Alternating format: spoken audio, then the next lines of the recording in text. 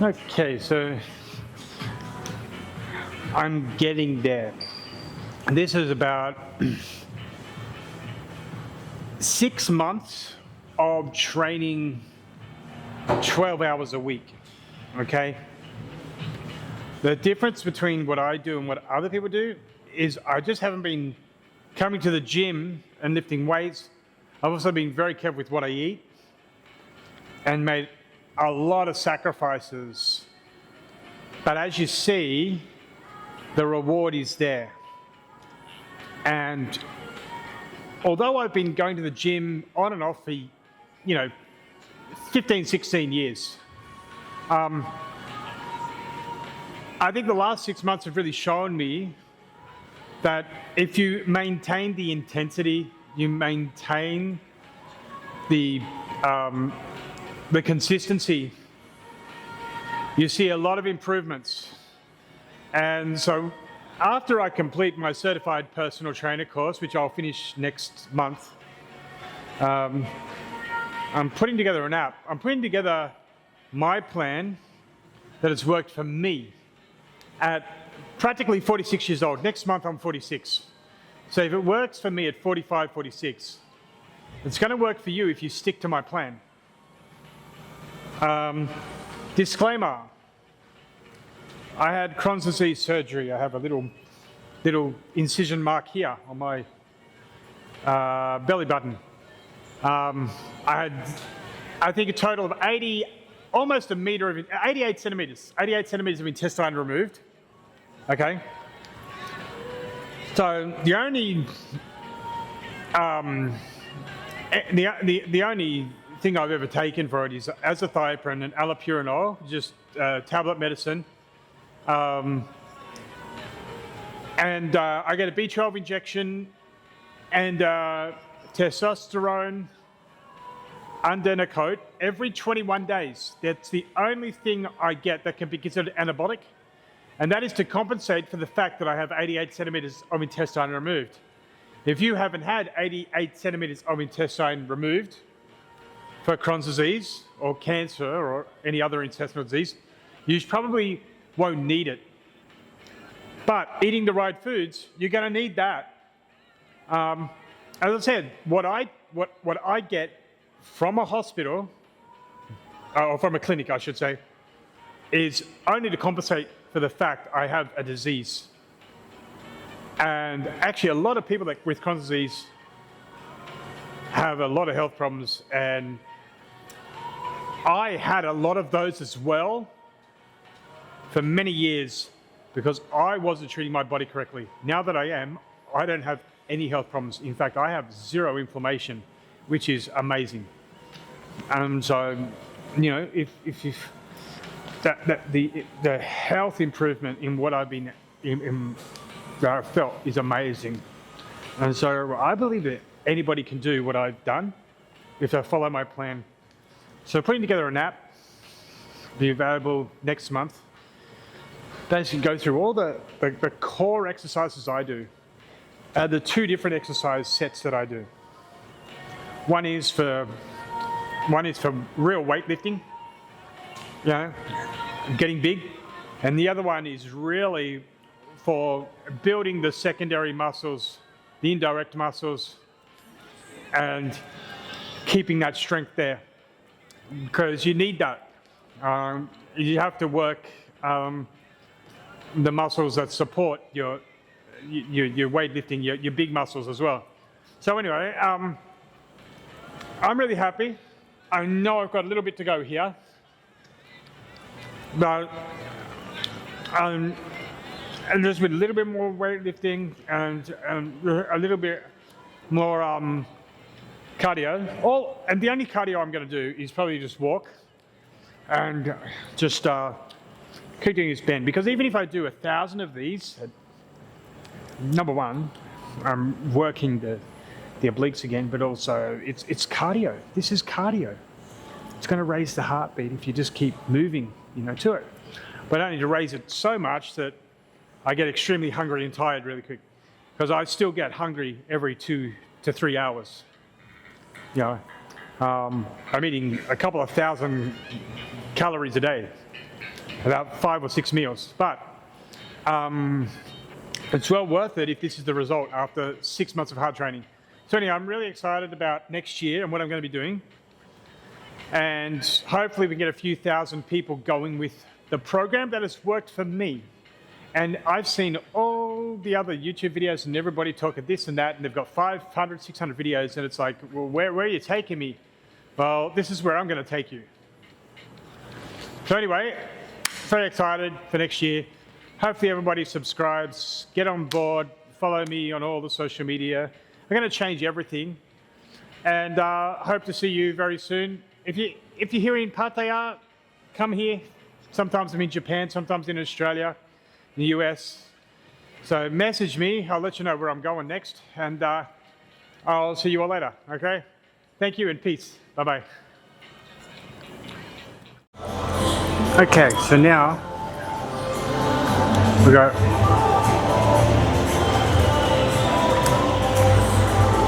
incline bench. Thank you very much. I go bottom, but this is half my weight. So 20, 30, 50. Yeah. So today just half my normal. But again, just really slow. But I want to get a perfect angle, 90 to here, and then go up.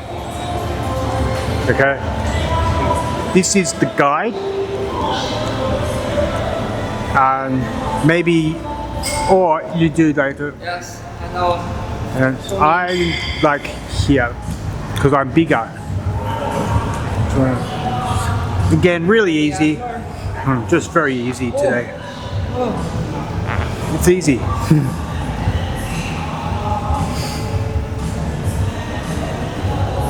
Not all the way.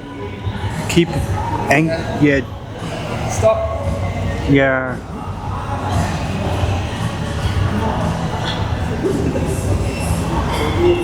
Feel okay? Yeah. Stop. One. Thank you. Yep.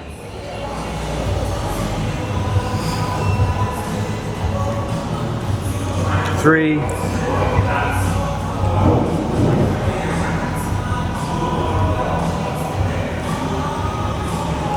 Four.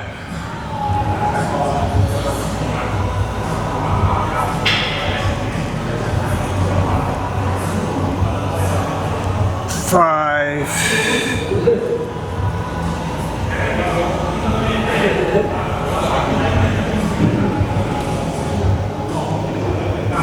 Six. Ooh.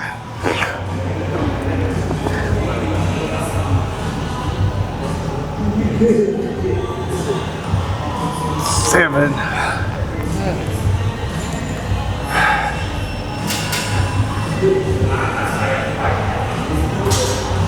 Eight.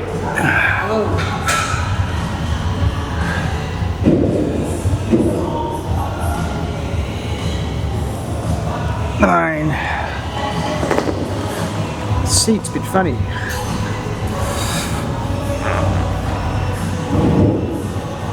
10.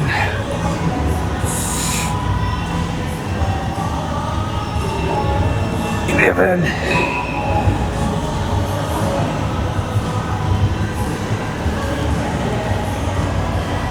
12. You are difficult today. Yeah, but maybe use the 12 kilogram bar. Yeah, 12 kilogram bar.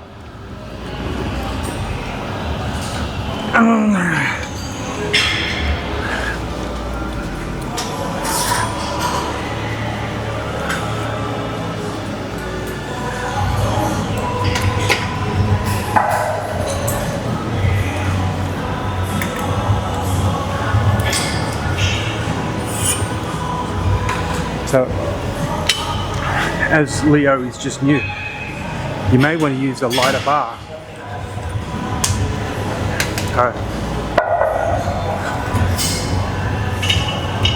What we'll do? That's okay. That's for maybe I try it.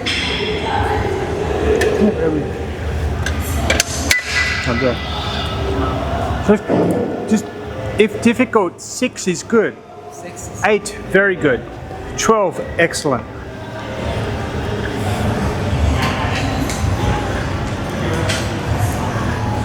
So for you, go back. Put your thumb.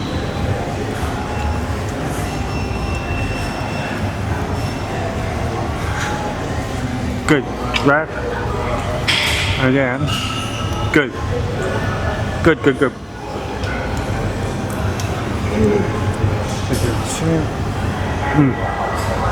Good. And straight back. No problem. Yeah.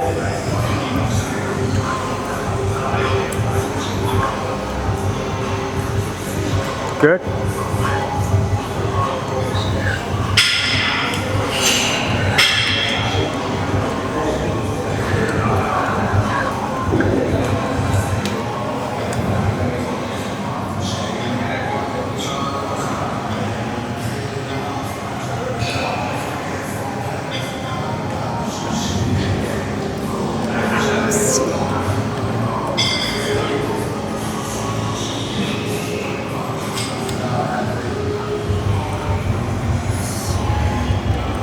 Good job.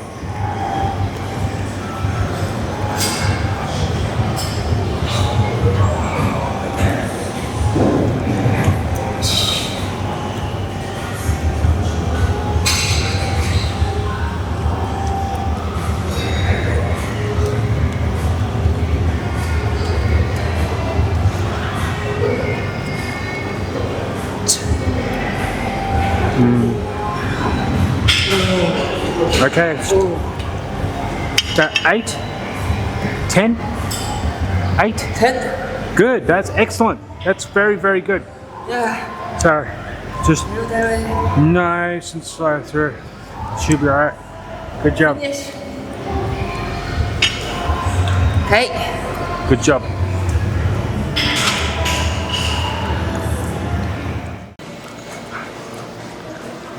Oh, shit.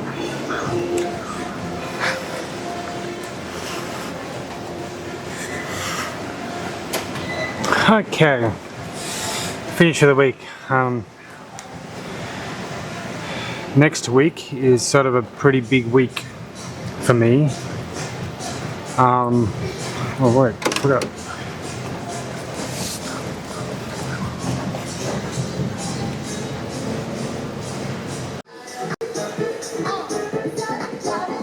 Hello good people, it's me David, hopefully having a fantastic day. If you want to get into the gym, personal training, get fit, start eating good food to build muscle, tone up, get in good shape and feel better, check the box below. Start with fitness training, get involved in light bodybuilding, get involved with toning up your body. Let me work with you on it. And please contact me. I would love to speak to you and see how I might be able to help, or other personal trainers who are available. So thank you very much for watching this, good people, and hope to see you in the gym soon. Bye for now. Now, seated bicep curls. Now, I like this. Really works through the biceps and the forearms. You've got to get your arms down low and go up. Okay. Certain people use their shoulders to do this as well. I'm starting off really light, 20. So basically, you've got to really have your arms there. And go through nice and slowly. I don't lift heavy here. No point.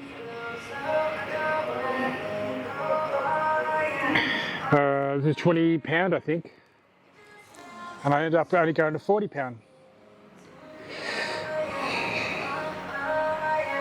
6, 7. Now, another thing to also mention, 9, is the natural shape of our arms. We're not. Some people, if you have a look, most people anyway, our forearm goes a little bit out. And so when we lift, you'll notice your arm goes a little bit out. But also, when we lift, you'll feel our hands don't stay straight. They sort of goes like that naturally. Don't have your arms, have it a little bit in. Okay? Not out, but in a little bit.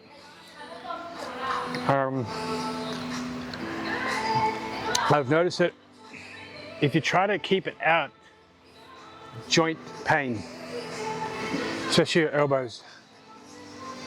So I'm going to move up to 30 pound, which is not heavy, 14.5 kilogram, right? But again, just like that. So, gonna have to move these out of the way because they're basically going in the same position. And then before I do it, I'm going to practice. So as you can see, my hands are almost a V shape there. So if I put them together, it's almost a V. And some people will be comfortable like that. I've found no joint pain like this. Okay. Let's do 30 pound.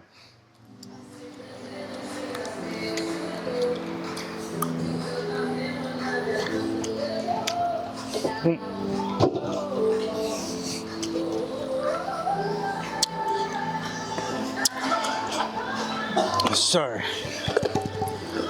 remember, get that nice little V shape going, like that. Should be right.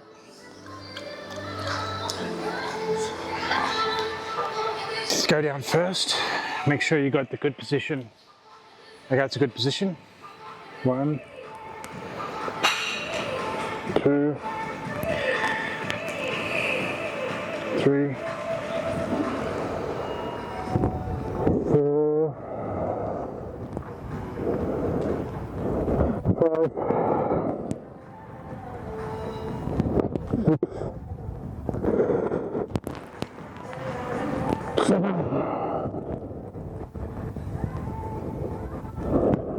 8,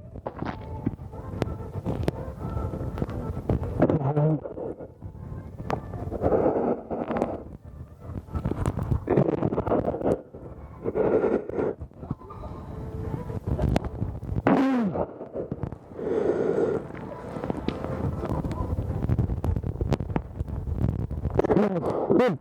All right. So you definitely feel that in your arms. And to be honest with you, 30 pound is enough. So I might go 10 pound, 20 pound, 30 pound, 10, 20 pound, 10 pound. So I'll go back down to 20 now. I might do 2 sets of 20.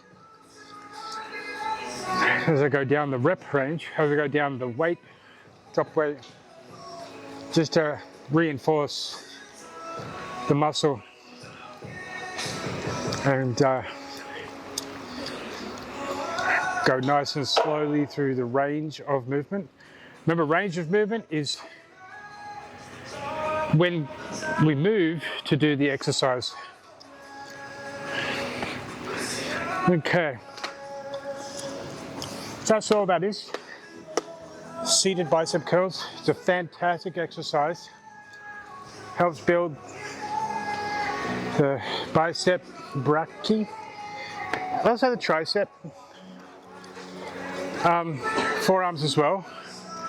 You'll notice all the veins popping out when you do it. Fantastic. Okay. So let's not bother showing you going down. Let's just finish there. You know what to do. Go heavy, heavier, heaviest, then go back down. Okay, thank you very much. I'm gonna get some water.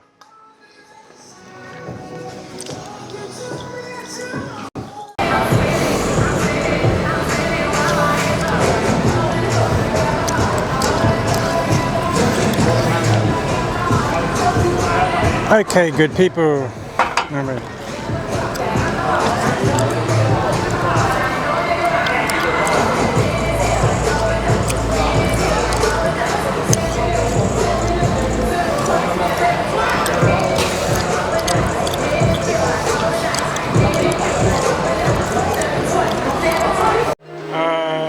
Okay, good people. How am I looking today?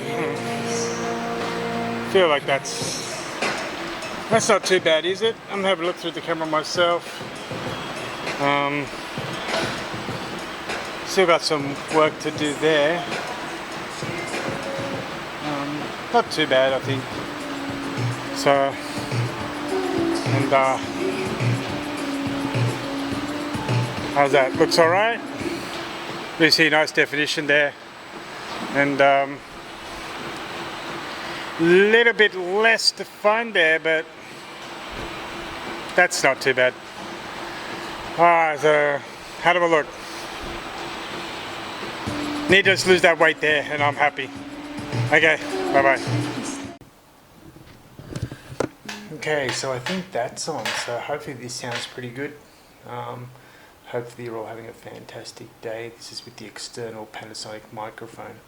I think I know how to hold this. I have to sort of hold it in the middle of the camera and not on the actual handle when I'm holding it with my left. So that should be a little bit better.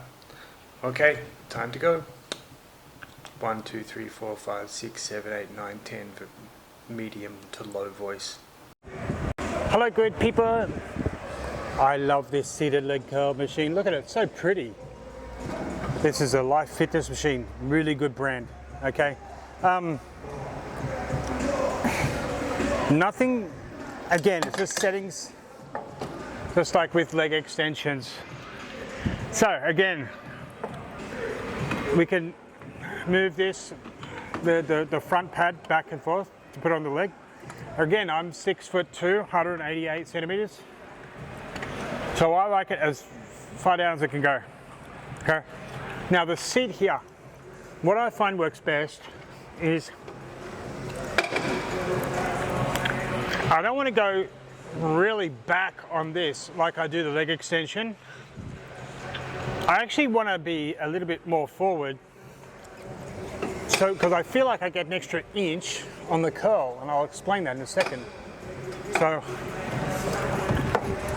I'm a little bit more upright than I am on the leg extension.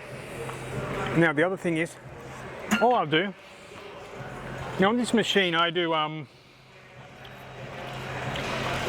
basically the same as I do on the leg extension, about a 50 kilogram warm up, then 80 kilogram, then about 115 kilogram. Oh, that's, yeah. And then I'll go back to 80 kilogram and then 50 kilogram finish. So it's 1, 2, 3, 4, 5.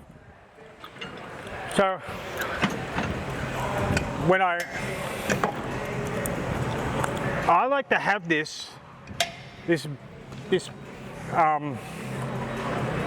bar on the lowest setting here, and that is because when I'm doing a heavier weight, it's naturally going to pull this leg bar up, so you've got a little bit more tension, okay? Some people prefer it on the second one, especially if you're doing a lower weight, okay? Now, and I might just leave it on the second for today. So, this one again, there's no rocket science to it. And make sure your shoulders, knees, big toes are straight. You don't want to be sitting like this, you don't want to be sitting like this. Make sure your feet are up straight too. I see some people like this, or, you know, and then normally they're doing too heavy a weight. So all you've got to do is when you go back down, now, I've just got to sit in the seat correctly. Now the first one, I checked the seat. All right, I'm gonna just check something here. I feel like I can go an extra inch, so might just move that another forward. Now, do that on setting number 2 because I'm only using a light. Now that feels good, and the reason it feels good is that I got to put a little bit in that extra inch. So it's not rocket science. Up, get up as far as you can. Push down, okay? Well, I guess it's a flexion, isn't it? So you should be pulling, contracting, eccentric, contract. Go up, back, slow, down, slow, down, okay, slow, down. Don't do this. I've seen some people like, what that means is you're lifting too heavy, okay? I'll give you a good example right now. So, that's on 115. I'm just going to do one, maybe, just 1 or 2. Again, I'm going to push that down. See, I can do it by sitting in the back in the seat. Okay? Now, and this is the tricky part. Ooh. If you can't do that, go up to a lighter weight. Okay? If I go down to 135, I have to push forward. You don't want to do that. So, legs in, make sure it's straight.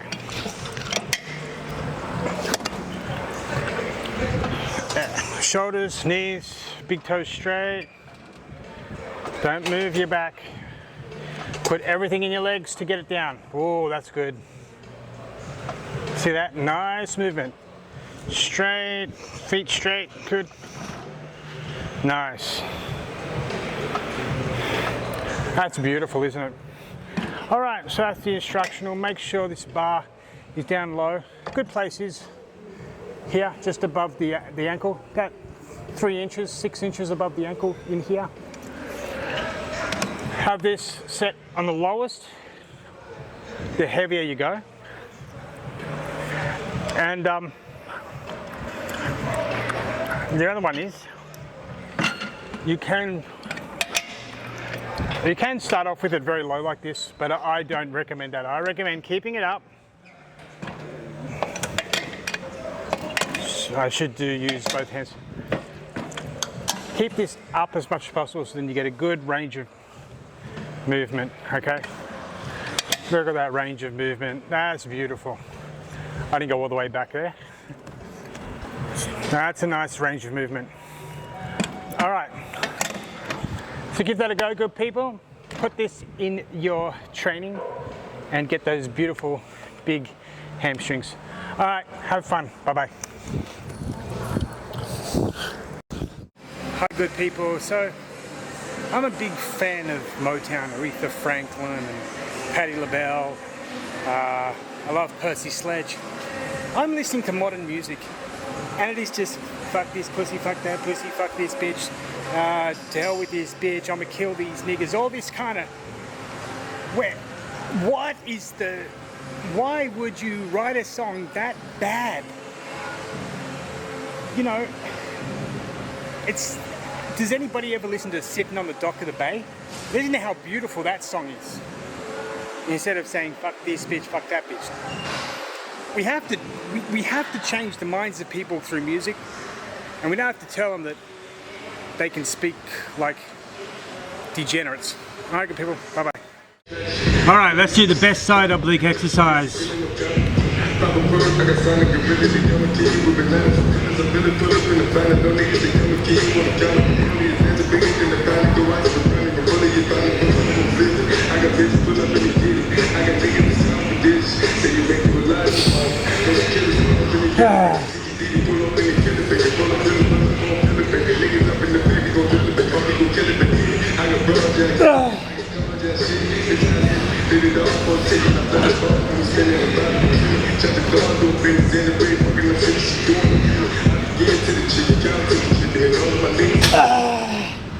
That's it. Whew.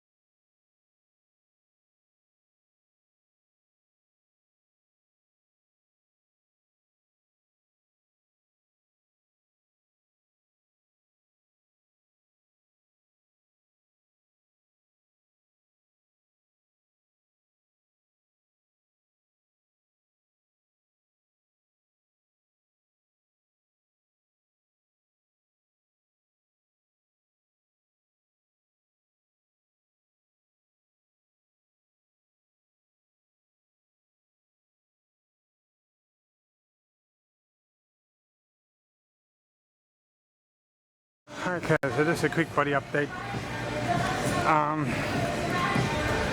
Just still 1 kilogram from there, and I'm good. Probably 2 kilogram maybe. Side starting to really pop out there. I don't know if you can see, but it's a bit veiny there.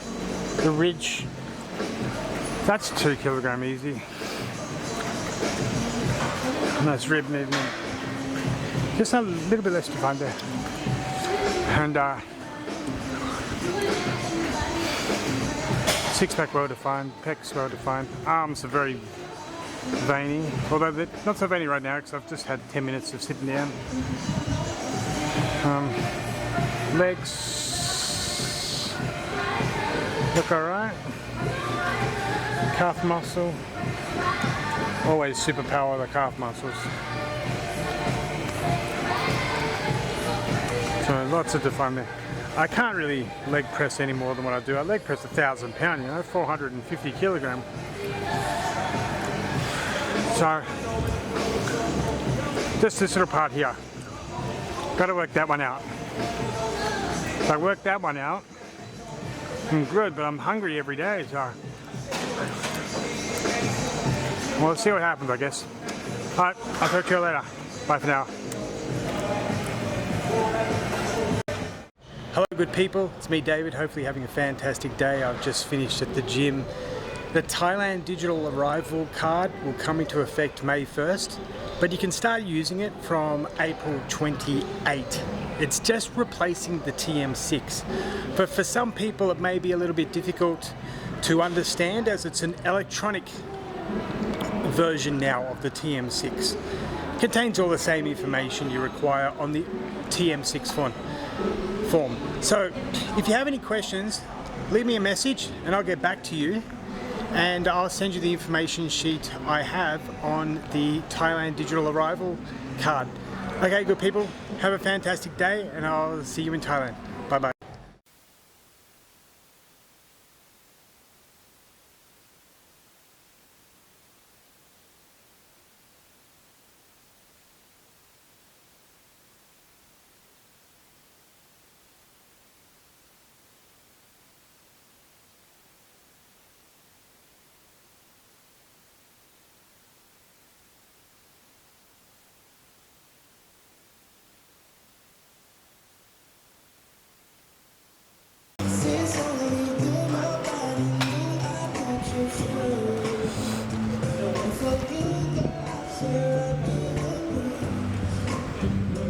Just back with attention. Just have it.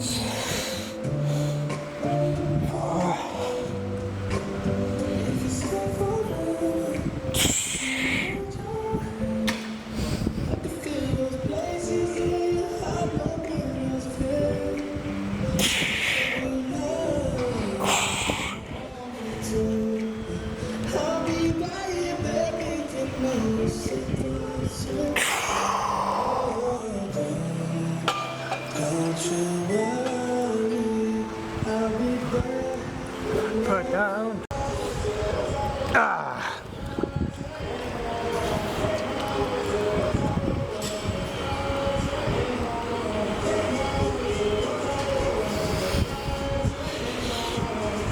Mm.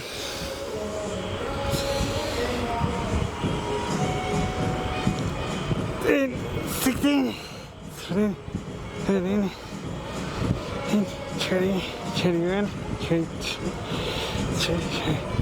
25, hold, 20, yeah, okay. And we're done for today. Let's go home. If I can get up.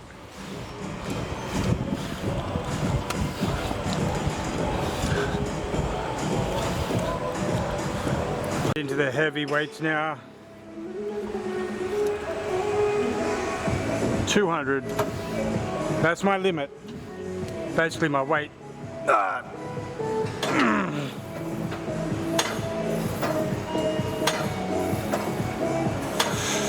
As you see, I'm lifting off the ground.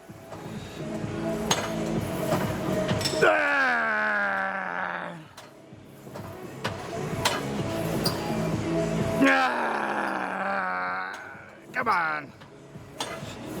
Don't be a liberal. Trump power. Trump power now. Yeah. See, that's easy. Let's move on.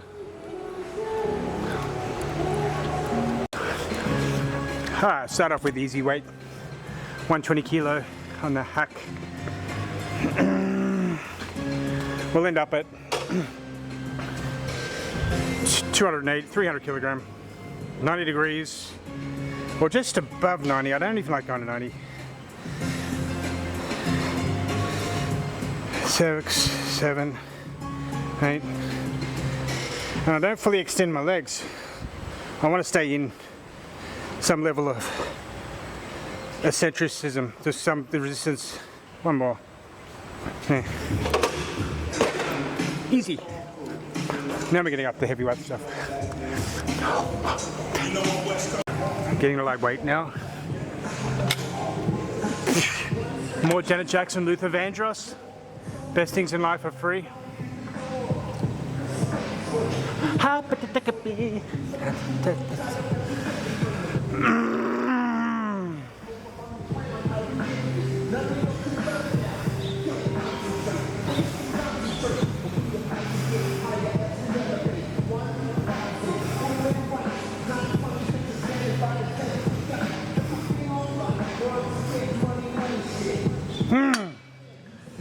That was easy.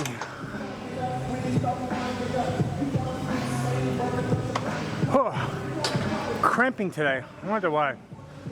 Need to drink more water. All right. Let's abduct these pretty hips of mine. Oh, wait. It's a bit too late. Oh.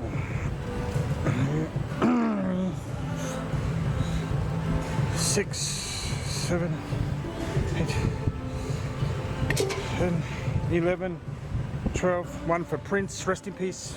Jonah Lomu. Alright.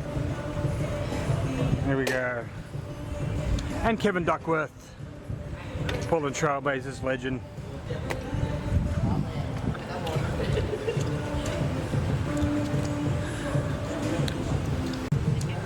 Big boy weight. Oh. There we go. 1, 2, 3, 4, 5, 6, 7, 8, 9, 10, 11. It's not hard at all, really. It's just training gets you up to it. 15, that's enough. One more. There we go. And one more for Len Bias. Alright. Oh, that's good.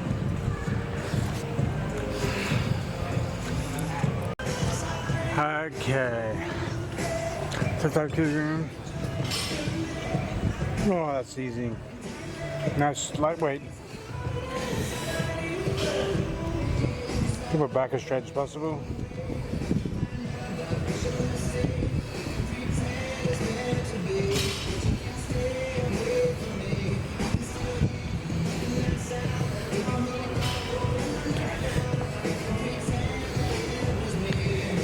Oh, nice and easy. Half weight, so that's enough. Good little stretch.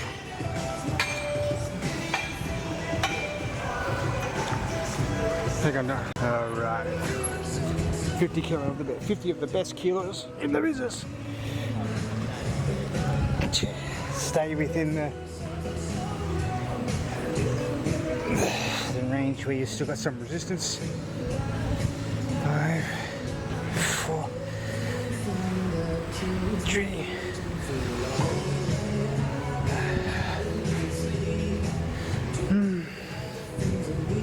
Easy, nothing, no need to spin on this. Just keeping the back straight.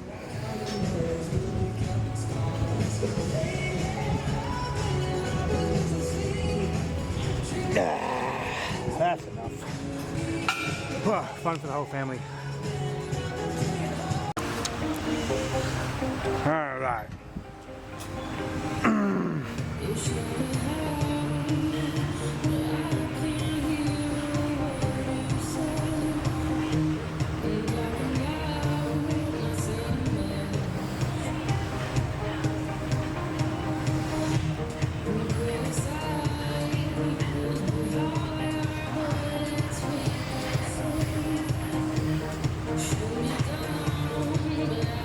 Nice and slow.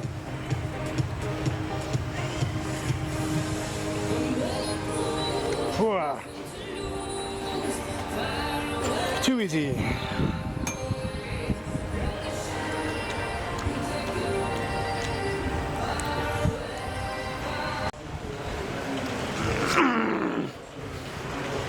Big boy. This ain't easy. But somebody's got to lift these heavy ass weights. Might as well be me.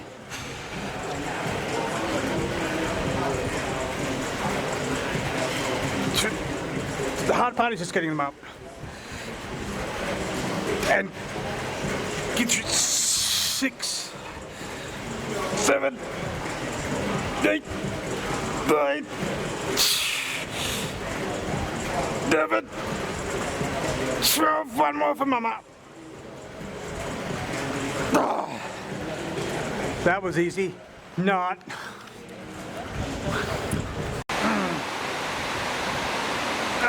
Unoppressed baby weight. Keep it nice and simple. And for the first set.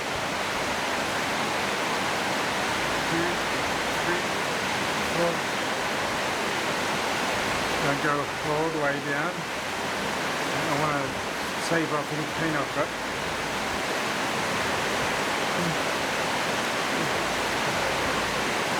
Shoulders, there's some pain. So what I might want to do is just warm them up before I go up to the 45 count. What's that? 24 kilogram, 22 kilogram. Right, let's move on.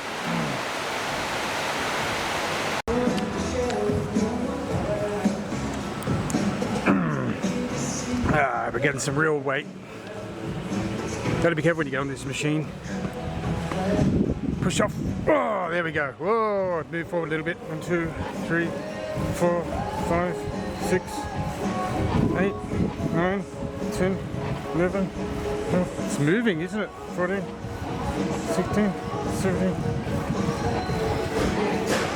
21, 22, 23.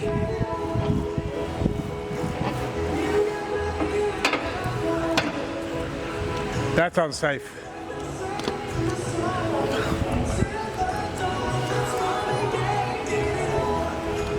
Right. Side obliques, baby. Gotta get them worked out. Gotta work themselves out.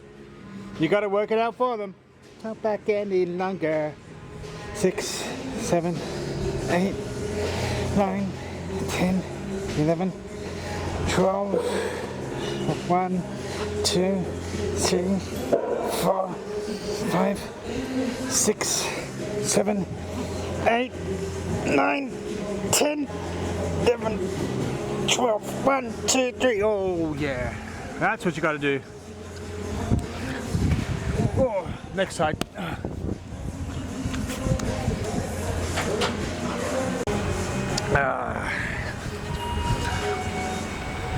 Can't give up.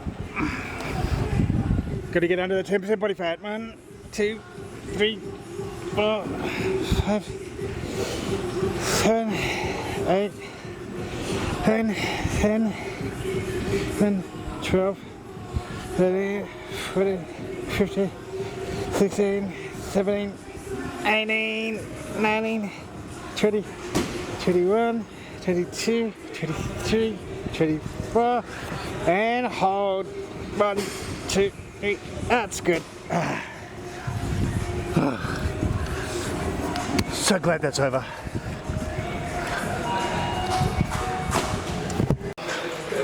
Super happy, fun decline crunch. No weight. As our first 12. 1. Make sure that it's got Michael Jackson on. Oh, 7, 8, 9, 10, 11, 12. Alright. Back to working the chest. Big pecs. Okay. Big boy weight time. Oh no. We're going back down now, aren't we? Just did my big boy and now I'll go get down. 1, 2. Don't fully extend. Don't want to lock the joints. 4, 5, 6, 7, 8, 9, 10, 11, 12. One more for Mama. There. Good job. Make a Mama proud.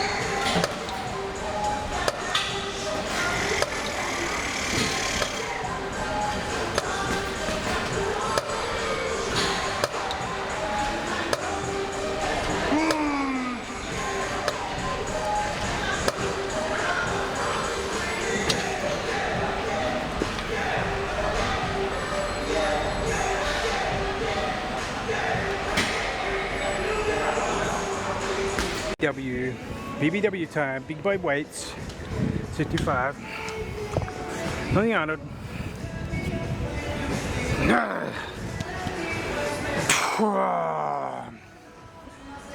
Somebody gotta lift these heavy ass weights, and it ain't gonna be you, it's gotta be me.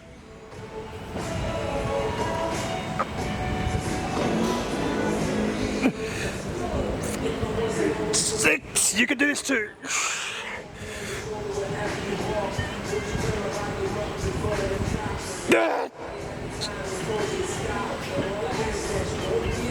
Throw them off of my mouth.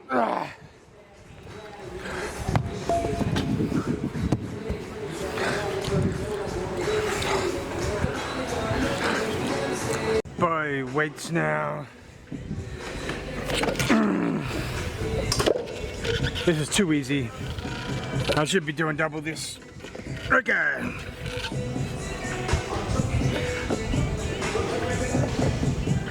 Three, 4, 5,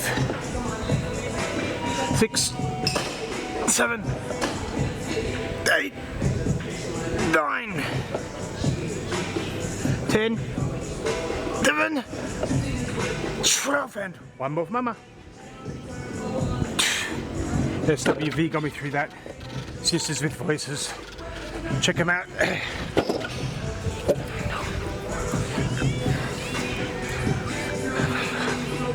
Okay, now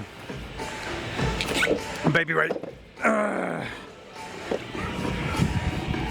Doing it for such a long time, it just gets simpler, easier to he.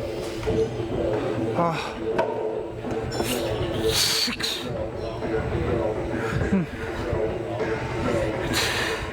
9, 10, 11, 12, 13, 14, 15.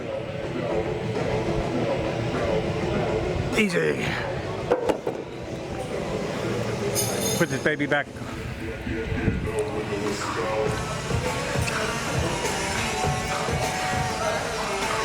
Boy, weights now.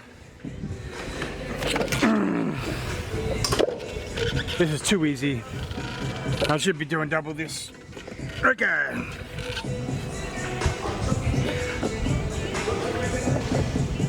Three, 4, 5, 6, 7, 8, 9, 10, 11, 12, and one more for mama. SWV got me through that. Sisters with Voices. Check them out.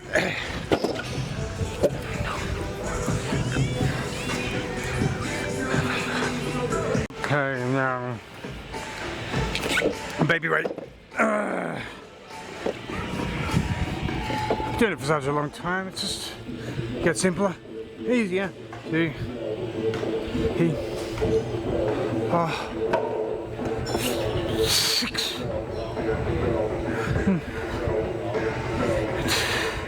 9, 10, 11, 12, 13, 14, 15.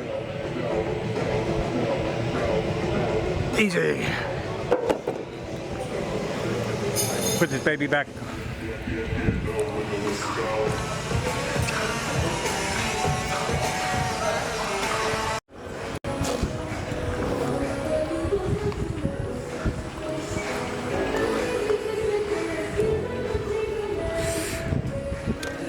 Okay.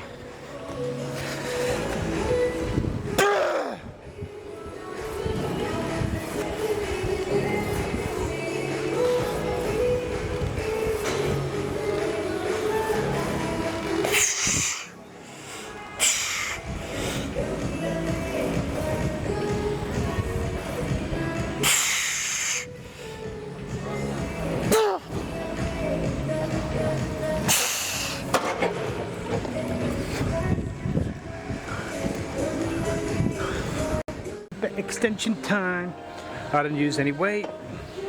because I'm already heavy and my back can't really just put the stress anymore. I can feel it when I used to lift big weight. And just put your arms down, yeah, sort of a little bit of, requires some core control. Try to keep the back straight. Fine if you do that with your head, your back bends. Okay, keep your head out. Oh, hold 1, 2, 3, 4, 5. That's good.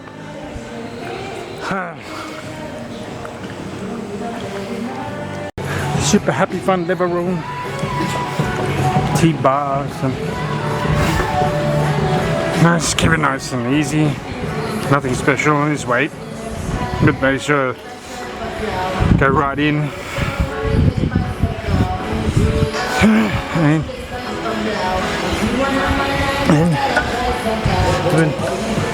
12. That's nice. Oh, it hit my chest hard there. Let's grab some more weight.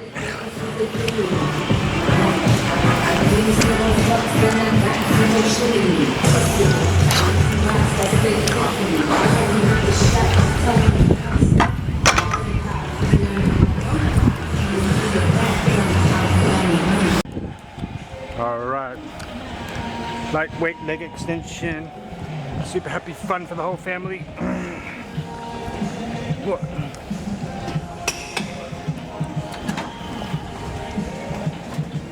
3, 4, 5, 6, 7, 8, 9, 10, 11, 12. Okay, one more for Larry Bird and Evan Magic Johnson. Those two are paired together for eternity, as they should be. All right, let's go back. Clan and Gods of War. That's me. Fuck it. Let's do it. 2, 3, 4, 5. Come on. 9, 10, 12. One for Mama.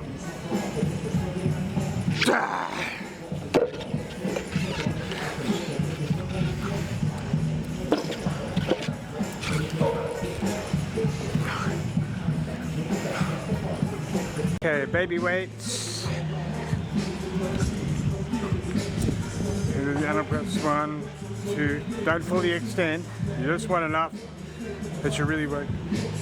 Don't just want to make sure the elbows don't feel any pain here.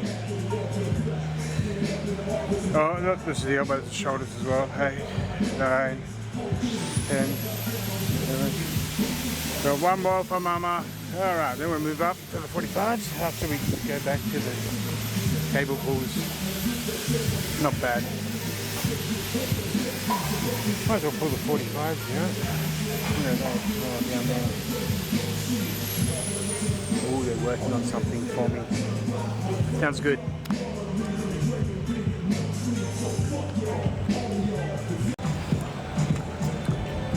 Okay. Move up to the 75s. Push the 50s out of the way. Move the 75s up.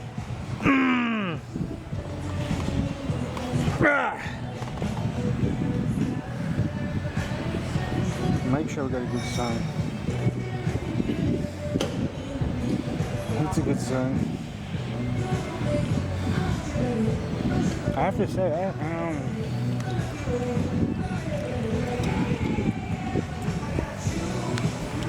Enemy by Sevendust. Yeah. Oh.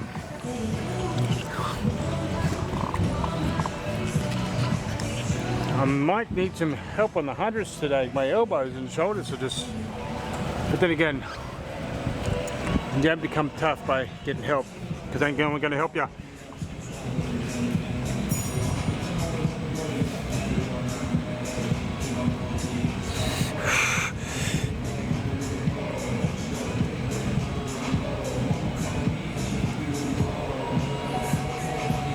Ah.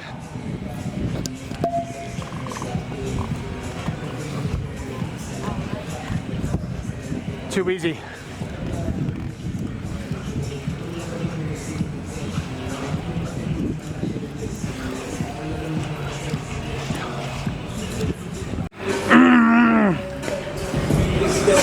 $200 plus 27. Too easy. Run. 2, 3, 4, 5.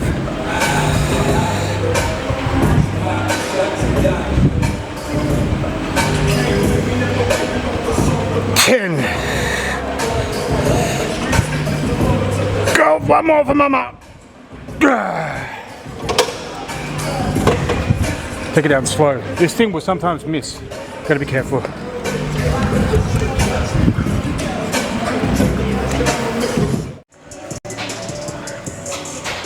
A little more heat on this one. A little bit heavier, but it's still lightweight. So I don't do heavy on here. 2, 3,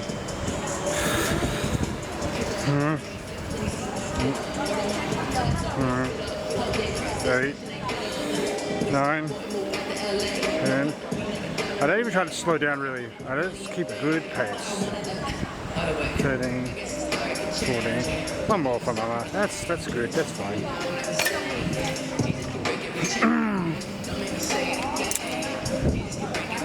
All right. Now some heavyweight stuff.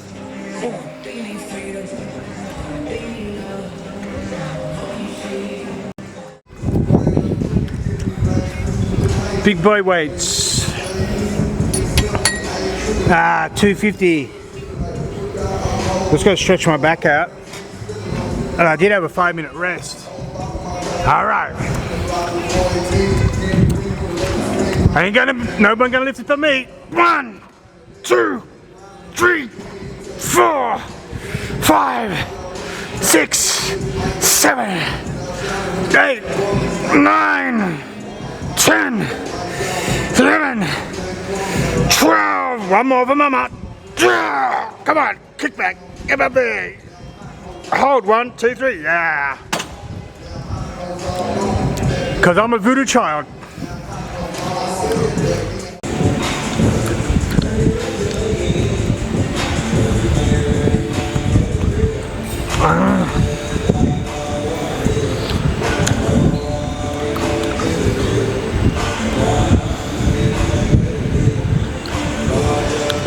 Okay.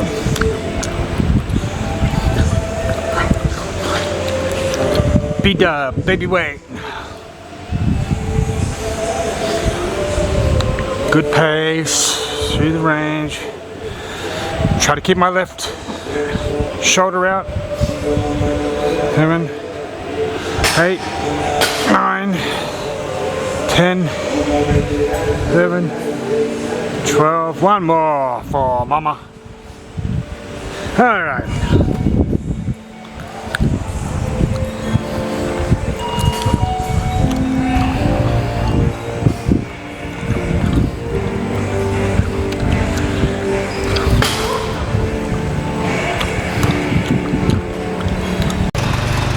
So this is Jomtien Beach. The immigration is about 10-minute walk that way.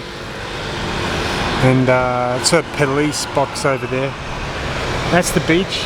There's really not a lot going on at the moment. It's Friday morning, you know. But this is the money exchange box that has Australian money, almost always. A lot of them don't, and the rate is pretty good. I live down that way about 10 minutes by motorcycle. Breaking news, over 2 million undocumented workers have been deported in the past 24 hours. The historic operation was led by none other than Bigfoot. What's up, fuckers? If your name is Carlos, Jose, or Juanito de, say adios tu abuela and grab your chanclas. It's deportación time, papi. If you a real U.S. citizen, speak some English, papi. Ballerina, cappuccina, tung tung tung, sahur. What the fuck was that? All right, boys, just detained Alejandra. Mommy said she's willing to do anything to get her papers. Let's put that to the test, ya tú sabes. Who wants some free Coronas y trabajo? The good old Coronas y trabajo trick gets them boys every time. Ya tú sabes cómo va eso, primo loco. Let me make one thing real clear, Corillo. We don't deport big booty Latinas. Only tortas, ya tú sabes.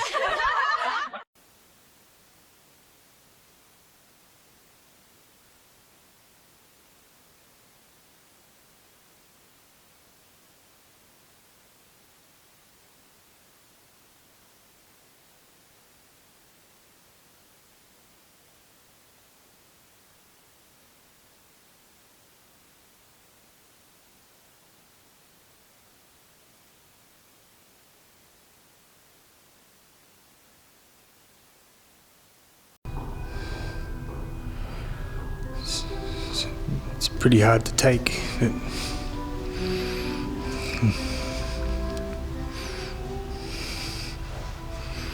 I'm not gonna get up too close.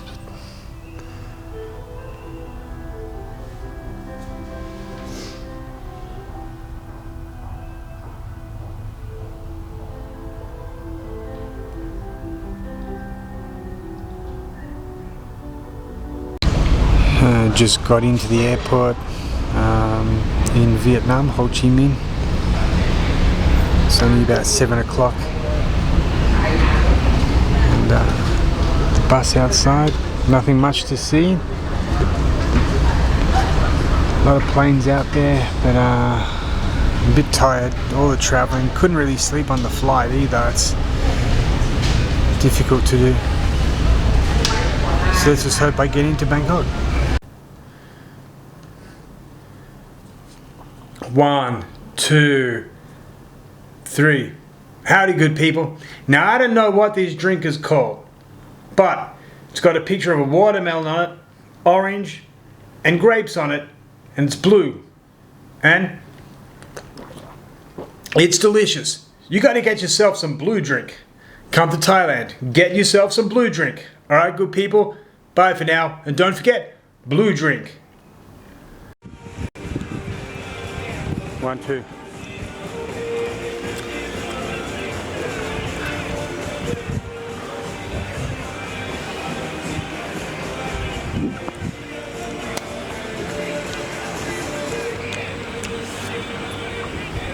Alright, now we're getting into some real weight. 1, 2, 3, 4, 5, 6, 7, 8, 9, 10, 11, 12. One more for mama. Getting too easy.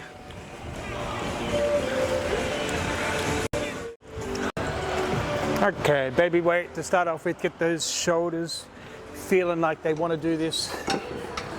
1, 2, 3, 4.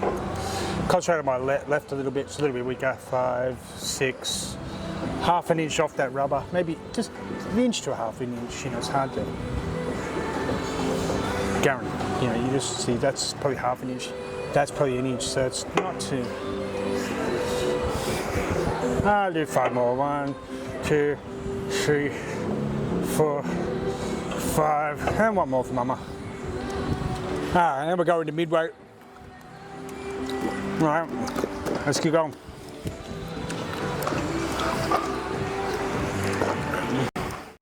Space Ninja, Space Ninja, Space Ninja. Oh yeah! Hello, Space Ninjas. It is me, Space Ninja Sensei. Now, I'm going to show you still skipping side view. Okay, side view. Left arm forward, right leg forward. Right leg backwards. Right arm backwards. 1, 2, 3, 4, 5. Space Ninja 6. Oh yeah! Can you do that? Of course you can, because you're an awesome Space Ninja. Okay everyone, I must go help some people. Space Ninjas love to help people. Okay, bye for now, Space Ninjas.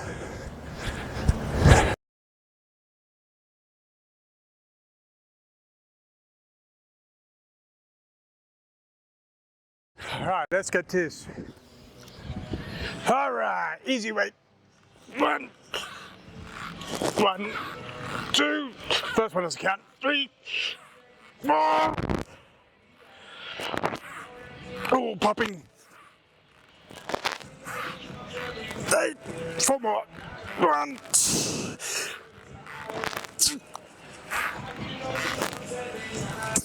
Ah, come on, one more.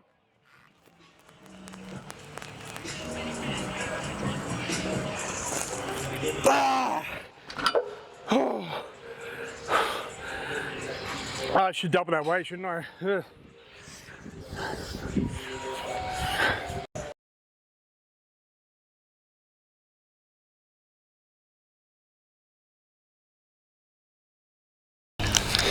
I'm hiding my camera by my hand. I don't know if you can see that blue light.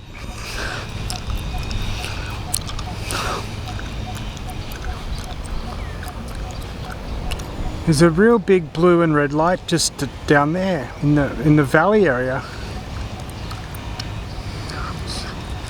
Don't know if any of you can see that with my camera. It's in 4K, but don't know what that is.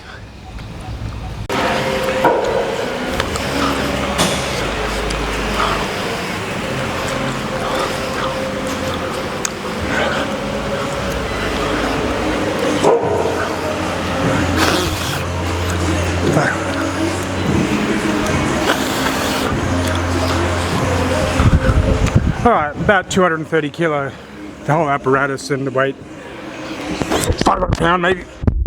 2, 3, 4. This is really good for basketball, getting that extra jump. 8, 9, don't lock the knees. 12, one more for mama.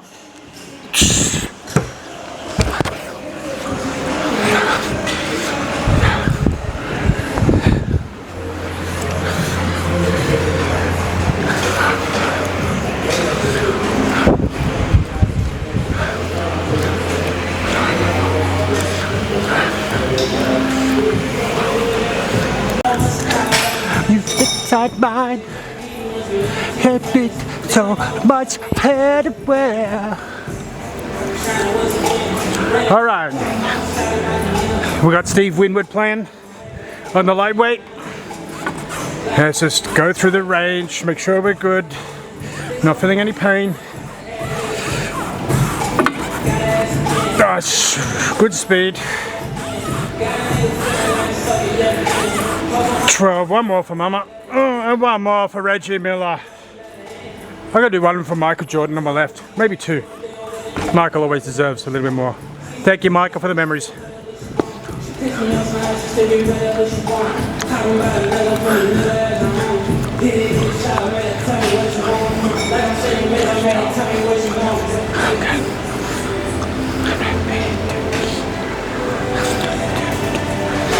Man, who's feeling for me?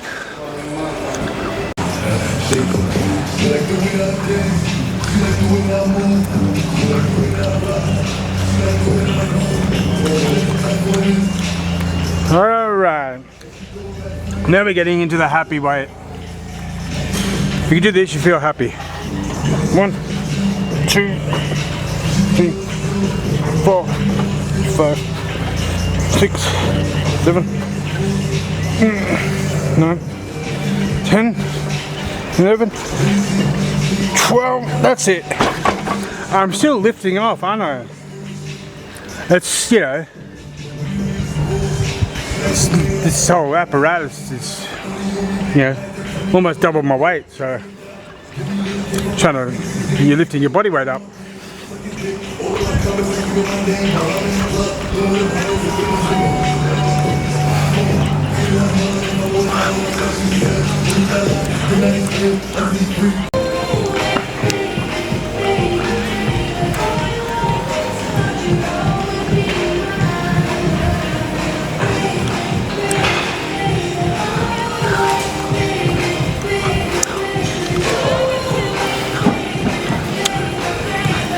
Alright. Try not to lift off the seat. 1,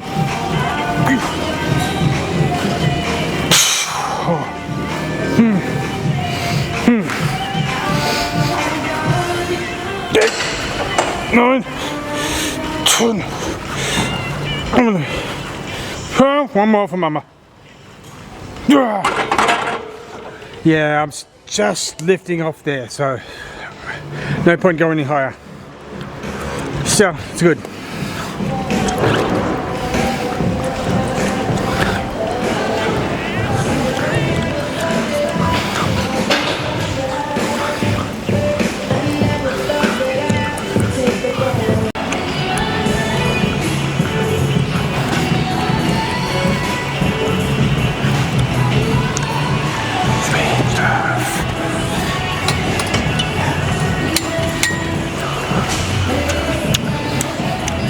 Midway. Go on. 1, 2, 3, 4, 5, 6, 7, 8, 9, 10, 11, 12. Good. Try to keep your toes pointed straight up. Some people do like that, some people like that. No, keep it straight, point up. Alright, let's move on. Now we just got to do the baby weight.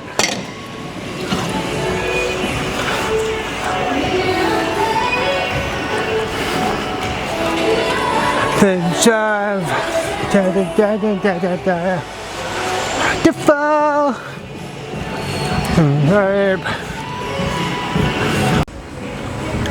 Whoa, it's very light.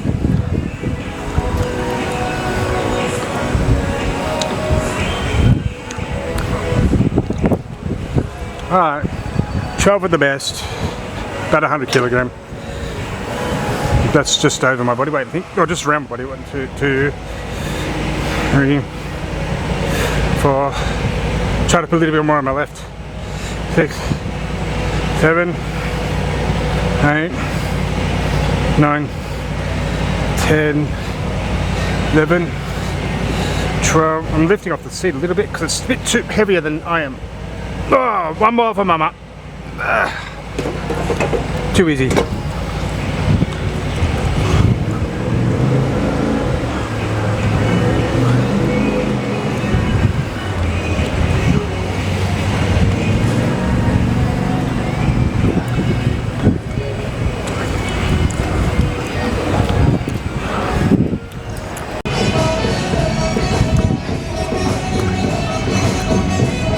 Okay, let's get back to my favorite weight loss exercise without having to run or do any aerobic exercise. Although this is aerobic, it does get your heart pumping. Just the bar, go down as low as you can. Just the bar, so it's not heavy. But man, this really works your core. And it's working the quadriceps, which is like, needs the most energy out of any part of your body.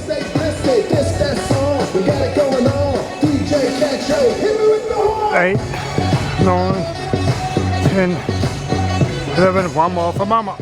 Oh, there we go. That is the GOAT for me.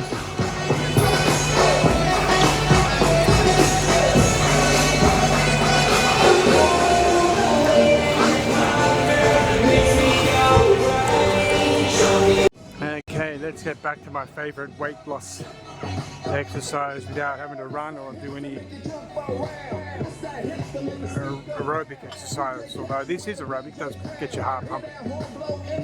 Just the bar, go down as low as you can. Just the bar, so it's not heavy. But man, this really works your core. And it's working the quadriceps, which is like, needs the most energy out of any part of your body.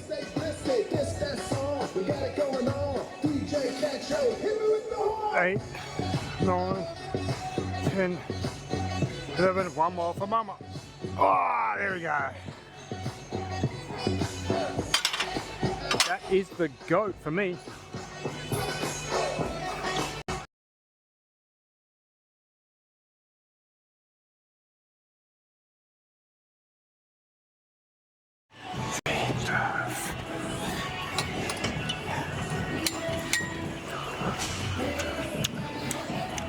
Midway.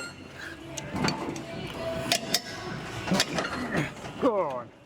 1, 2, 3, 4, 5, 6, 7, 8, 9, 10, 11, 12. Good. Try to keep your toes pointed straight up. Some people do like that, some people like that. No, keep it straight, point up. Alright, let's move on.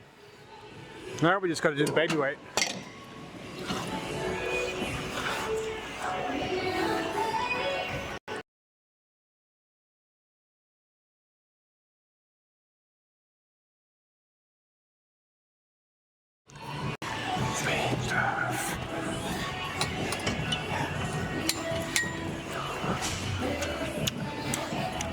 Midway.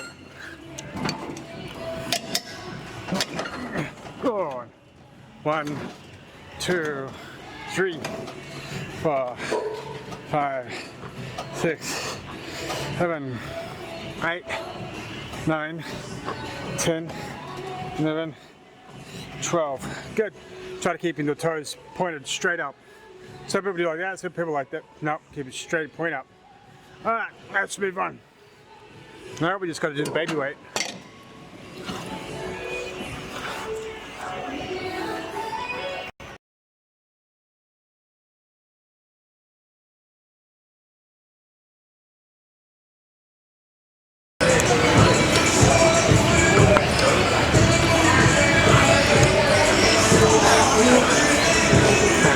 Okay, this is a dumbbell bench press from a little bit of a different angle. Hopefully you can see my arms. They're sort of 15 degrees down. See? 1. You notice I'm not straight like this. This is bent in a little bit so I can protect my shoulders from pain. 8, 9, 10, 11, 12, one more for my. And then don't just drop them. Use it for a little bit of a abdominal exercise. All right, good people. Have fun with it, as I just did. Bye for now.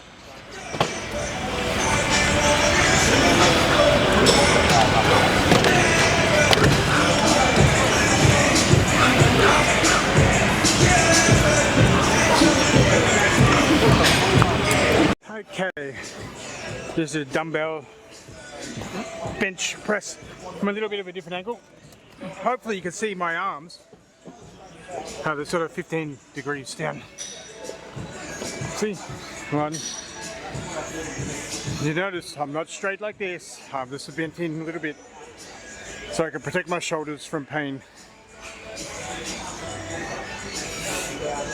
8, 9, 10, 11, 12, one more for my. And then don't just drop them. Use it for a little bit of a abdominal exercise. All right, good people. Have fun with it, as I just did. Bye for now.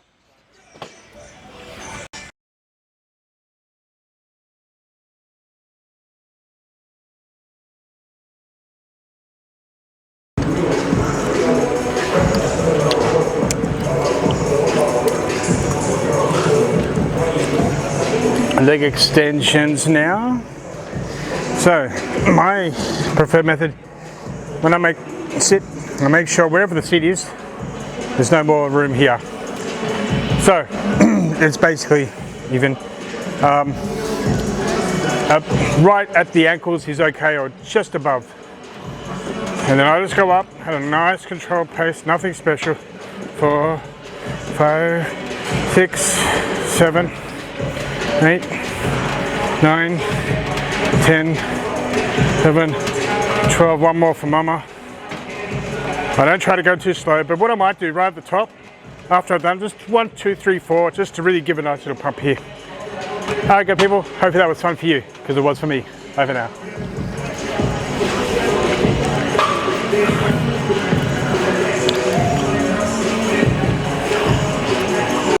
Okay, so let's just watch the ultimate position is shoulders, and when you go down, you want your shoulders and your knees basically straight, and then you want your knees to your big toes straight. So if I go back down, I'm hitting my rib cage, shoulders and knees, good. Go straight, not like this, Not like the, I've seen all kinds of stuff. You want to make sure that your shoulders and your knees are in line. And then your knees and your big toes. Perfect. It doesn't get more pretty than that, good people. Okay, bye for now.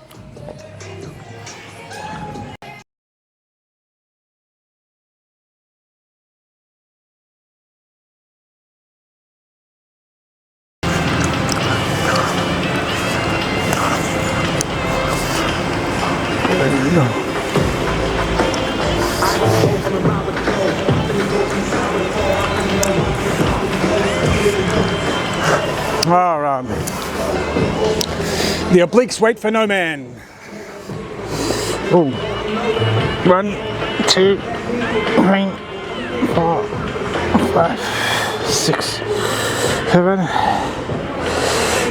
9, 10, 11, 12, 13, 14, 15, 16, 17, 18, 19, 20, 21, 22, 23, 24. Work it. 1, 2, 3, 4, 5. Yeah. Good job.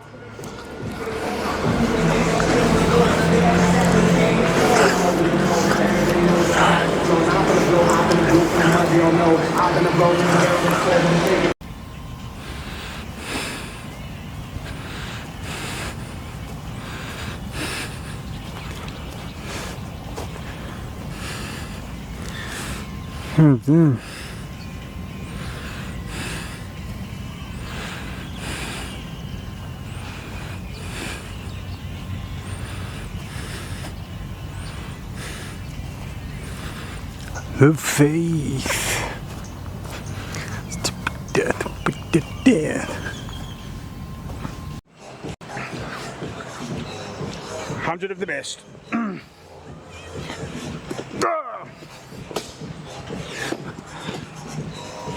Make sure the grip is good. Clean your hands. All right. Lightweight.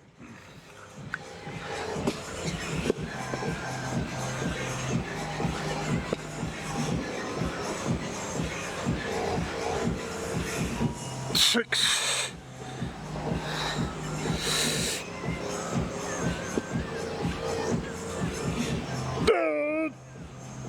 What? Come over my mind. David, I not fun. You send me before like this. Okay, 1. Like this? Or Yeah. like this? Like that. 1, 2, 3, 4. 1, 2, 3. Like this? Show me. 1, 2, 3. Ping pong. Perfect. No problemo. You're the best. Don't stop. You can do it, Jib. You are not Jib. You are super Jib. Somebody got to do it. And you know what? Might as well be me.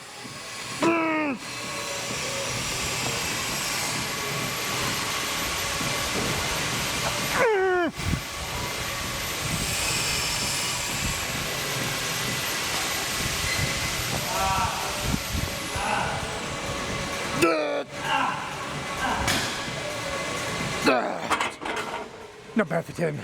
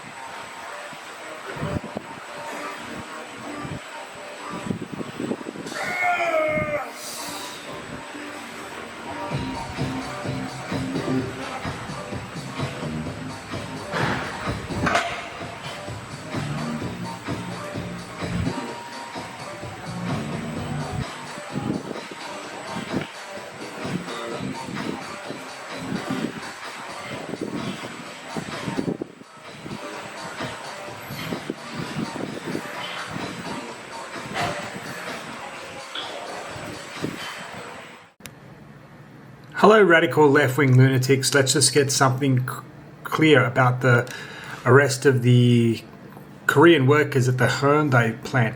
Number one, many of them had crossed the border illegally.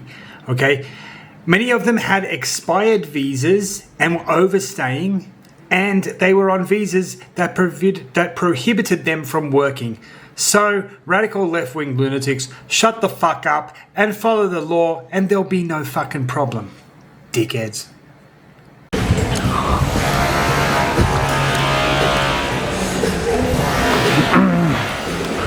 I'll lay this one down so I can look pretty on the camera.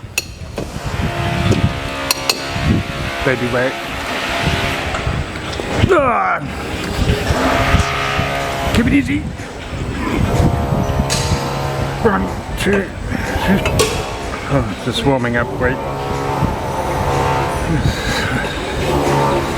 10, 30. One more for Mama. There you go.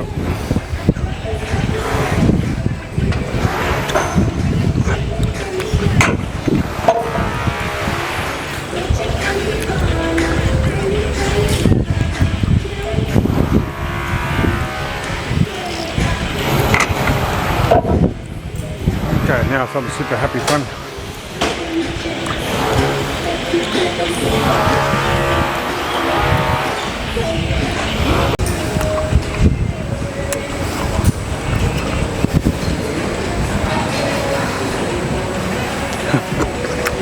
£90 for the babies. Oh, nice leg. Wait. 1, 2, 3, 4, 6, 7, 8, 10, 11, 12. One more for Mama. Too easy.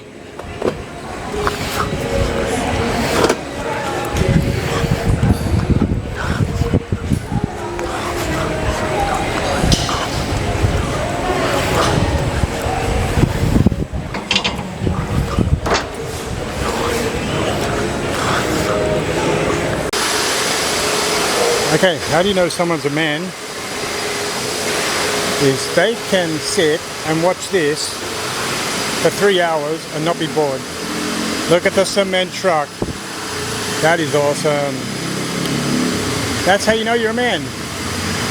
If you can watch a cement truck and cement being poured for 3 hours, you are a man.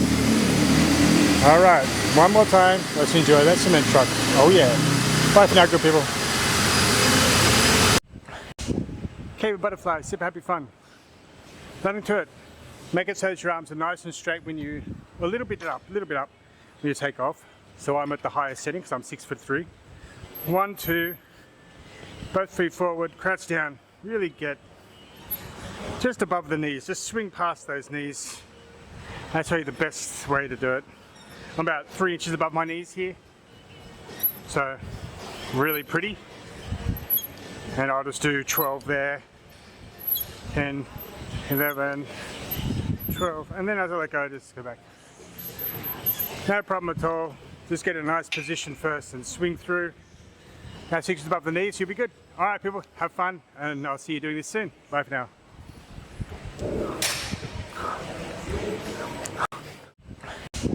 Cave of butterflies, super happy fun. Nothing to it. Make it so that your arms are nice and straight when you, a little bit up when you take off. So I'm at the highest setting because I'm 6'3". 1, 2, both feet forward, crouch down. Really get just above the knees. Just swing past those knees. I'll tell you the best way to do it. I'm about 3 inches above my knees here. So really pretty. And I'll just do 12 there. 10, 11, 12, and then as I let go, just go back. No problem at all. Just get a nice position first and swing through. Now 6 inches above the knees, you'll be good. All right, people, have fun, and I'll see you doing this soon. Bye for now.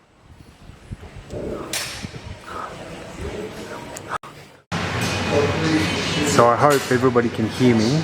This is 2 chicken fillets and French fries with some vegetables and toast. $7 Australian. And that's a pretty typical price to pay at a medium priced place, which you can find almost on every corner here in Pattaya, Thailand. Just going through my old house. And still a t-shirt here but that iPad's like 10 years old, never used it, I think. A whole bunch of photos and going through and old books and clothes, yeah. Still here, the old my mum's old walker.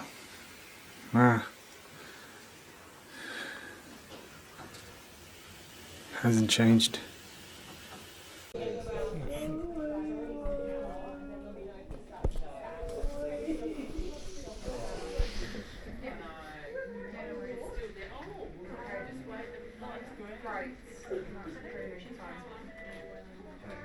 So, have we sent plugs yet? No, I just walked past, I was like, I thought it was violating, but it doesn't actually smell that much. Yeah, it's stronger. So it's like she's definitely just had Yeah, basic plugs off. I'll have a look at your medications. I think, given your, I'll have a chat to the boss, but what medication? Driving through bushfires is always a surreal feeling. Done it before, 30 years ago. I'll probably do it again someday.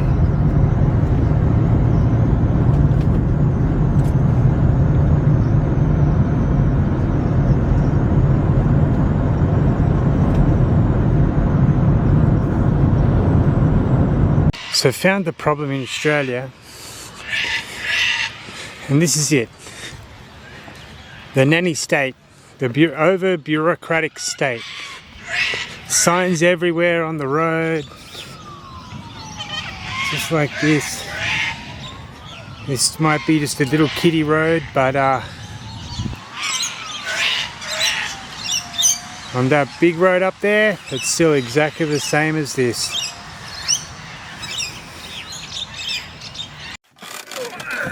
Hello good people, it's me David. How are you today? I hope you're having a fantastic day. As you can probably see, this is the steering wheel because I'm in my van at the moment. Just had to drop off a delivery, and this video is just going to give you a short explanation of some of the services that I will be starting off with itsaSimpleJob.com. Let me just go back earlier in my life when I started to wholesale cricket bats, the Indian and Pakistani brands. In the early 2000s, they came over to Australia, and people started to ask, where do we buy these bats from? So I went to India and Pakistan and found them and brought them over. Some brands, not all of them. And one thing I noticed was that when I was doing the cricket bat business, I did both wholesale and retail, basically distributor and retail.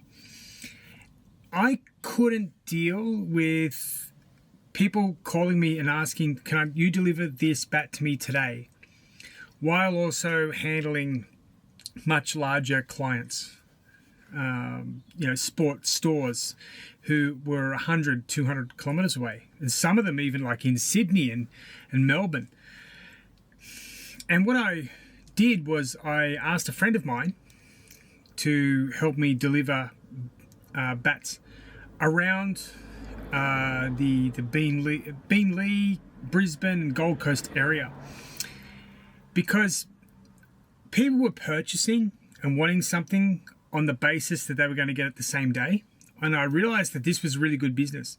But then when I tried to get couriers to do it, I couldn't find any. They couldn't really offer a personalized service because they're much bigger, right? And they have the infrastructure, the equipment, the vans, everything you need to be a large courier service that delivers things all around Australia and the world for that matter.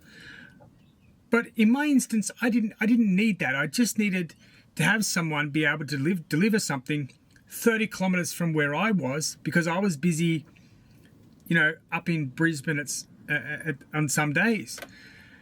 So I thought, coming back here to the Gold Coast, I'm sure there are businesses that need short haul. Maybe just from Burleigh Waters to Southport or Ormo to Mermaid Beach. Just small packages, not too large, not 200, 300, 400, 500 kilogram packages to be delivered to Sydney. That's a different service altogether. My idea behind itsaSimpleJob.com was to be able to provide that short haul service. And so far I've been getting a lot of phone calls from people saying this is a really good idea. We always found it a little bit difficult to organize this kind of thing for whatever reasons.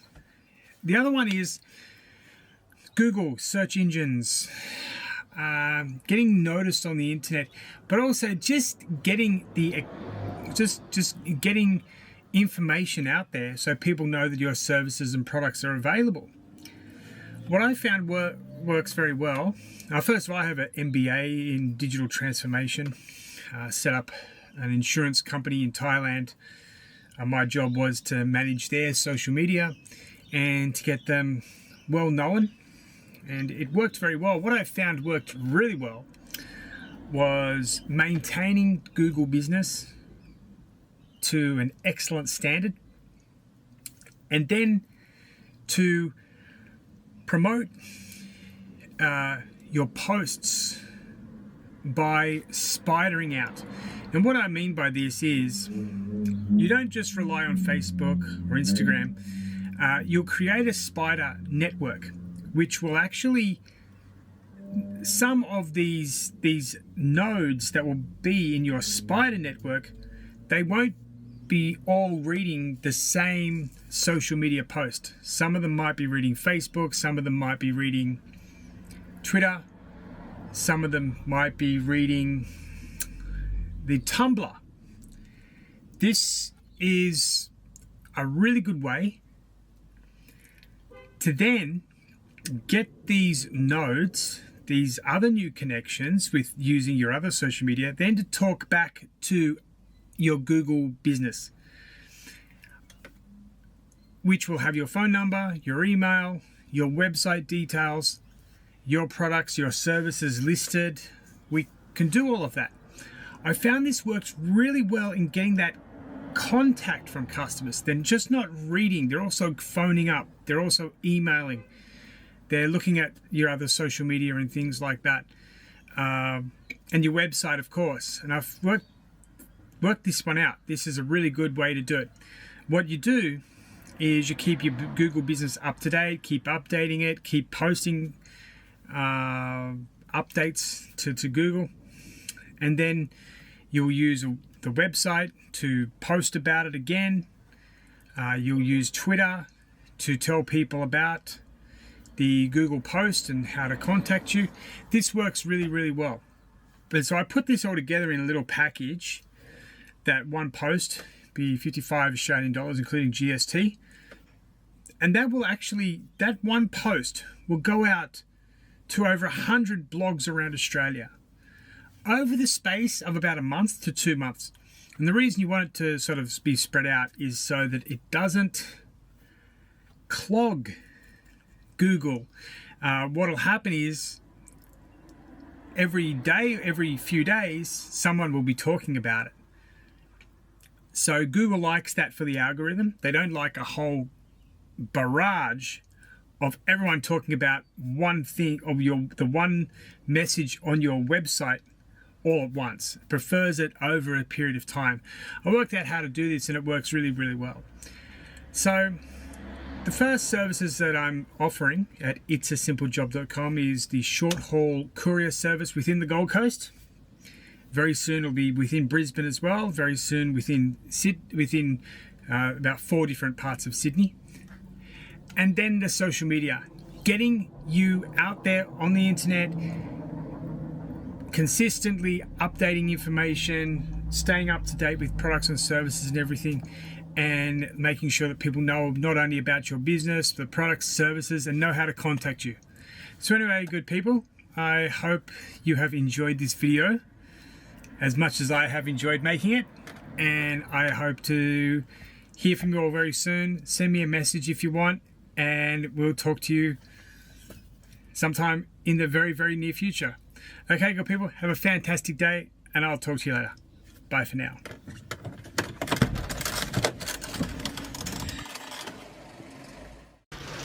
So let me get this straight.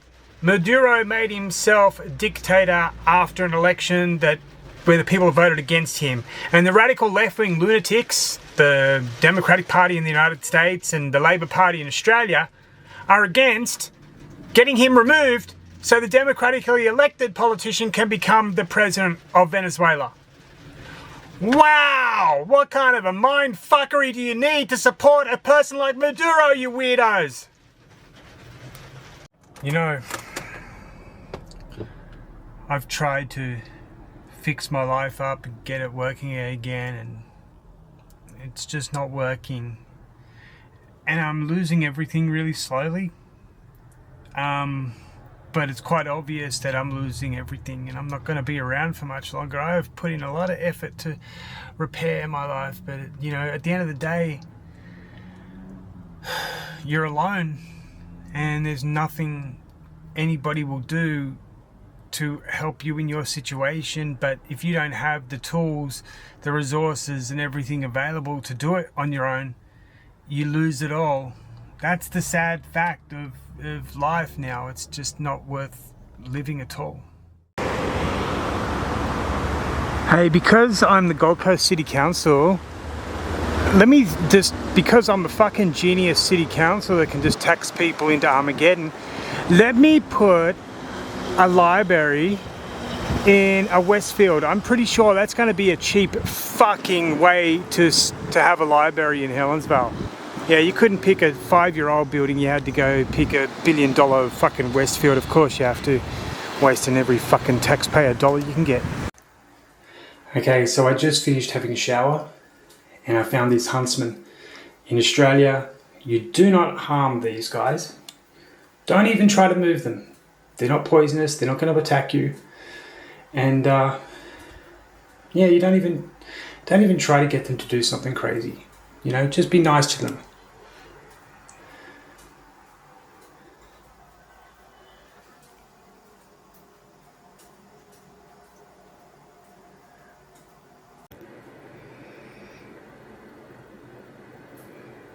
Okay, just going to review Fuckface's dancing. Yep, that's very gay. Those skinny jeans, and they're rolled up. That's... I remember girls in the 90s wearing those. Yep, gay. Yep, very gay. Yep, the step's gay. Shoes even look gay. Yeah, what the fuck is going on in Minnesota?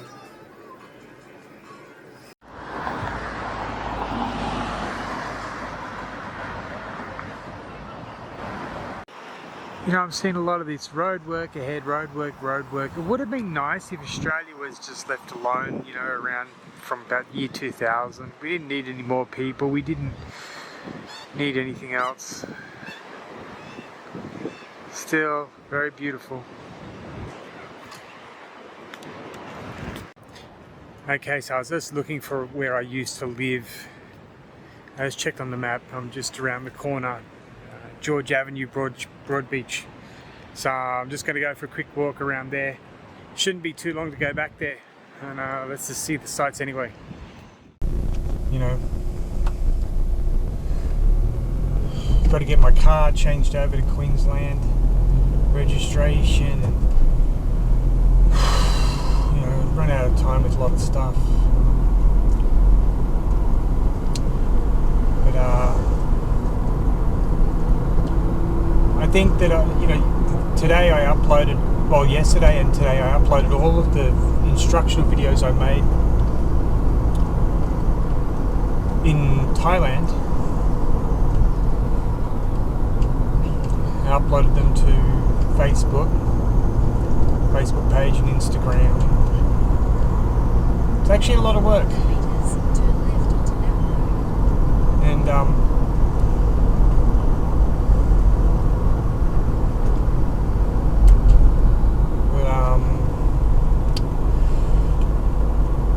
see, I tend to think people don't need a personal trainer every day. Just have, you know, just get the form right, get your plan right, plan everything out for people. The worst thing I ever did was to go in blind. What I mean by that is you just go to the gym and work out, but you don't really plan anything out. You don't set your goals or anything. You got to do all that. Have a spreadsheet and keep filling it out meticulously, so you know what you're doing. So, for example, when I started the gym, I couldn't even bench press 200 pounds. No, I think 80. Like a couple of years, when I went to the gym earlier in my life, I was strong. Then I got sick and my whole body just gave up. I needed surgery, everything. But the thing that I always remember is that when I tried to go back, I was so weak and broken. I couldn't even lift like 180 pounds. And I just was so depressed at my ability to, or my inability to lift even 180 pounds. And I just gave up again. I'm going to take that down, that noise.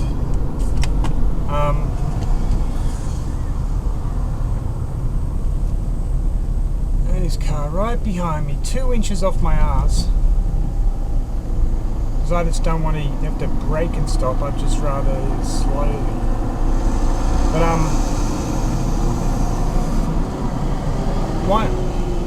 one thing with Australian drivers is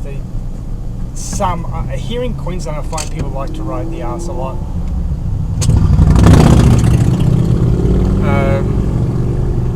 I don't know why that is,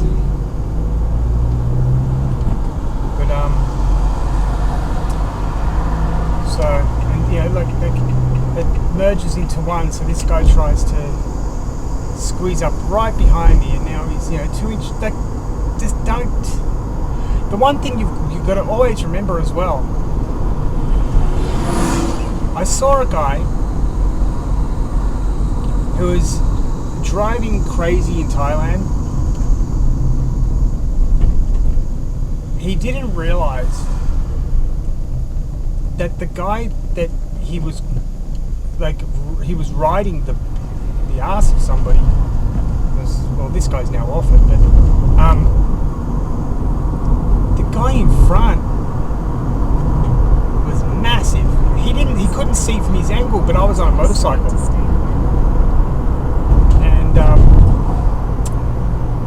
Pulled up at the lights, and the old man got out of his car. Well, 60 years old, but they have this, I don't know what it is, but if someone's been in Thailand for a while, or in, like, say a tourist area like Pattaya, or a lot of retirement people, they've ran into 50 to 100 Thais who are naturally, 6 inches shorter and 60 pounds lighter, smaller frame. And I'll be honest with you, it takes a lot to piss off and the reason is that the politicians don't have to suffer. They can legislate their salaries to increase 10% every year. They get personal drivers, drive them everywhere. They live in bubbles, so they don't have to really step outside. It's really, really, really,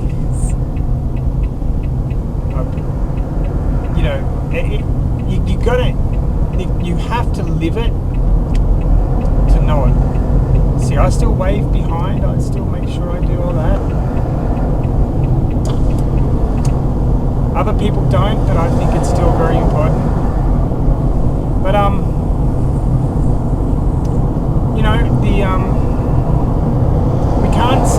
we cannot do it now. I think immigration should be on one condition, that all Australians are housed first. There you go. Now this is why the government. This is why I don't. And this is why people are pissed off right now. Now, when I say Australian, to all the racists who watch this, who are probably watching this, and they project their racism onto me, I'm talking about Australian citizens. I'm not talking about black people or white people. I'm talking about Australian citizens. You see, I believe that somebody born in this country is an Australian citizen. And you know what? People who I know say, no. If their parents are both foreigners, they're of the foreign. I go, you know what? That's a really good argument. I think you could, there's a convincing argument there. But I like the idea that if a child is born in this country, that makes them an Australian citizen. But, I have a mate who's born in New Zealand. His wife is from Fiji. They've got 2 kids born here. I don't think they should. I don't think that they are Fijian or New Zealand. I think they're Australian.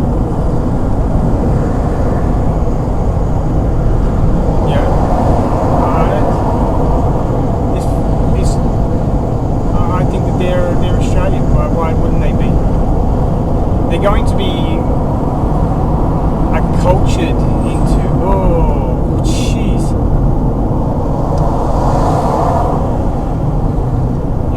This is why you've got to be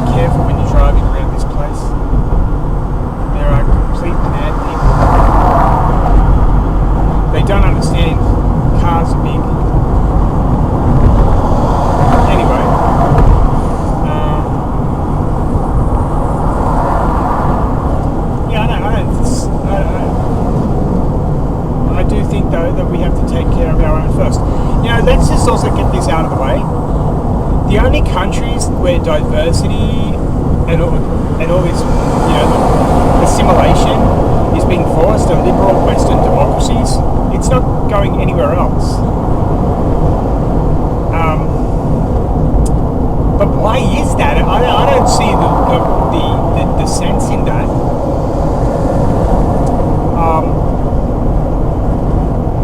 Why is it up to? Why should Australia have to accept, 1,000 refugees? Why? Why? Tell me why.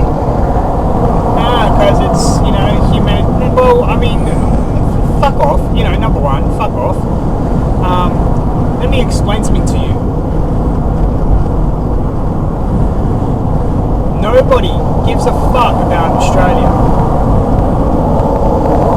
from the developing world. As long as they can get money out of us, they're fine. So somebody like Kevin Rudd, an absolute dimwit foreign affair moron. Yeah, he has a PhD, but really he's a lifelong Labour office worker. He doesn't really see he doesn't know what it's like to live in a Southeast Asian nation. He doesn't know that if we didn't give foreign aid to these countries, they wouldn't even give a fuck. They don't even give a fuck we exist when we give them aid. But we don't stop the aid. And we don't say, let's just do some cool stuff for Australians. Like maybe Australians can own land in your country. We might give you then some aid. Australian politicians never push the Asia Pacific to do what they want. They buy them out, and just aiding the corruption. Really, it's kind of interesting. Australia is so anti-corruption, but then support some of the most corrupt governments around the world, like with foreign aid. And no one really cares that we exist unless we give them stuff. Now it's different when we're talking about America or Canada or Ireland, Scotland or New Zealand, Britain. Well, Britain is going, isn't it? I mean, they've got blasphemy laws now in place. Australia's going to have them too. This is another thing with our freedom of speech laws that are coming in. If it is about violent speech that calls for violence, Muslim Australians, I want to know what's going to happen. What are you going to do? Are you going to reinterpret the Quran?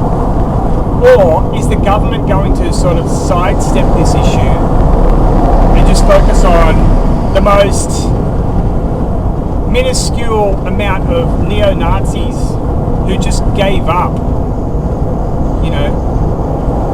Like they don't even exist. I've never seen a neo-Nazi.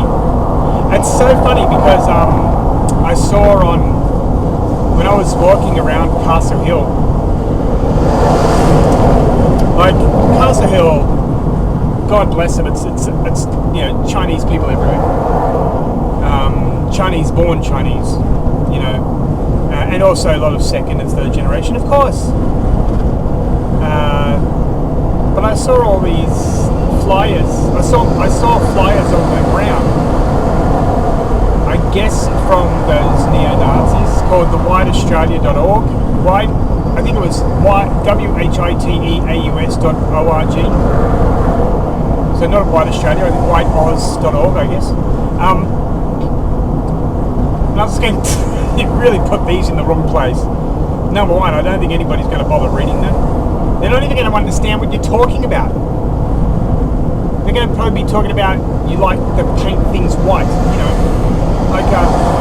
but my God, I haven't seen any of these people ever. I definitely haven't seen them preach violence, but yet I can go onto YouTube now and watch a whole bunch of imams from Australia and still talk old videos as well, saying that they have to take over the whole of the country. I don't know if this is a something that all Muslims believe. Yeah, these hate speech laws. I don't know what's going to happen to the Quran. I'm very fearful that no one will be allowed to open the Quran and read it. I tend to think, why not? Why can't we read it? You know, ever since coming back to this country, I've had this feeling. See, I haven't really lived here for 20 years. And I've come back and I feel like things have gone way too far. We've got way too many foreigners. We've got way too many regulations. I have heard that the Labor Party has introduced around 1,000 new laws and about 5,000 new regulations in the past year. Like, they're basically legislating the lower socioeconomic and the middle class out of existence because they can't keep up with the bureaucratic state. But no one gives a fuck about them because they can import new voters, which we can't house, or they're forcing Australians into homelessness. Jacinta Allen, the Premier of Victoria, is on fucking camera handing over keys to a brand new home to a migrant in some housing support service. Like, I'm pretty sure there's a Victorian on the streets who doesn't do drugs, doesn't drink, who would need a home. Why the fuck did you import someone and give them the home when there was somebody already probably 10 miles away who needed it? You know, it's a very, very, very broken, man. I can't understand. This country is, where are we heading? What is the expectation?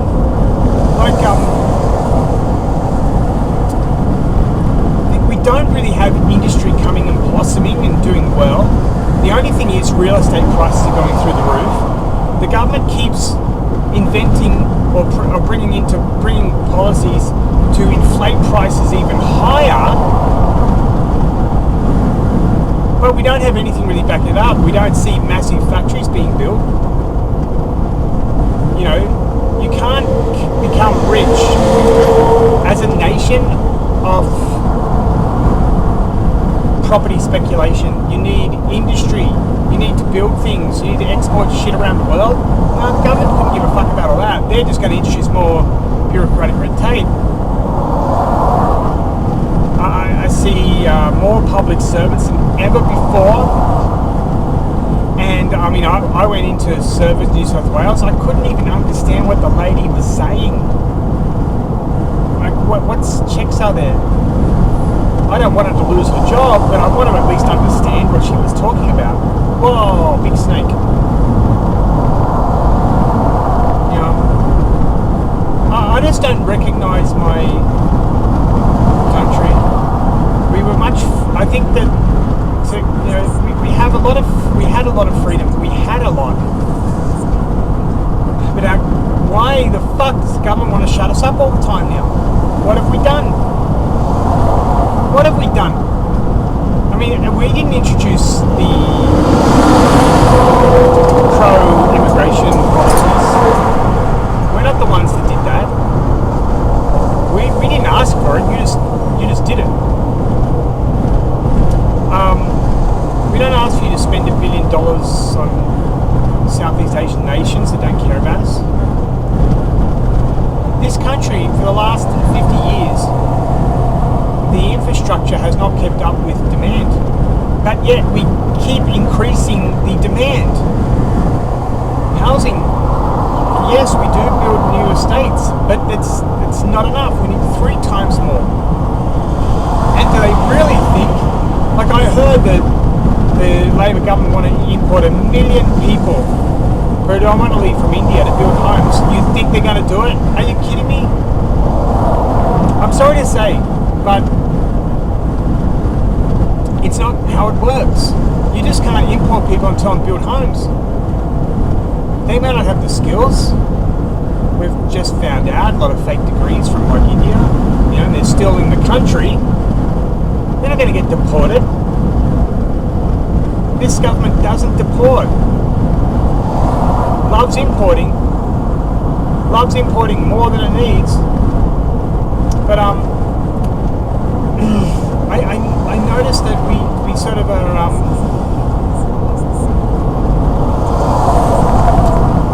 we're losing our identity, and it's very dangerous because it only creates hostility. If you don't know who you are and you're in a strange environment, you can become very defensive or very hostile.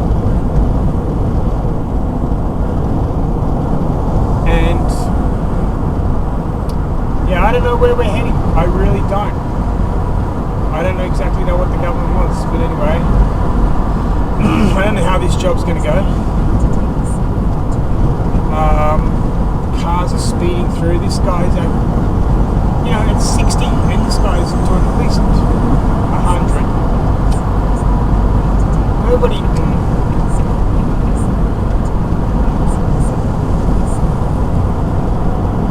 That's funny is they speed up like, what the fucking, what are you going to do, you silly bitch? Jesus Christ. I had my blinker and you sped up and then you look at me. If you want to be a fucking gangster, get out your motherfucking car and drop me. Fuck, God, these people are nuts. I just think, be very fucking careful. Be very careful. Yeah, what are you going to do at me? We've got the parking lot now, bitch. What are you going to do? Act tough? Get out of your car and talk shit? No, you won't. Oh, they're driving an EV. Oh, that explains everything. That explains the frustration. Sad. There's too much of that stuff, you know.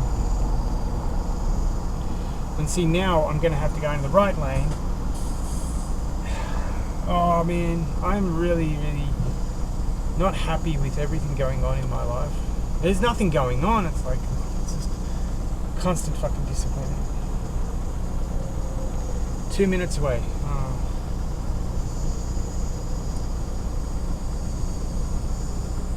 I'll go to the gym after this.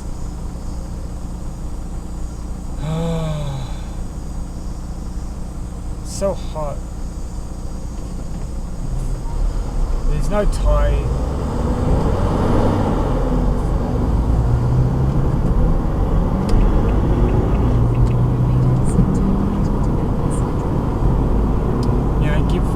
Give nice space to cars, to trucks. See people going in and out around trucks and shit. Don't do that. Don't pull that shit, you know. I seem to love to do it. Oh, Tesla. It's a very exhausting life I lead, and no one's going to understand.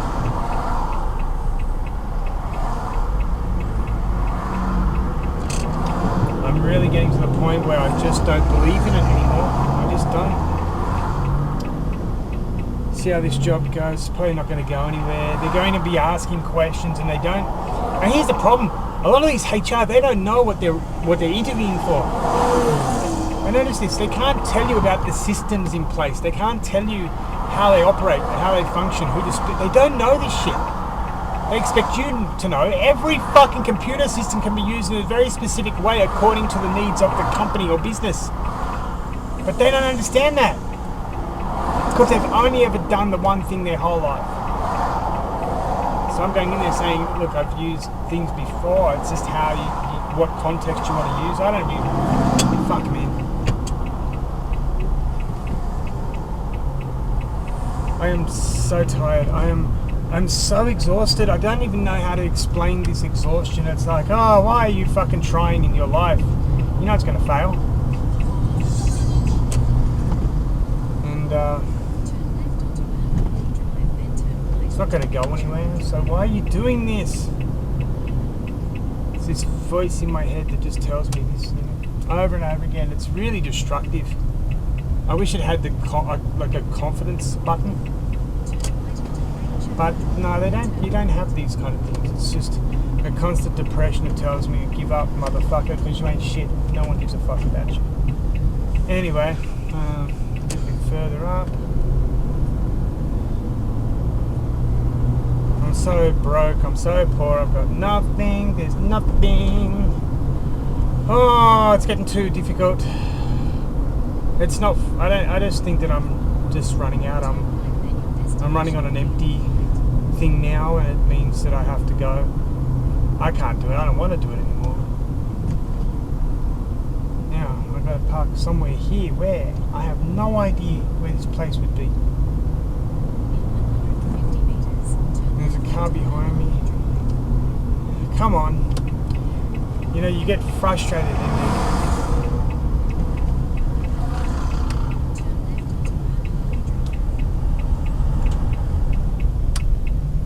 You get very frustrated in this world, man.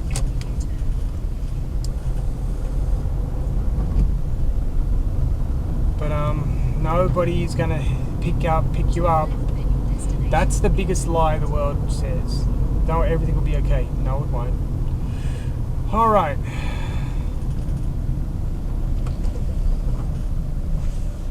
Guess this is it. Well, guess we'll see anyway.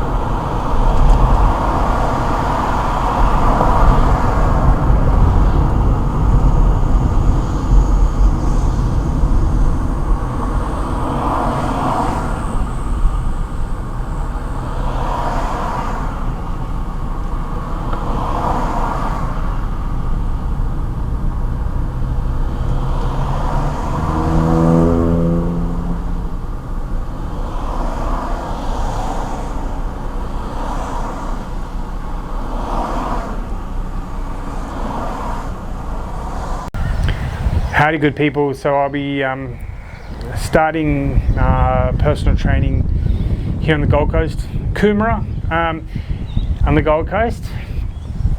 So if you would like to learn about the personal training services that will be available, both in person and online, send me a message and I'll be only too happy to send you back some information.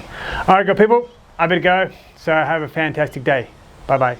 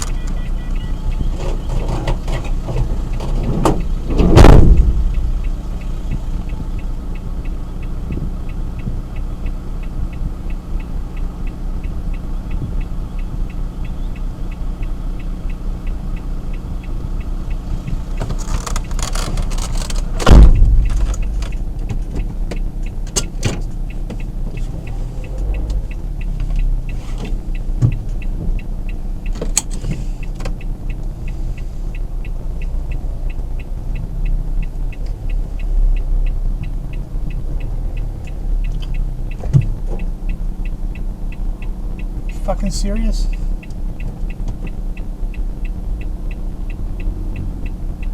Fucking animals. They're not even.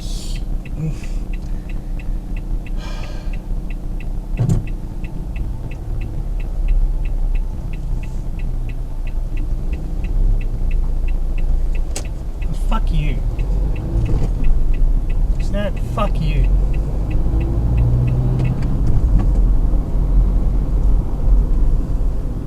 I should have full rights to do that.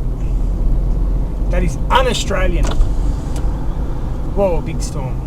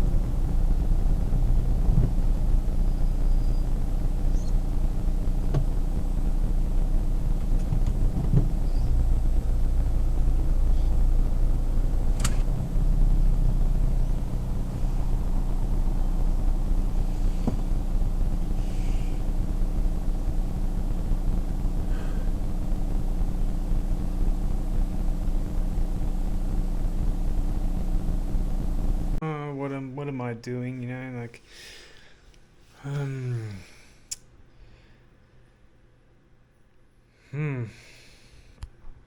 tired. I think I've tried to fix websites and shit like that.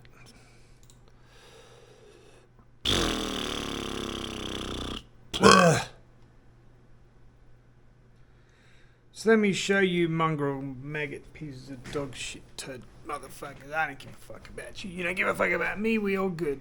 I don't give a fuck about living in life anymore. Nothing matters anymore. Nothing.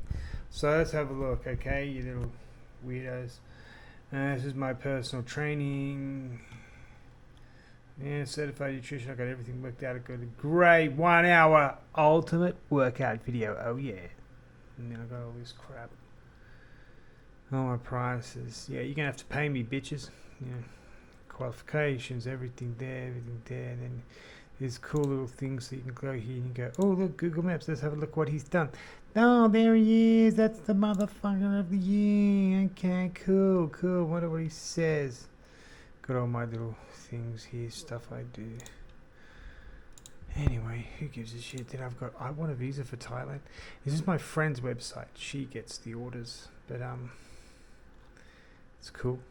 So yeah, if you want a visa license, have a read of that. iwantavisa.com. Any successful inquiry, I get $100. I get about 8 or 9 inquiries a day. Anyway, Space Ninja School. Yeah, you can become a Space Ninja. Hello, Space Ninjas. It is me, Space Ninja Sensei. Oh, yeah. Okay. You want to join this? If your kids want to, everybody should join this because it's just awesome. And eikaiwakyoshitsu.com. Now, I haven't done anything with this. The reason is that it's sort of a dead weight game. But this means in Japanese, English language school, which is actually the most common word in Japan. eikaiwakyoshitsu.com. Should be able to sell that website for $10,000. And then this is nihongokyoshitsu.com. So, this is being Japanese language school. So, English language school, Japanese language school. We should put them in the same building. So everyone can make fun. It's a simple job for courier and simple jobs. SEO, SEM, small courier stuff. It's really for small businesses and stuff. Anyway, I know that none of you really care. But I'm just sort of burnt out anyway. I'm going to bump this down to 24 frames per second as well. So it's, and at 1080 high def, not 4K, because it just gets really hot. I've noticed this. And yeah, I've got to start making money or die. I don't know which one I'm going to do. I am really scared. Just got another couple of job rejections. And yeah, I'm pretty much going to be out on the street again. There's no help out there. I don't want to be in this situation. I have skills, qualifications, experience. Vocational trainer, university lecturer in both Japan and Thailand. Coming back to Australia has been an absolute fucking nightmare and disaster. It's destroyed I'm so scared because I didn't want it to be like this, but it's just how it is. I can't change anything. I'm very scared. There's no way you can turn to get help. There's nothing out there. But got another call. You're basically, at least, said your grade, resume, experience, everything, but we just have to go with somebody else. Just said you have no idea how difficult it has been since I've returned to my country. I'm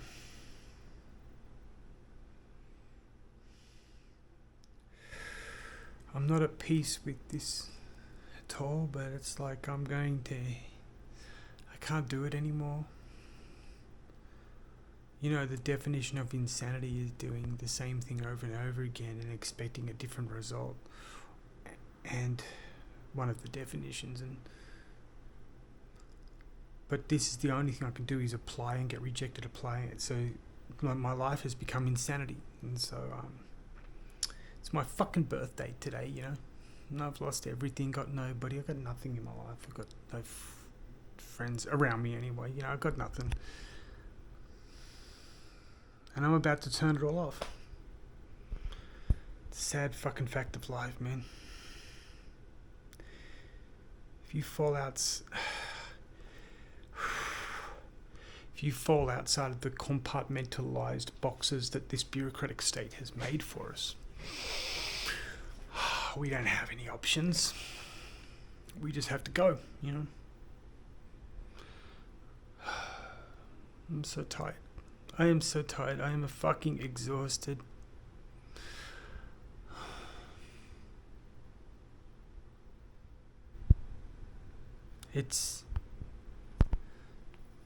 I'm really fucking scared, but what else can I do? There's nothing left for me.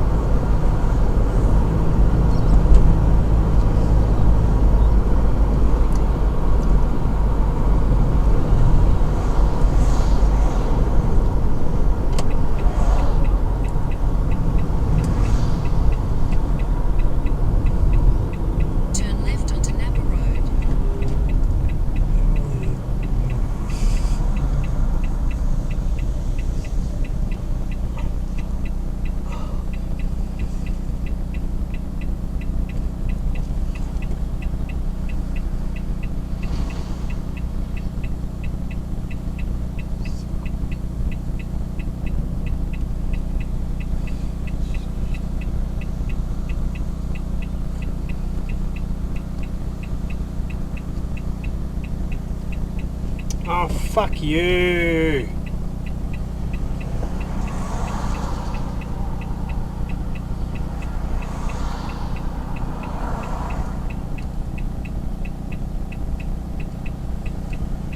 Oh, fuck you.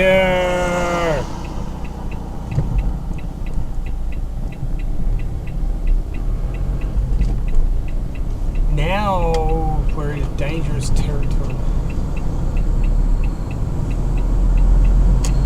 Continue on Napa Road for 1.5 kilometers.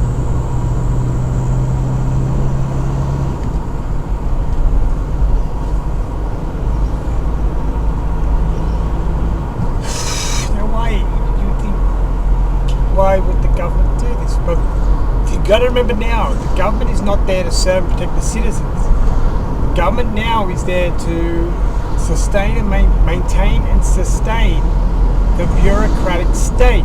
So we have to move our platform from thinking our government is doing things to benefit us to the government is doing things to maintain its supremacy.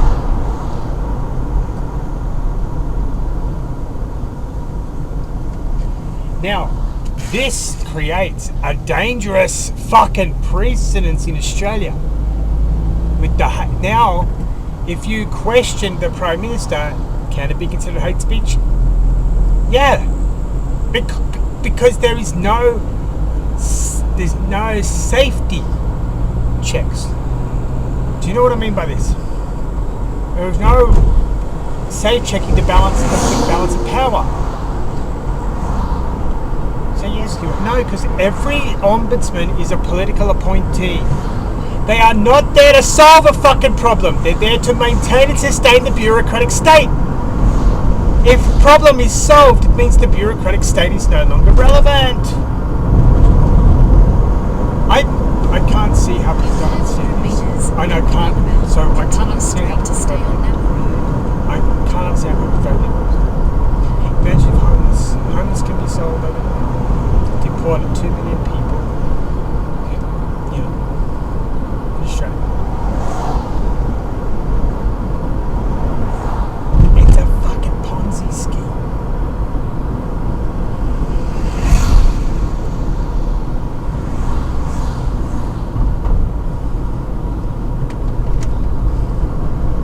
In 600 meters, at the roundabout, continue straight to stay on Napa Road. It's a Ponzi. Stop saying the hospital for the older people. I went to hospital a month ago. You know, see, I was the only angle there.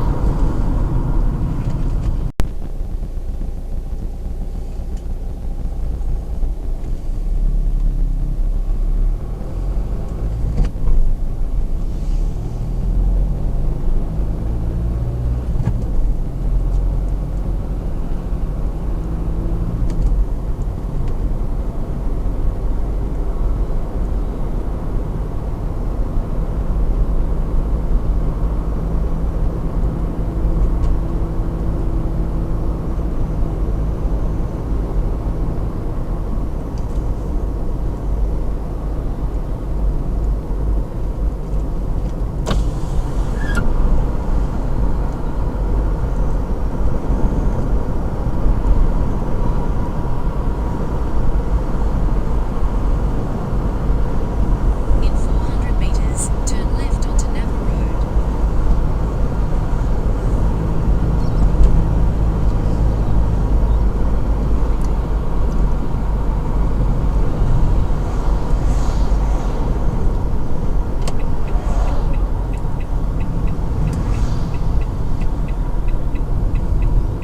Turn left onto Napa Road.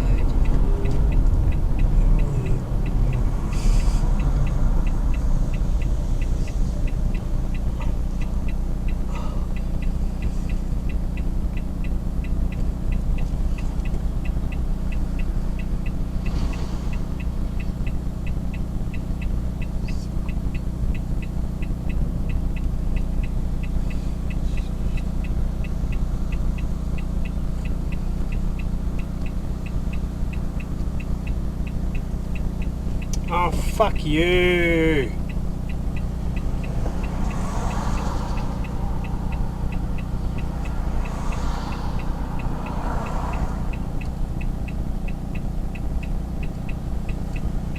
Oh, fuck you.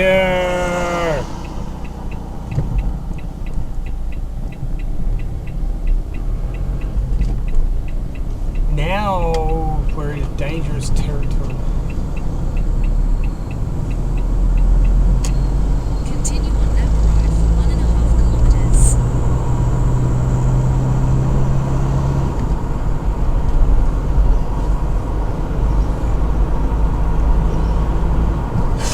Now, why would the government do this? But you got to remember now, the government is not there to serve and protect the citizens. The government now is there to sustain and maintain and sustain the bureaucratic state. So we have to move our platform from thinking our government is doing things to benefit us to the government is doing things to maintain its supremacy.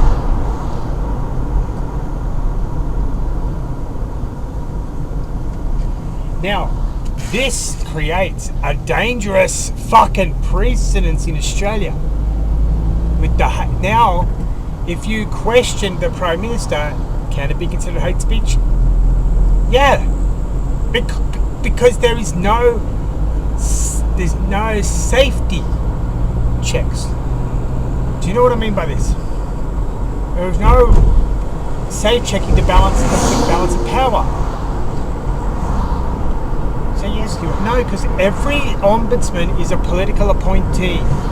They are not there to solve a fucking problem. They're there to maintain and sustain the bureaucratic state.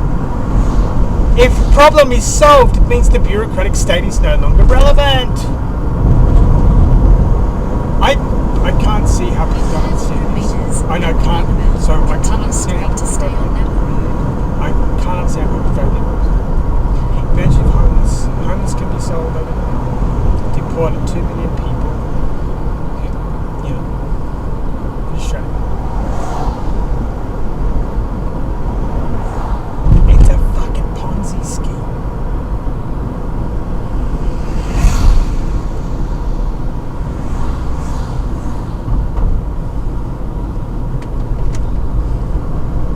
In 600 meters, at the roundabout, continue straight to stay on Napa Road.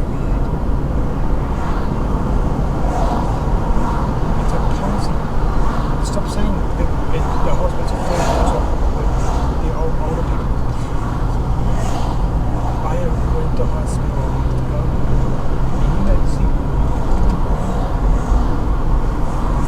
I was the only angry there.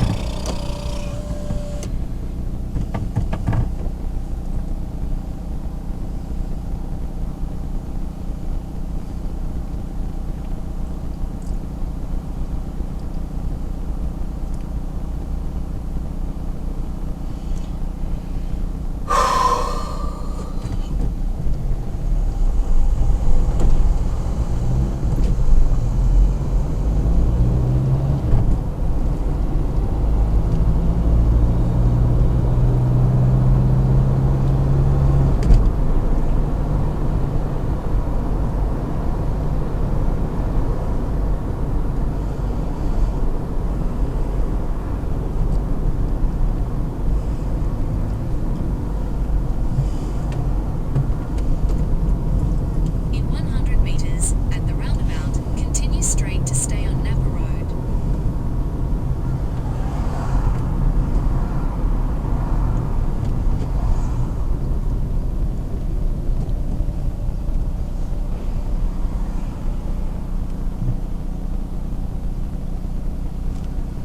Fucking idiot.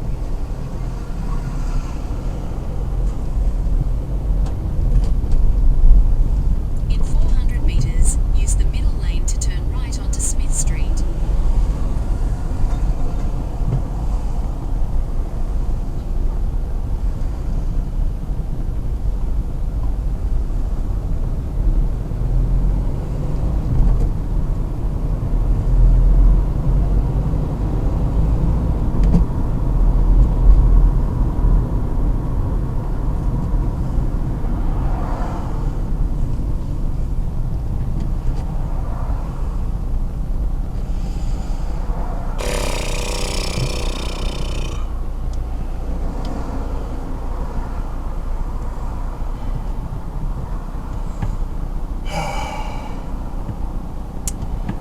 Howdy, good people.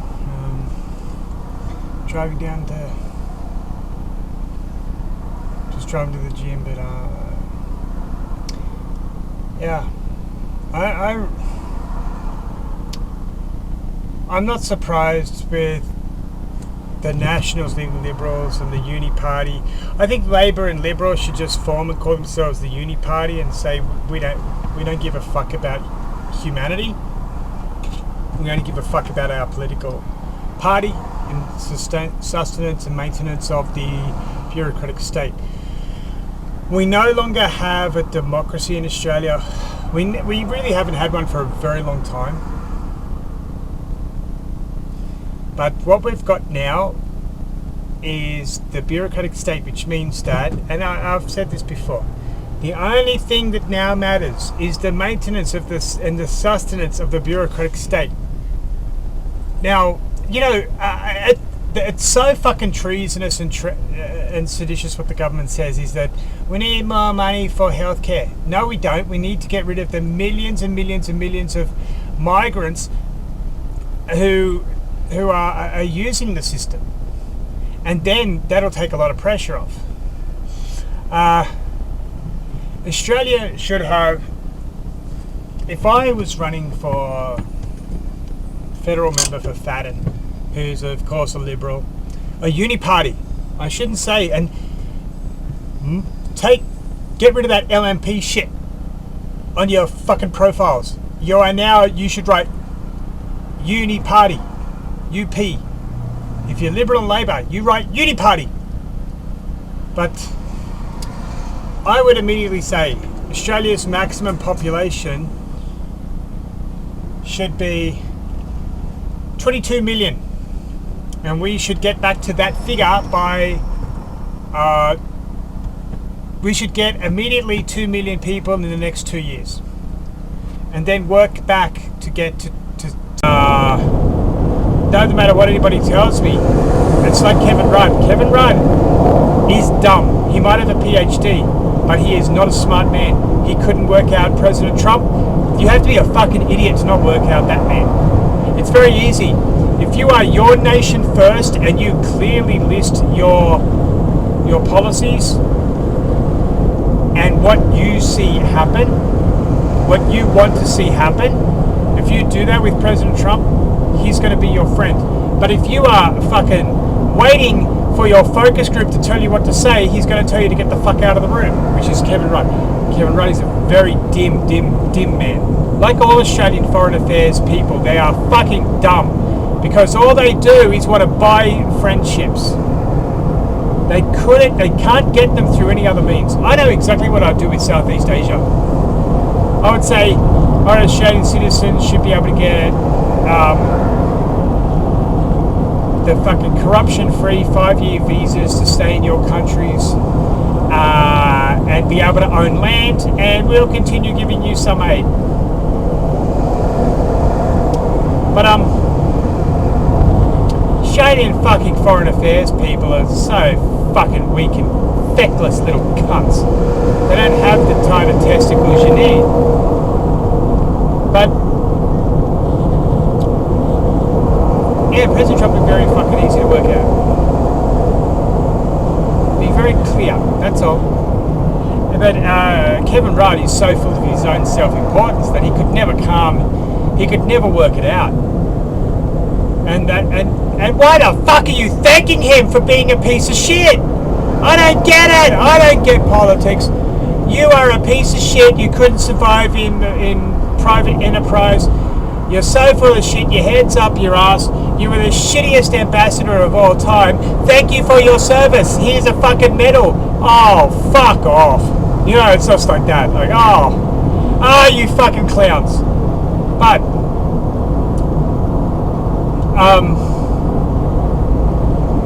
now I would make it that we have to rescind 5,000 laws a month until we are down to a core set of laws. And I would also make it mandatory that we write into our constitution that freedom of speech is our God-given right as Australians. And the other one is I would immediately rescind the evil gun laws in this country. I would allow people to own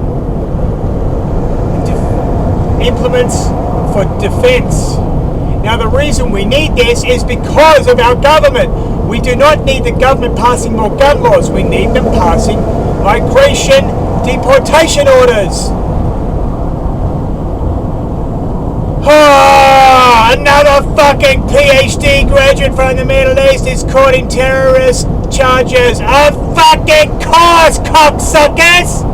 You are inviting this here because you allow Hamas supporters to fucking roam the streets.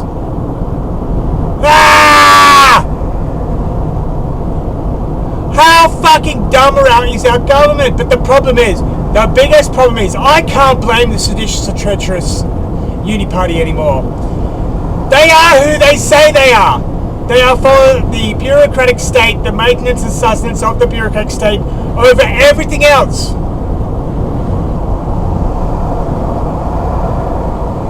But there are people that vote for them! Oh, ding dong! The Greens as well. The Greens are Labour Party. The radical left-wing lunatics of the Labour Party. But then again, the Labour Party have radical left-wing lunatics too. They also have radical Islamists in their party. So they don't represent Australia. They never will again. They can't represent Australia because Australia is a big fucking Ponzi scheme. That is losing industry. We are losing manufacturing. And it continues. But you know, let's just pass some new laws for hate speech. That'll solve the fucking problem. We can't speak up now against it.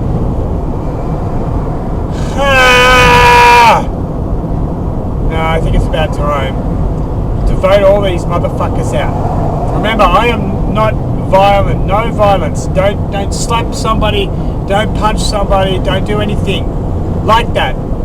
We just go to the people talk about healthcare being free. No. Limited healthcare is free. But if you have a very rare disorder, basically our government says, fuck you. In 600 meters, take exit 87 for State Route 3. Don't ever think for a moment that our government wants to do much for us. It wants to do the minimum required to say it's doing something for us. I am in desperate need. I'm not allowed, and yet I am going down hard. They don't care because my vitals show that I'm able to survive in this current state. What they don't understand is that I'm continually falling down hard. They don't care. And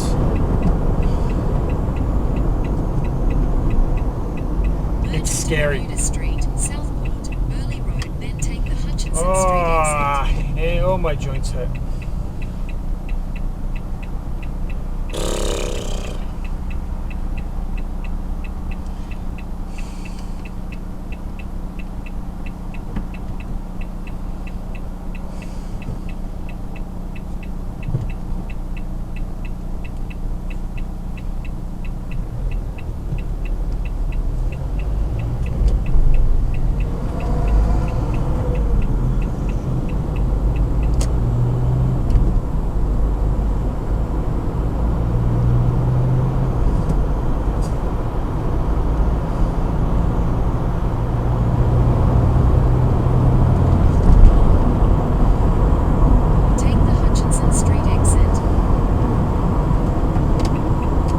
Fuckface, come on. We're fucking going there. In 100 meters, at the roundabout, take the third exit onto Hutchinson Street. This made my journey 2 minutes longer, asshole. That's the fucking problem, man. People driving cars, they think they're fucking Ayrton Senna. And they just fuck you. Slow the fuck down. You know, it gets annoying. They get really fucking annoying. But luckily I can go this way and don't trump them at all. But why the fuck do you have to drive like a maniac to make yourself feel like a big man? I just don't understand it. In 500 meters, turn left onto Reedy Creek Road, State Route 80. Anyway.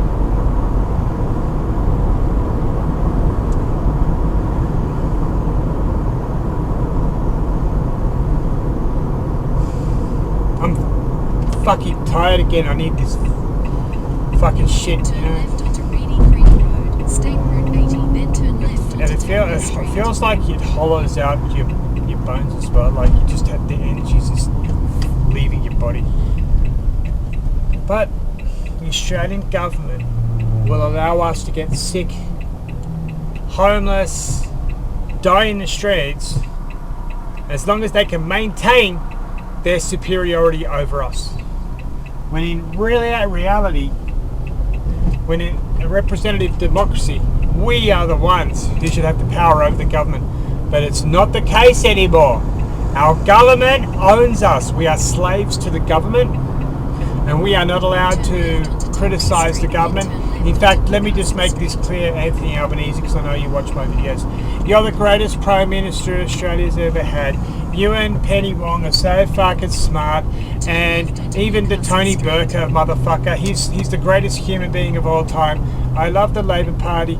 You guys are so good and perfect, and you don't have to watch any further because I'm just going to keep honouring you and honouring you. I know that means you're going to keep watching because all you like to do is hear people praising you when you've never lived a one fucking day in your world that you created, motherfuckers. Because you're all protected there in Canberra.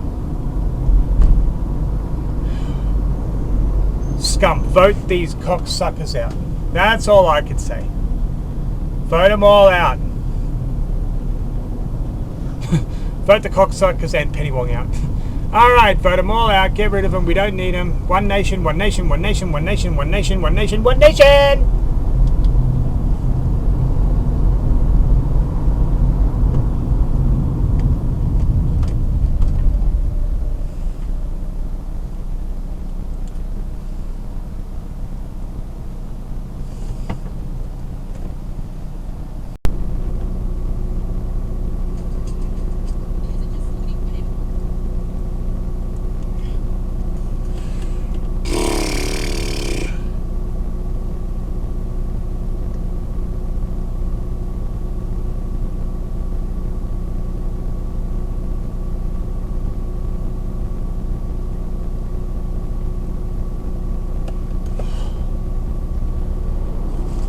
Head towards Jack Nicklaus Way.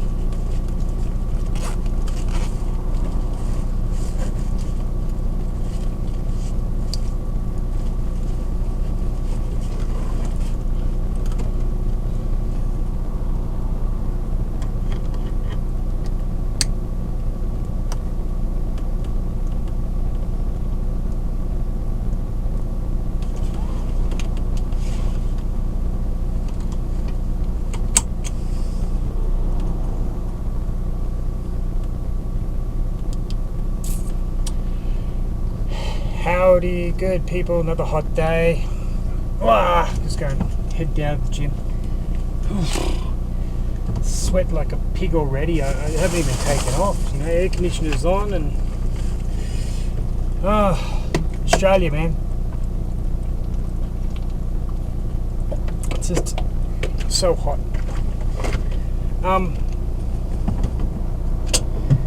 Yeah, so innovation. The reason innovation doesn't occur is what I've worked out and ascertained through my many decades of life is that you will find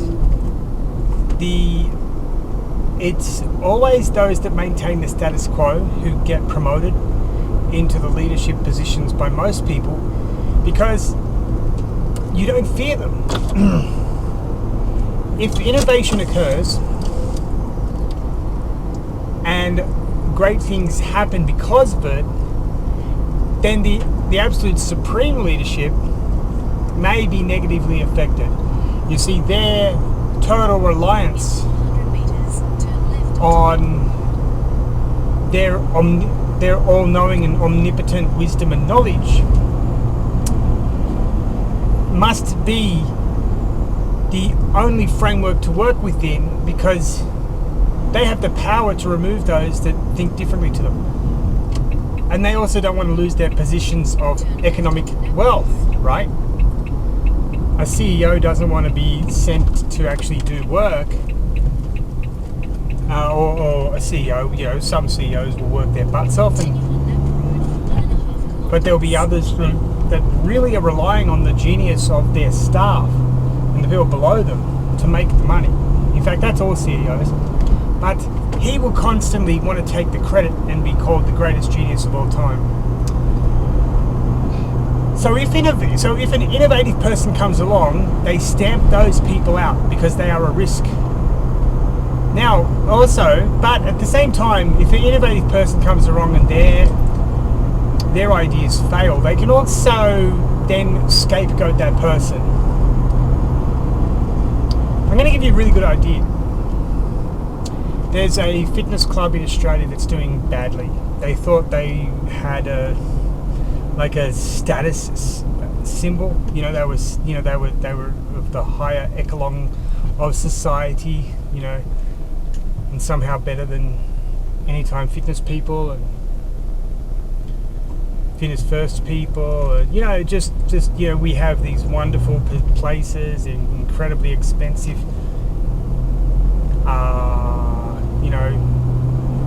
Areas. So their staff, I think their leadership team are probably very obnoxious. Really do believe in their own superiority and things like that. But one of their managers thinks he's a fucking all wisdom. He's the source of all knowledge and wisdom on earth. He has no answer. Now, he spent 10 years overseas in a Southeast Asian market where everything was going exponentially forward, right? Thailand, Indonesia, Philippines, all these franchises just burst onto the scene and did so well. They were full.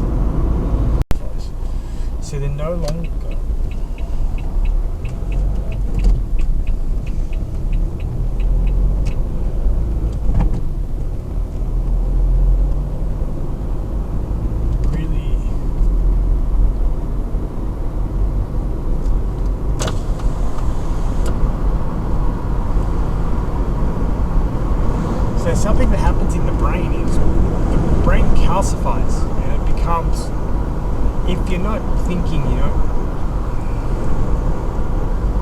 there's nowhere for you to go with your brain.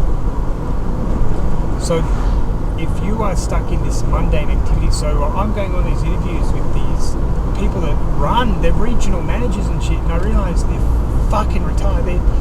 Their retardation doesn't mean like means you're going backwards. So when you call people who are with special needs retarded, they're not going backwards. They're not going backwards anywhere. They're basically, their mental faculties are hindered by something. So it's very wrong to call people retarded. They're not going backwards. They're doing the best they darn well can. But these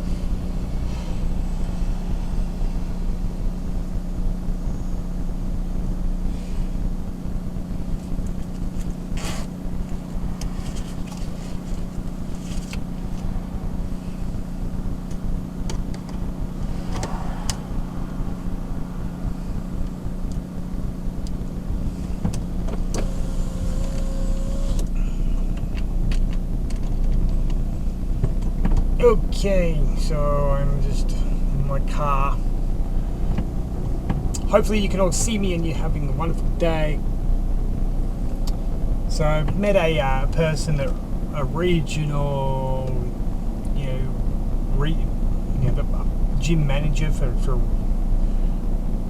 part of a state. And I realise when I'm talking to these people how bureaucratic, the reason that they move up is the bureaucracy support is only supportive when you pay homage to the status quo and to the current bureaucratic empire. What I mean by this is, if you are more innovative, the reason that companies fail and businesses fail is if there are people who are innovative, have ideas that can work or potentially can work, is most of the time the senior bureaucrats within the corporation can't understand, because for a very long time they've only ever done one thing, which is exactly what their paymaster told them to do, and that's why they get upped in the organisation. They're not there to actually innovate. What they are there to do is to propagate, which is to maintain the status quo and that nobody's job is at risk, even if it's at the sake of the business success. And so anybody that comes along with ideas, that's a threat, because those ideas could be profitable, could be successful. And you find that when you're talking to these people, you're like, you're so out of it, you're behind the times by a lot. I don't think you can really see, you have a clear vision. You go back into the things that used to work 10 years ago, but they haven't worked for the last 5 years, but you go back to them and you think they're going to work. And so this is why you constantly see the same social media in Australia over and over again. It's just boring. I am so sick of seeing this one guy with 30-second clips talking about these supplements. I don't want to, it's just, and then because I just flick through, I'm like, okay, I'm not interested. For longer form, and I'm listening for a little bit longer, maybe they even discuss each ingredient a little bit, not too much.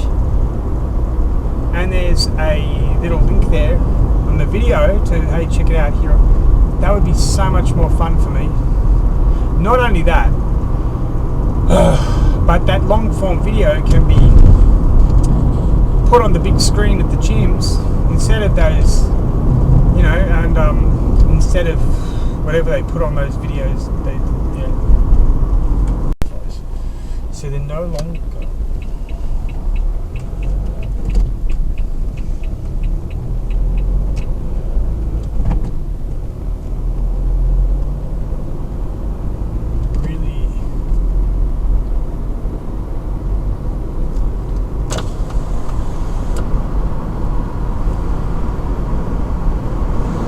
something that happens in the brain is the brain calcifies and it becomes, if you're not thinking, you know, there's nowhere for you to go with your brain. So if you are stuck in this mundane activity, so I'm going on these interviews with these people that run, they're regional managers and shit, and I realise they're fucking retired. Their retardation doesn't mean like means you're going backwards. So when you call people who are with special needs retarded, they're not going backwards. They're not going backwards anywhere. They're basically, their mental faculties are hindered by something. So it's very wrong to call people retarded. They're not going backwards. They're doing the best they darn well can. But these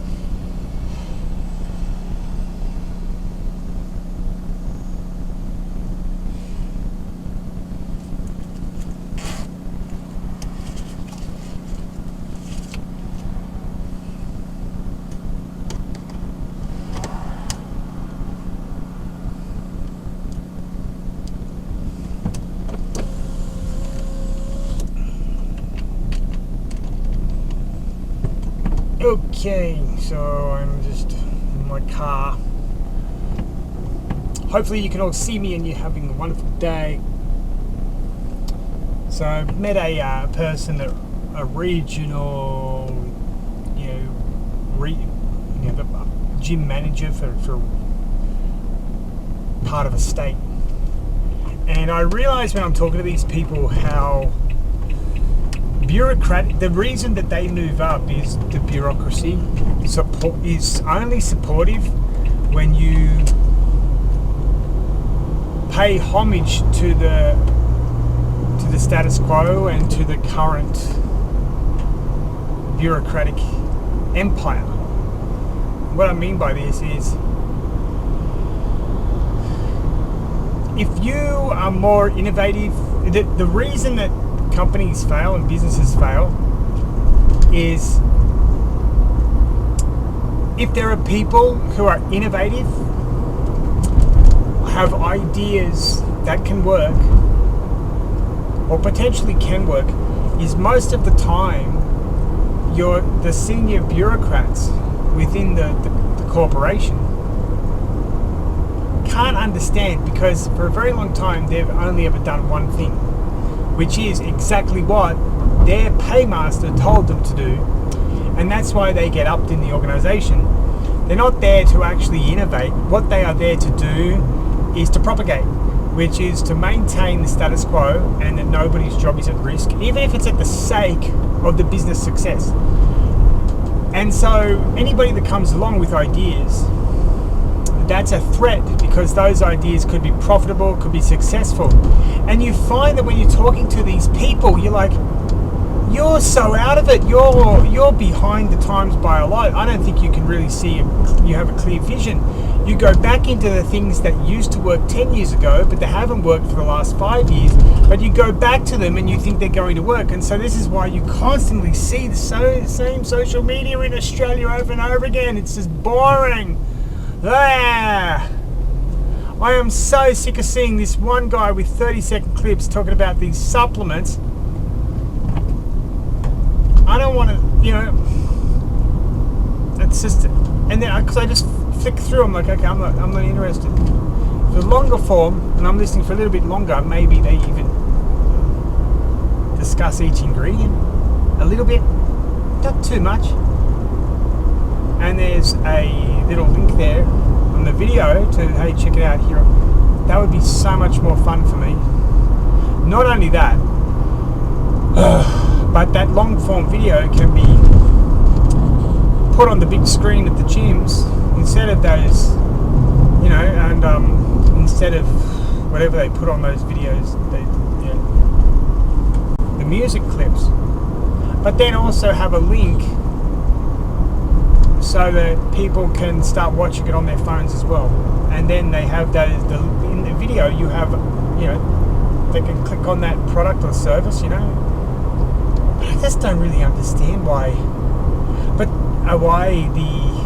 there are people who just refuse to innovate. It's really shocking because I don't think they do it. They're not interested in the success of the business. But I don't even think they're thinking about that all the time. They are thinking about how to please the person that gave them the job in the first place. And that's it.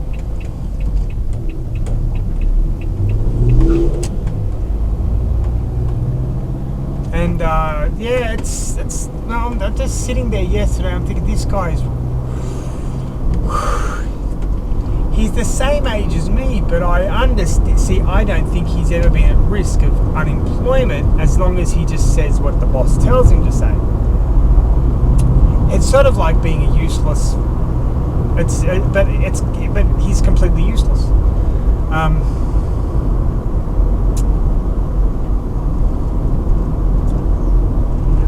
I just find that there's a lot of people in this world who are basically useless, but then there's a lot of people who are underappreciated. For example, the trucking industry in Australia, the way that they are treated is horrendous. Like, they are, how anybody could ever get away with it.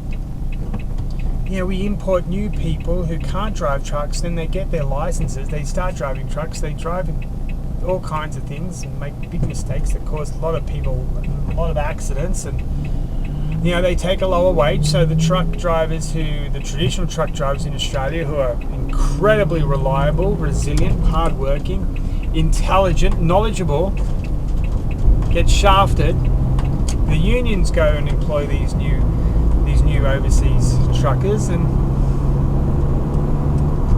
because that's now, I think that is, you know, for whatever reason, our political parties, the uni party that we have in Australia now,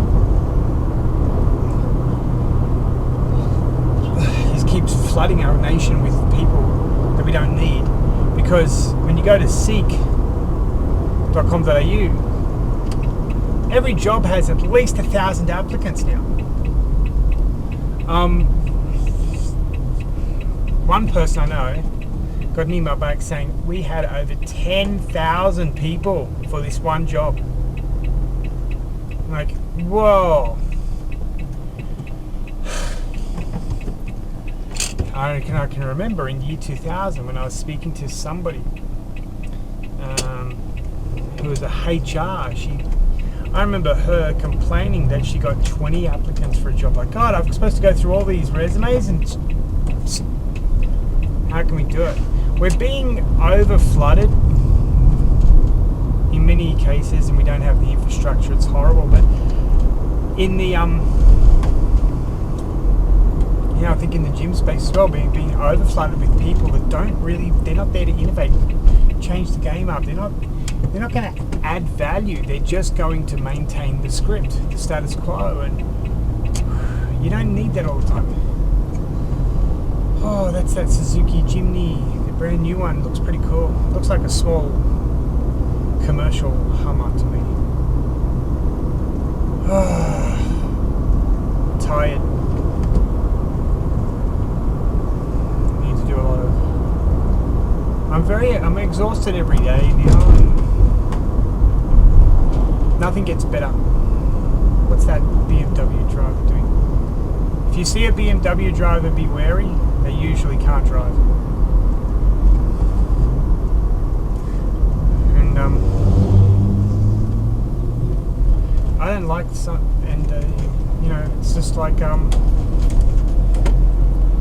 since coming back after 20 years to this country, I don't feel like it's really. I can't explain this feeling I've got. It feels like it's not really mine. It also feels like there's a complete disconnection between the theory and practice. Like,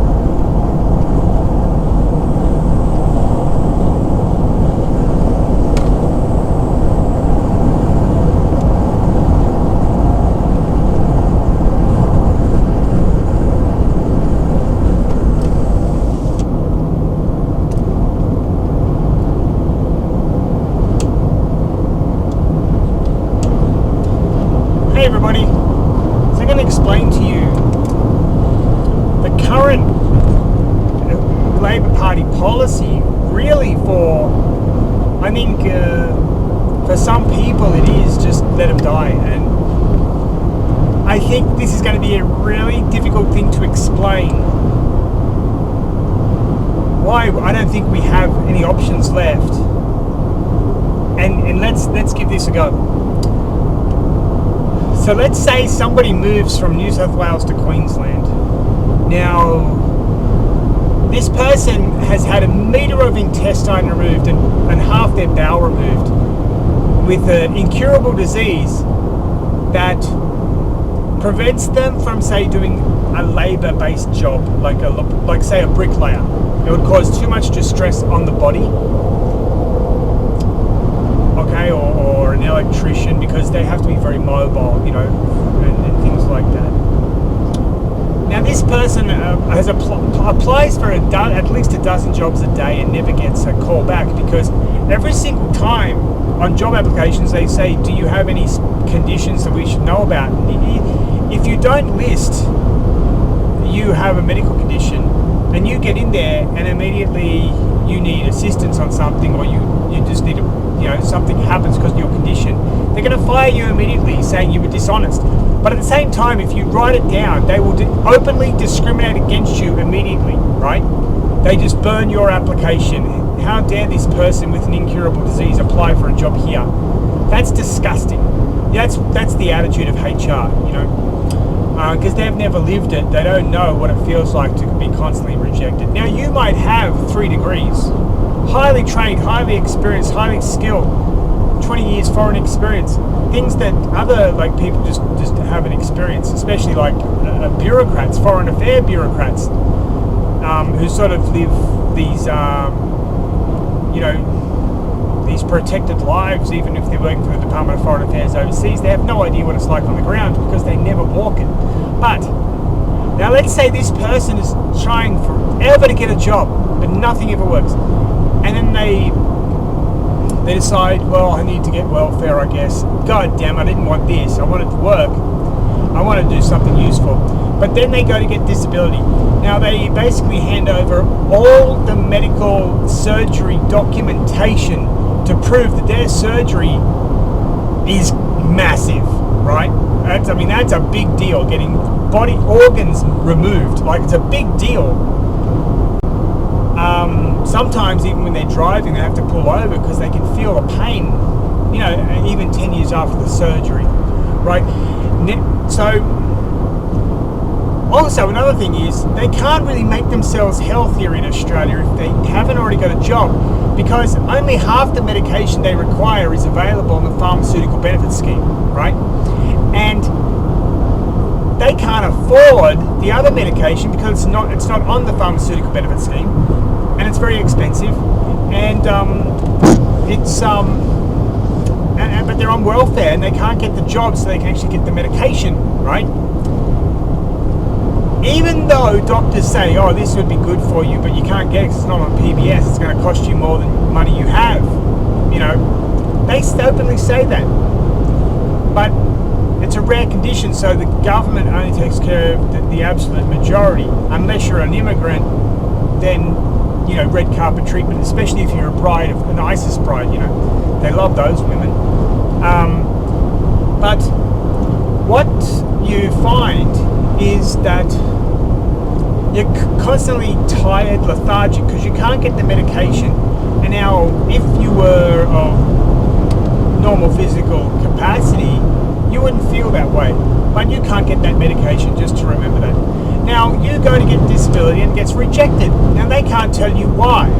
And you go, what else? I've given you the surgery documentation, which tells you the condition is a pretty big deal.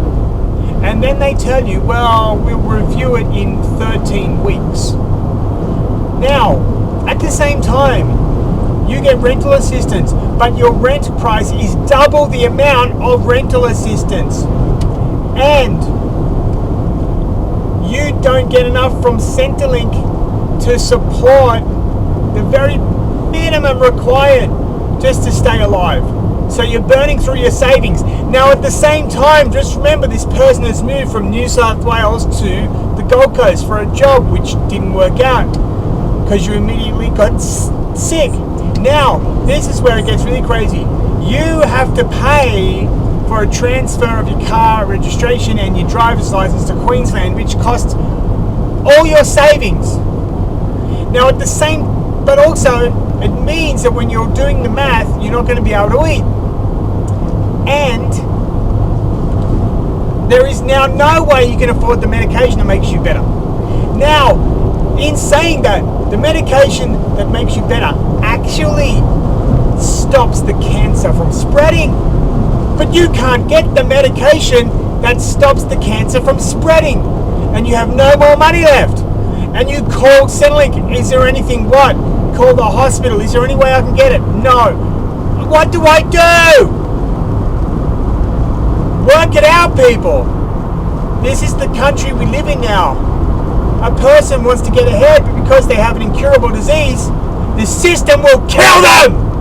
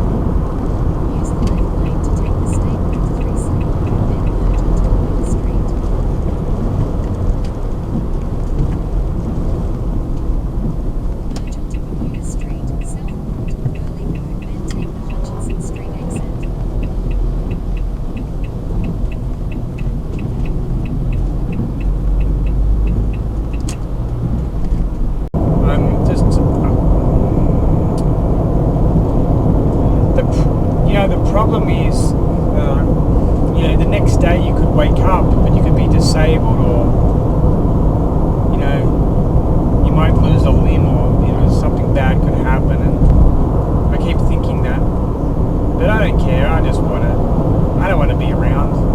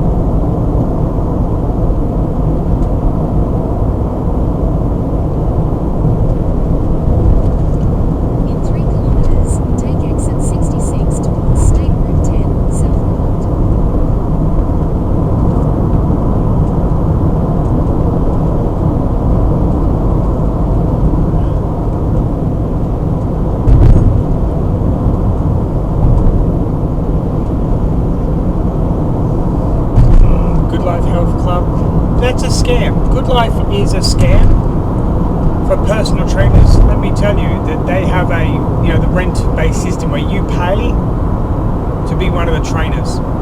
But they have 10 trainers at their facility. You're basically paying for the commercial rent of the gym. So, good luck, don't have to pay that. But they absolutely do nothing for you when they don't even get inquiries about personal training. And they will hire anybody who immediately agrees to do the rent-based system. They won't even look at anything they won't care. They won't give a shit as long as you got the liability insurance.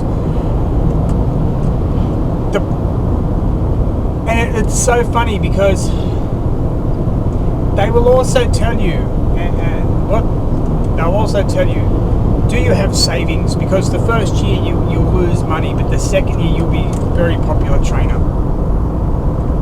No one lasts a year now. They constantly have employee, it's like always new trainers are quitting. And they know this. And to me, it's misleading, deceiving. It's not really an employment. You're basically you're just paying an overpriced gym membership. It's really, really terrible. And I tell you what,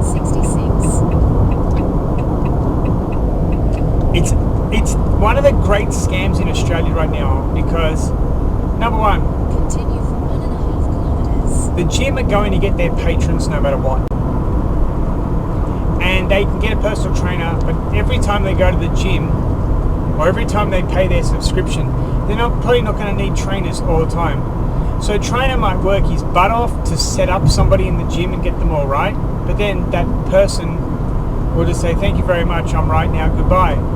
But they'll keep paying. So it's actually the biggest fraud going, because if a personal trainer brings somebody to the gym, they should get, for the rest of that person's membership, 30%. They did the hard work to get them in the door, and they're going to maintain that relationship. But the gyms realise Australia is so fucked up right now. They can get away with this shit like crazy. And it's interesting because I've received messages on my TikTok from people at gyms, and they said, it is so bad they can't pay their rent, like they're starting to go homeless because the gyms won't change.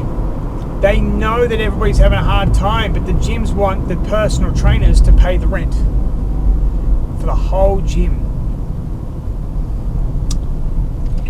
It is, and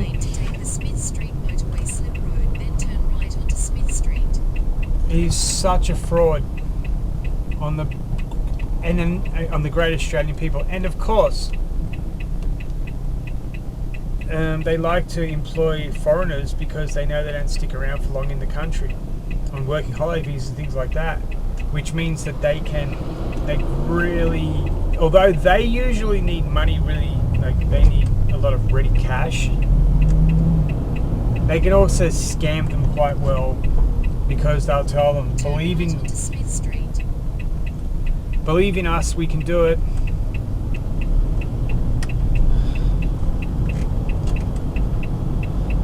In 600 meters, turn left onto Napa Road. When it's an absolute complete lie.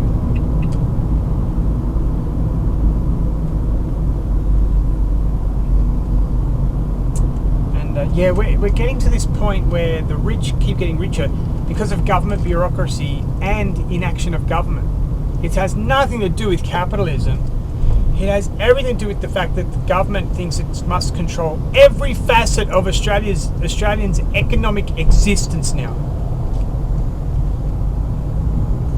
And they should be allowed to make kings, and they should be allowed to make paupers.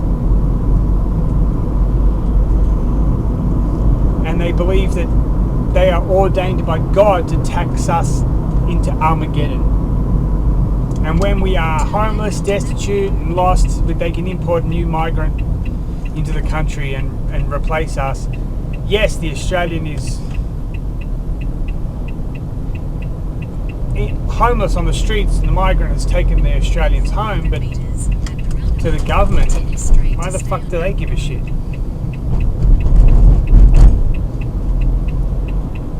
To them it doesn't matter. They've just got a new migrant. Votes Labour. Yeah.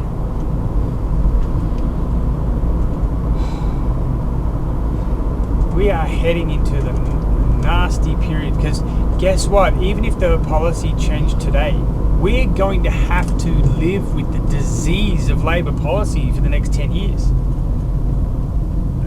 I want to know who is telling them to do this policy of flooding this nation with people that just will never assimilate. Assimilation is really a lie outside of the Western Anglo conservative, majority conservative Christian nations. Assimilation doesn't occur. An Irishman can live next door to a Scotsman in Australia, and their other neighbour is Australian. They can all get together, talk, and agree on a lot of things, understand each other, culture, traditions, and everything. And what I mean by Australian is, I mean a white Anglo-Saxon, a WASP, white Anglo-Saxon, Protestant, male, Caucasian. Now, that's not to say that a lot of Australian-born people of non-white Anglo-Saxon descent can't also. They can engage in it. I have a mate Bob, who's from Fiji Indian descent, I should say. There's a very big differentiation between Fiji Indians and Indians. And of course, Fijians and Fijians are different too. Fijians wouldn't have any problem with the Australian white Anglo culture. They can engage in it. But there are others that just can't. It's just an unknown to them.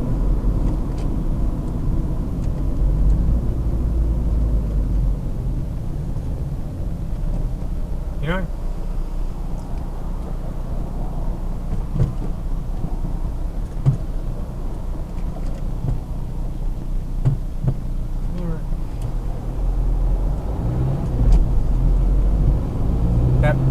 Of course there was a BMW behind me, getting closer and closer. I saw that there was an older lady. I didn't want to stop her because the reaction time is a little bit slower, possibly.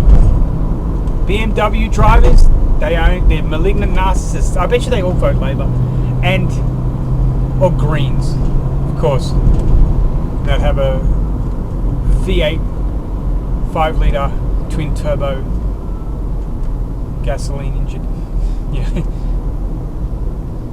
I'm a vegan, but I got a V8 BMW because I'm rich.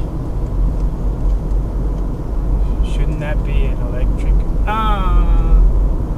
BMW just looks so much better. Okay. Anyway, my mate Bob could engage in that Western pluralistic democratic culture, you know. But there are others, like from other places, that don't want to assimilate like that. Or at least engage even. In 400 meters, turn right onto Parkwood Boulevard. Yeah, we're going to live with the consequences of Labor Party policy for the next 10. It's going to last. It's going to leave a malignant cancer on us for a very long time. And actually, we can't really recover. You can never fully recover when you remove a cancer. Like you always need to be very wary. It's like, you know, Marxists, like Democratic Party, may be a cancer on society. But it's hard to get rid of it. Even if you cut it off, like you vote it out, it's still going to be around. You've still got to be wary of it. The cancer could come back. And I don't think it's wrong to call Albanese, Penny Wong, and all these people, they're cancers on our great Australian society.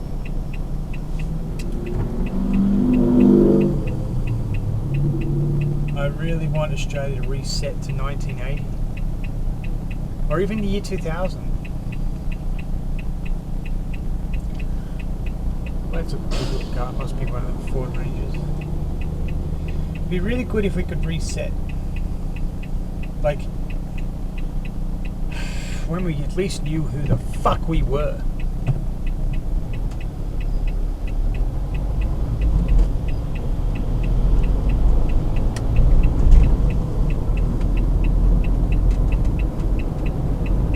Yeah, I just don't understand. Like, they just give another $500 million away to the Asia Pacific.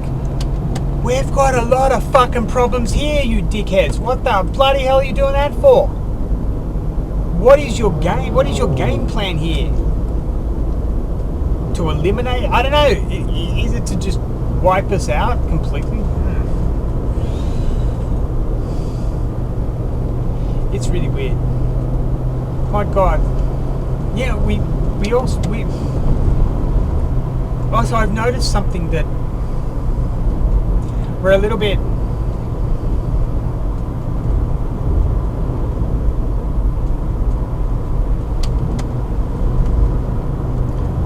how can I describe it?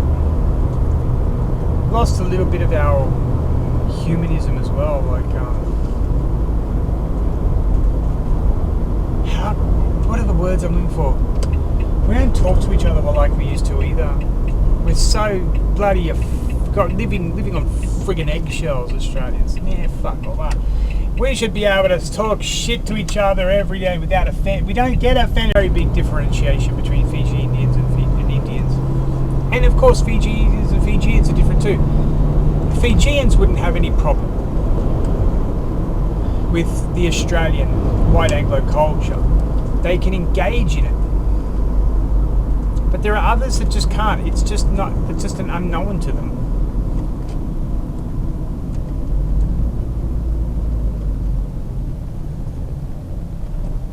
You know?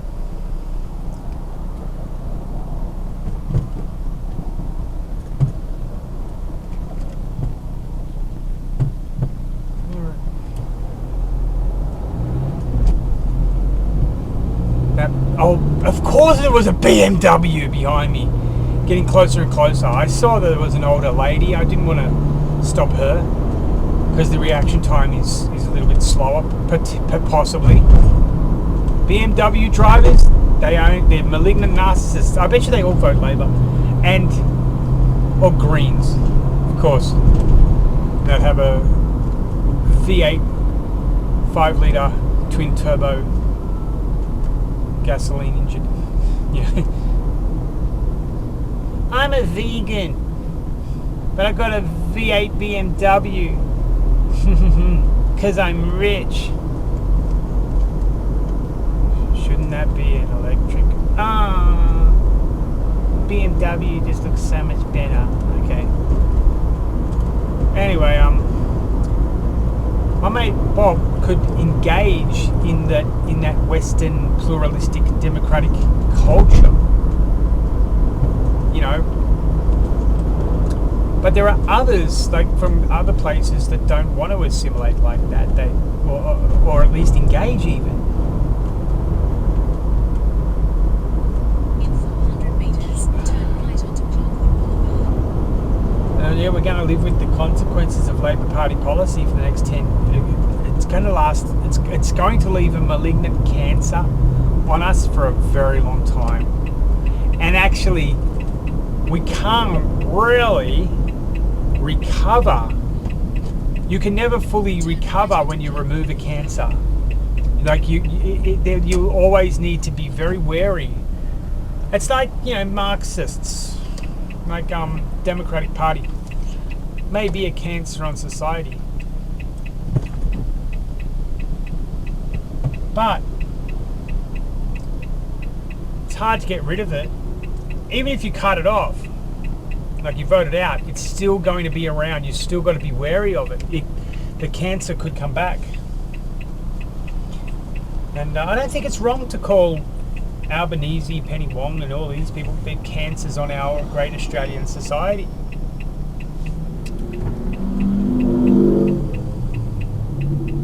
I really want Australia to reset to 1980 or even the year 2000. Well, that's a good little car, must be one of the Ford Rangers. It'd be really good if we could reset. Like,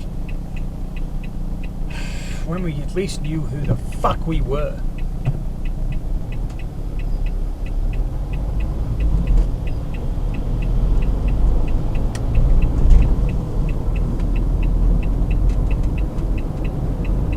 Yeah, I just don't understand. Like, they just give another $500 million away to the Asia Pacific. We've got a lot of fucking problems here, you dickheads. What the bloody hell are you doing that for? What is your game? What is your game plan here? To eliminate? I don't know. Is it to just wipe us out completely? It's really weird. My God. Yeah, we also I've noticed something that we're a little bit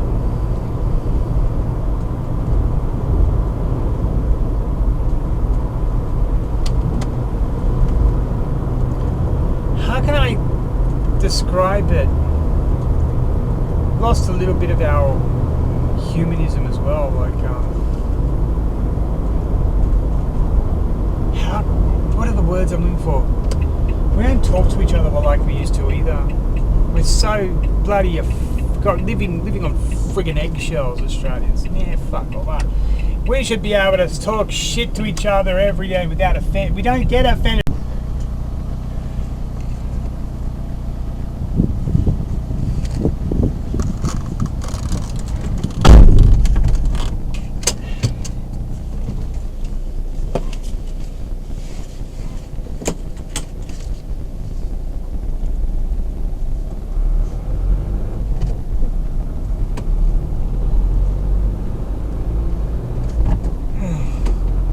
Continue for 800 meters. I can do it.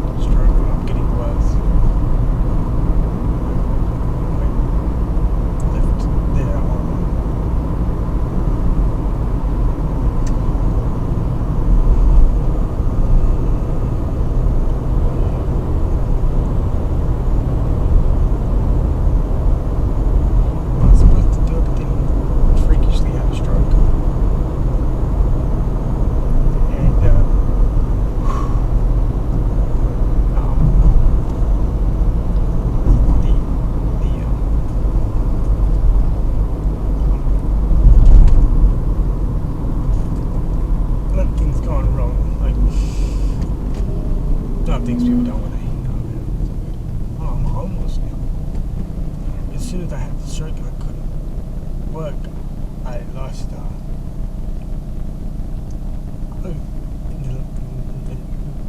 They gave me back the bond.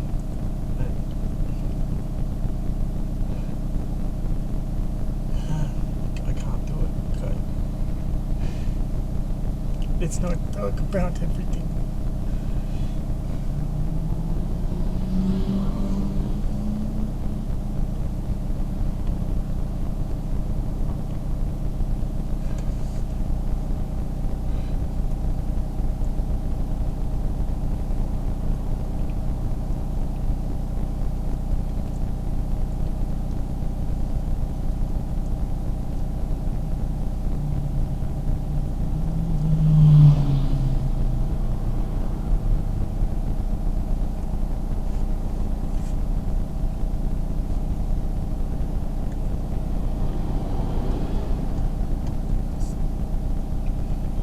So I had a stroke not long ago. Today's not a good day. Yes, that's great. It's weird.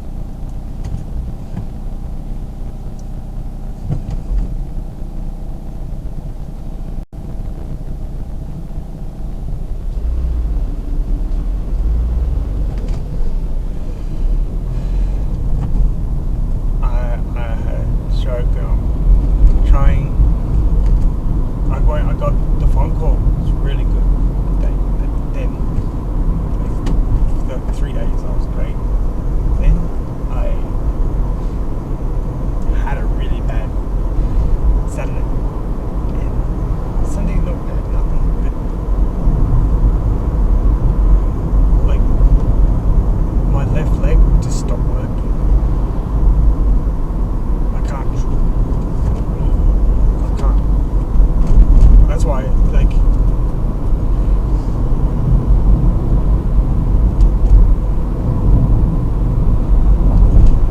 it's like really weird. How does the leg just stop working? And I can't hear. My voice is no trouble. In 400 meters, turn right onto Kambari Avenue.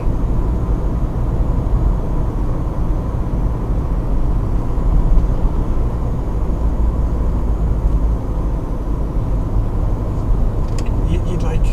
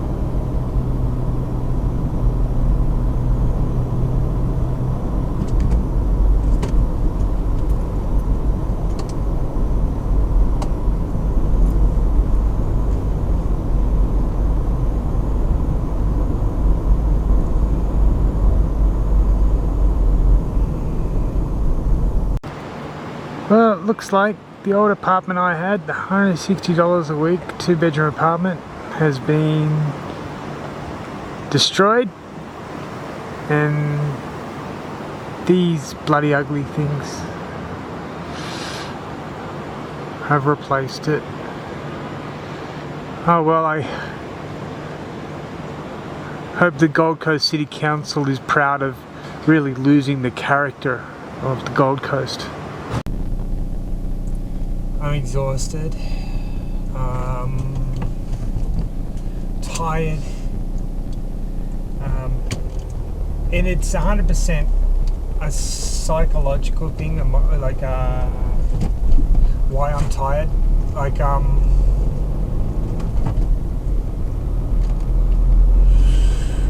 and like you know, it's just after a while you just I think it's too traumatic for me now to live the same day over and over again with nothing working out. I'm getting really scared for my life now. Like, I know that I'm not going to be able to handle it for much longer. Yeah, I'm just going to give up, you know, like it truly, like, now I'm in absolute scary battle. I can't sleep anymore, and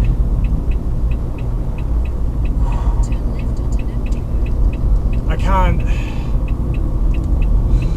just I can't live this life.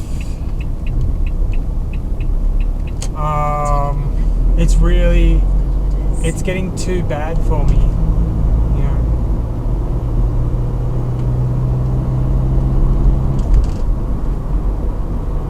And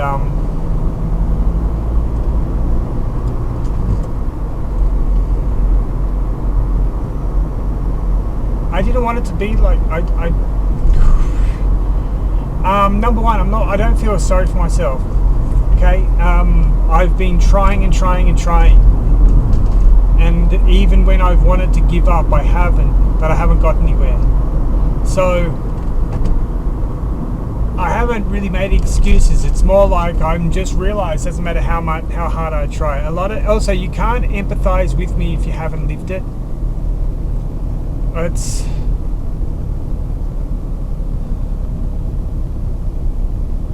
something that I notice with a lot of people.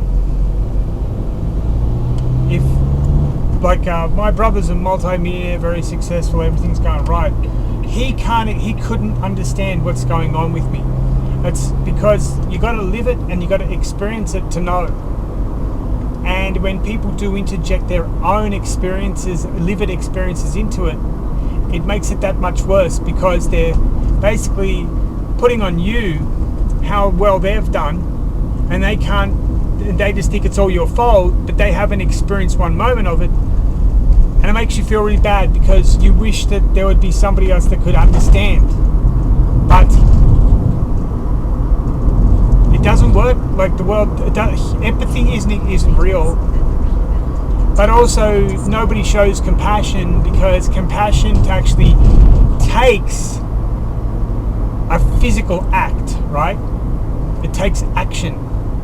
And, you know, that means that people divert resources from their existence. So, they don't want to do that. No one likes to everybody likes to receive something, nobody likes to give. And, I keep trying, but I'm not getting anywhere, and now I'm in a position where there isn't anything else I can try, because I've tried it all.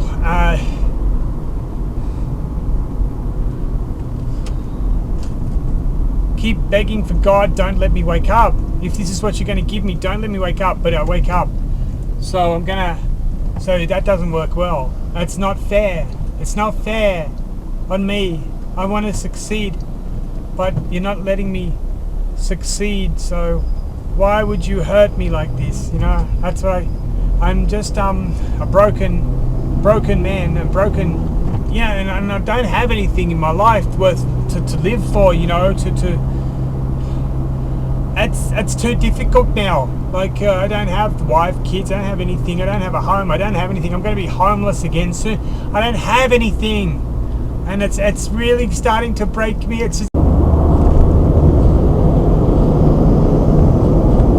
yeah. Oh God, God, you've never answered me. You know, that's the thing that gets to me the most. I'm not a bad human being, but there's nothing out there.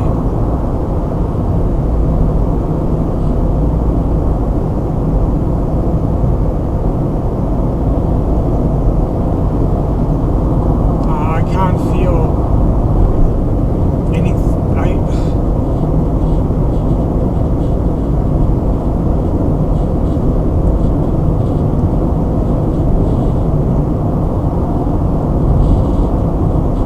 There's really nothing left for me to give. But, you know, like,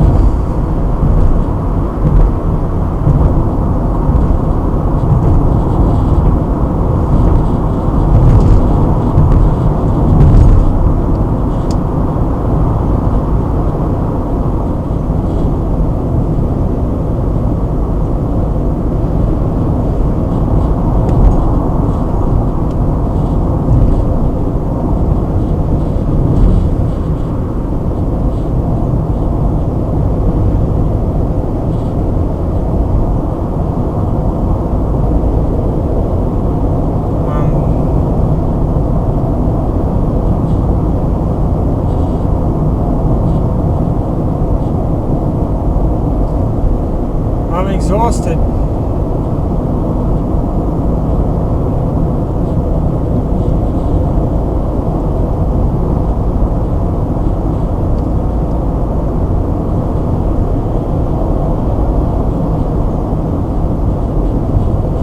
I'm really now just thinking, how do I do it? You know, that's the truth of the matter. Like, you just give up. You got nothing else left in you.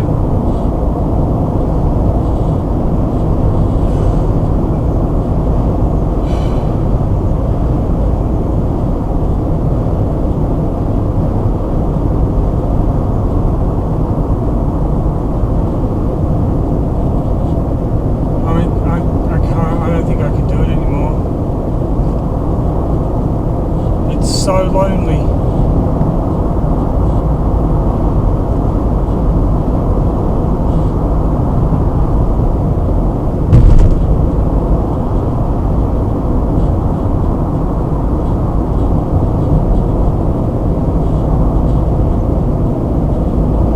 Yeah, it's just so lonely.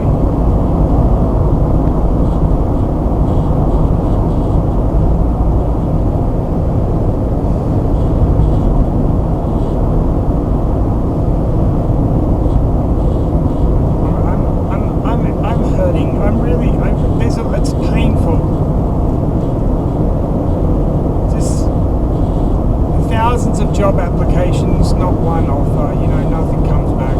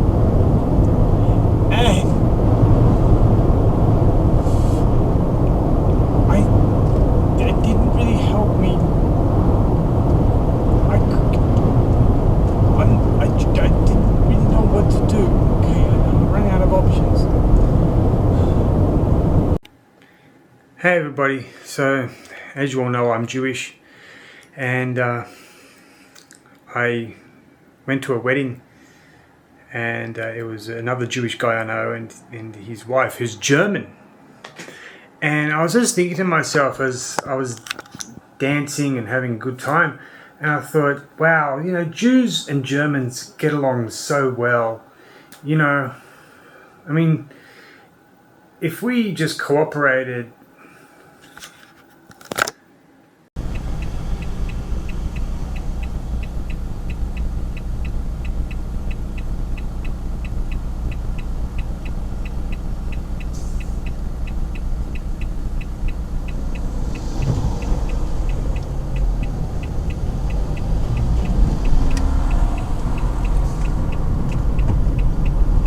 In 600 meters, at the roundabout, take the second exit and stay on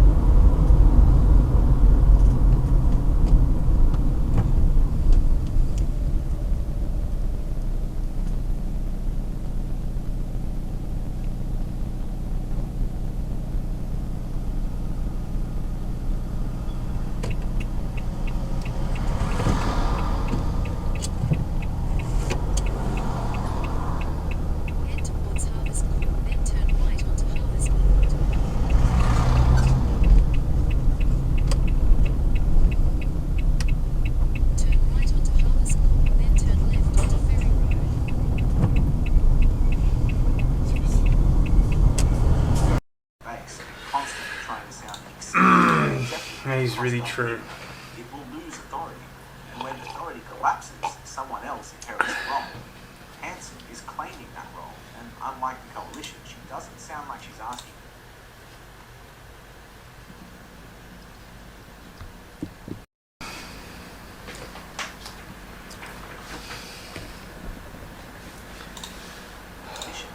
That matters. Australians tend to respect people who speak plainly and stand their ground, even when they don't agree with No. Now, the left-wing narrative will say this is dangerous populism, but what's actually dangerous is a political culture that refuses to hear legitimate concerns until they explode. When people are told their questions are immoral, they don't stop having questions. They just stop trusting the people doing the scolding. One nation's strongest advantage right now is that it speaks to social cohesion as something precious, something that can be damaged by policy made too fast, by cultural contempt, or by pretending that borders, identity, and community norms don't matter. In progressive politics, those topics are often treated as embarrassing. In real life, they're central. And it's not even complicated. If a country can't talk honestly about who it is, what it expects, and how it stays united, it becomes easier to fracture. People feel that in their bones. The Greens' influence sits right in the middle of this. Even when the Greens don't run the government, they shape what Labor feels pressured to say and do.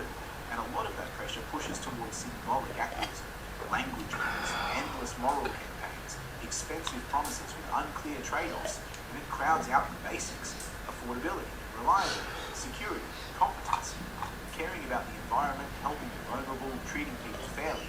Those are good aims. But when politics turns those aims into a kind of ideological performance, the results can become harsh: higher costs, less reliability, and a society that feels more tense because disagreement is treated as sin. This is where one Nobody cares. Okay.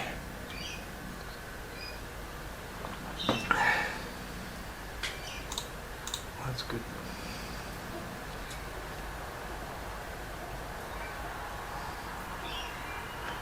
What size? What size is it?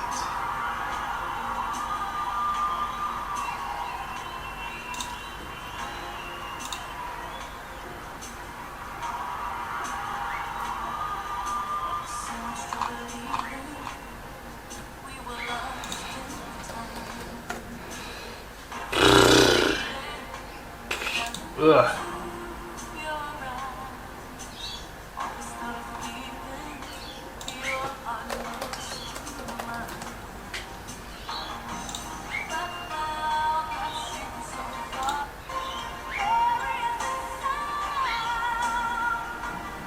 Celine.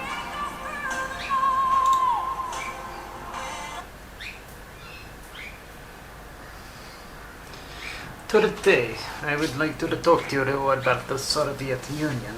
It is reforming, but in Australia, yes, and the UK, of course.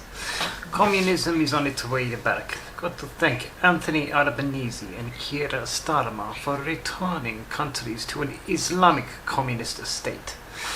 Very good work. Congratulations. All praise to Allah.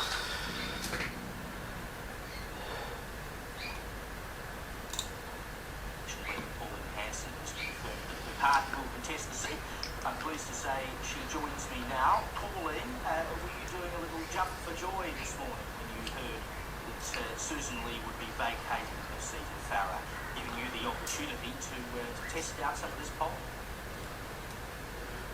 No, it wasn't a jump for joy whatsoever. The people that are listening are the Australian voters, They don't want to see another division that's happened, and then exactly what's happened with coalition again. They saw it just after the election in May. They've seen another one just recently, last couple of months, and then Susan Lee has now been challenged. Yeah, this is going to be interesting. If this seat, I'm a conservative at heart, Caleb. Susan Lee's seat flips to One Nation, you know that they're going to win the next election. But, If you have a look, I said right from the beginning, I didn't think Susan Lee 2025, and I personally said that One Nation only got 7,000 votes in Farrer. Labor got 15,000, and Susan Lee got 44,000, and Independent got 20,000. The Independent probably won't be in it this time. You never know.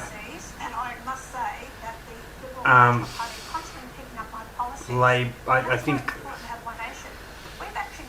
You know what this tells me though about Susan Lee? She's a feckless coward bitch. She never was in it for her electorate. Disgusting, disgusting. But I'm going to keep pushing for to get rid of the Labor Greens government. Yeah, well, I don't think there's any doubt that it's the success of One Nation in the polls over the last few months that has given the Liberal Party the shock that they needed to do something about the League. Now, there's a lot more to play out here. But in terms of Farah, so you've said you'll run again. And she's been there for 25 years and she just gives up like that. It's a by-election call. Do you think you're in with a chance of getting another member into the lower house? What a nasty woman. Certainly be trying. We'll put a lot of effort into it. Barnaby's intending to go down there, and our Senator Bell from New South Wales. Interesting though, she was born in Nigeria. There to try and listen to people and represent them and ensure that they have a voice. If you look But she was a political whore from the beginning anyway, so it doesn't really matter because she left her husband so she could pursue a political career. That's disgusting. You know, the statements to me, Angus Taylor, there's a lot of smuggled statements. People want to see action. I've been consistent in my policies, especially in rural and regional areas, Caleb. They are dying. They don't have the assistance that they need. The farmers have been forgotten.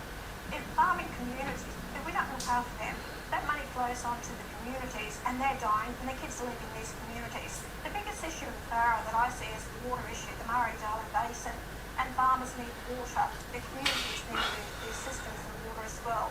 So if we don't do something about it, you know, we're going to see more of them die. You know, all around Britain, I mean, you know, 20, 30 years ago went there. But then again, she was employed by the Australian Taxation Office, basically out of university. So her whole life she's only been a bureaucrat. She doesn't know the streets. She doesn't know how tough life is. Disgusting, despicable woman. Now that you've got Angus Taylor as leader of Labor are seditious traitors to the Constitution. It's time to vote One Nation for everybody. I don't think we have a choice. Got to do it, Australia. We can do it because this is Australia.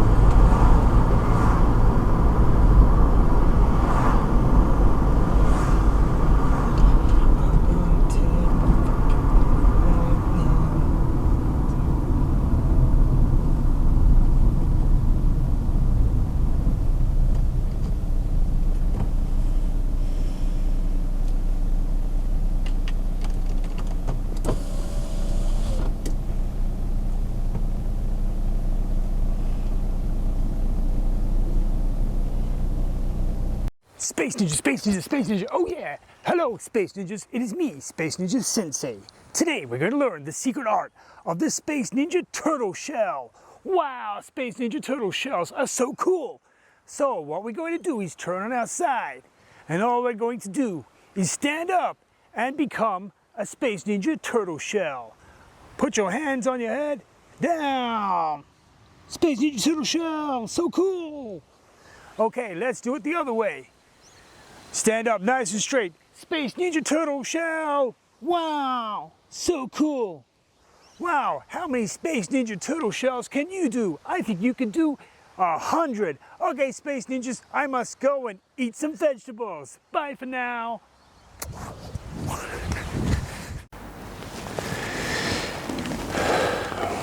One, two, three. Hello, good people. It's me, David. Hopefully having a fantastic day.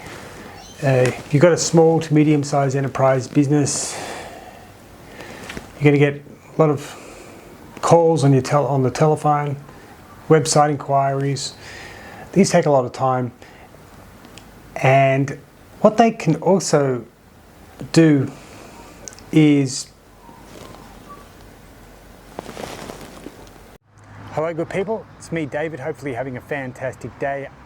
Artificial intelligence is starting to become easier for small businesses and medium-sized enterprises as well to get into and to really complement your work.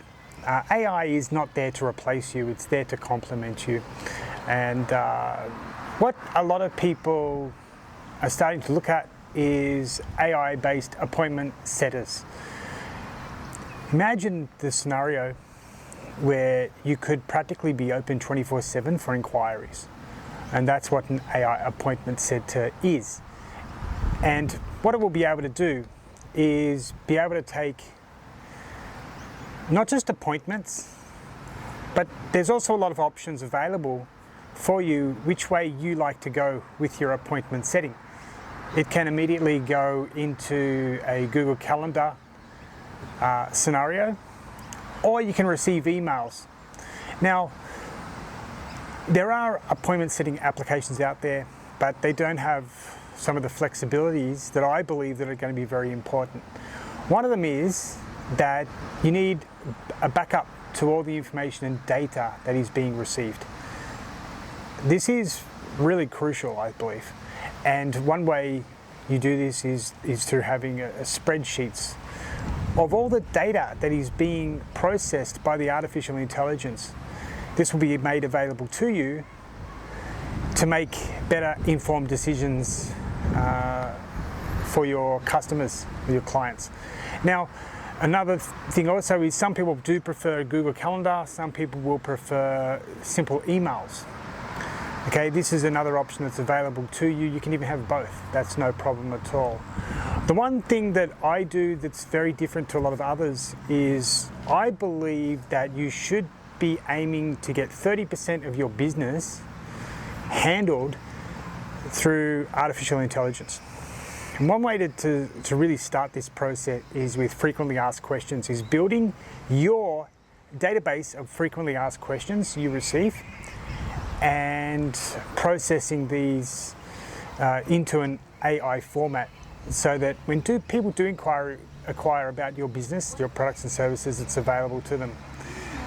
So, other thing to also think about is when you're putting this system together, it's really easy for people to understand and it's really easy for people to access.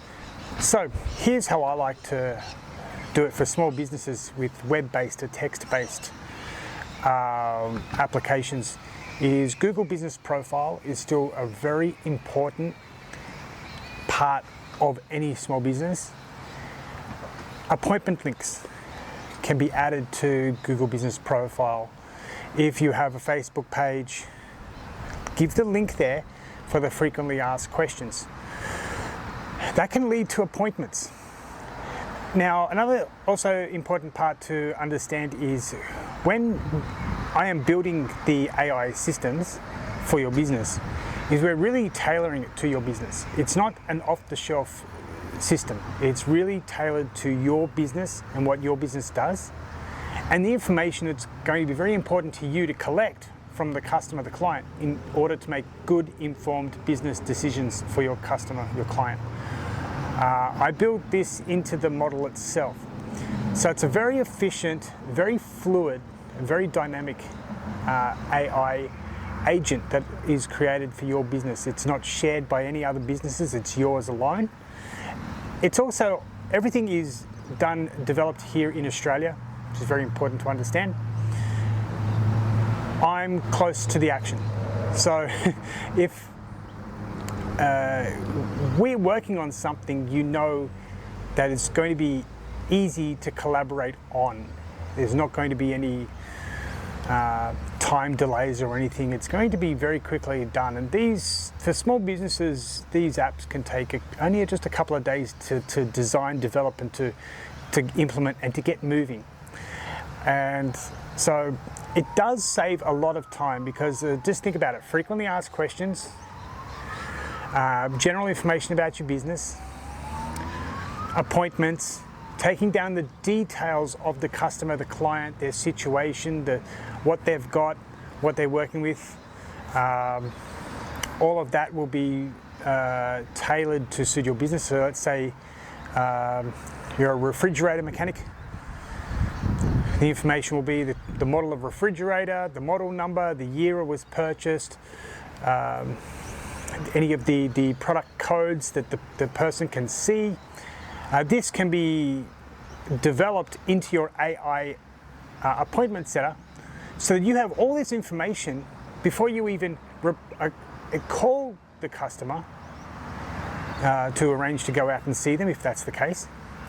So you can just do a quick research of the product and the part that may be causing the problem, and you'll be able to go, hey, yep, this can be done in less than 1 day for $100, $200, let's just say. No problem at all, let's arrange it. This does save you a lot of time. It saves a lot of the mundane processes that you now can look at AI to be doing for you, so you can get down to really the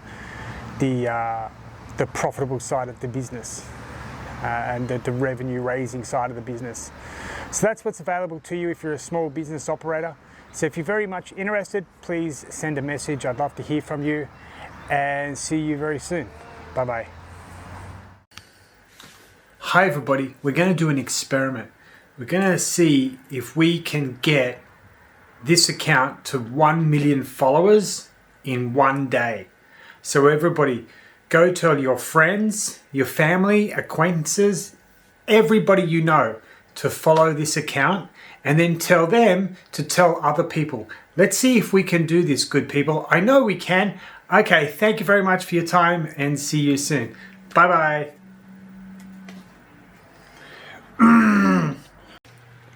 So Jimmy Kimmel makes a joke about Melania Trump, First Lady Melania Trump, having a glow because she's about to become a widow. Yeah, he needs to be fired. He also needs to be investigated by the Secret Service. I don't think there's any way that he can ever be in the public spotlight again from after a comment like that. What do you guys think? Should he be fired? I think so. Hey, have I told you I got my PayPal link tied to this account? You got to check it out.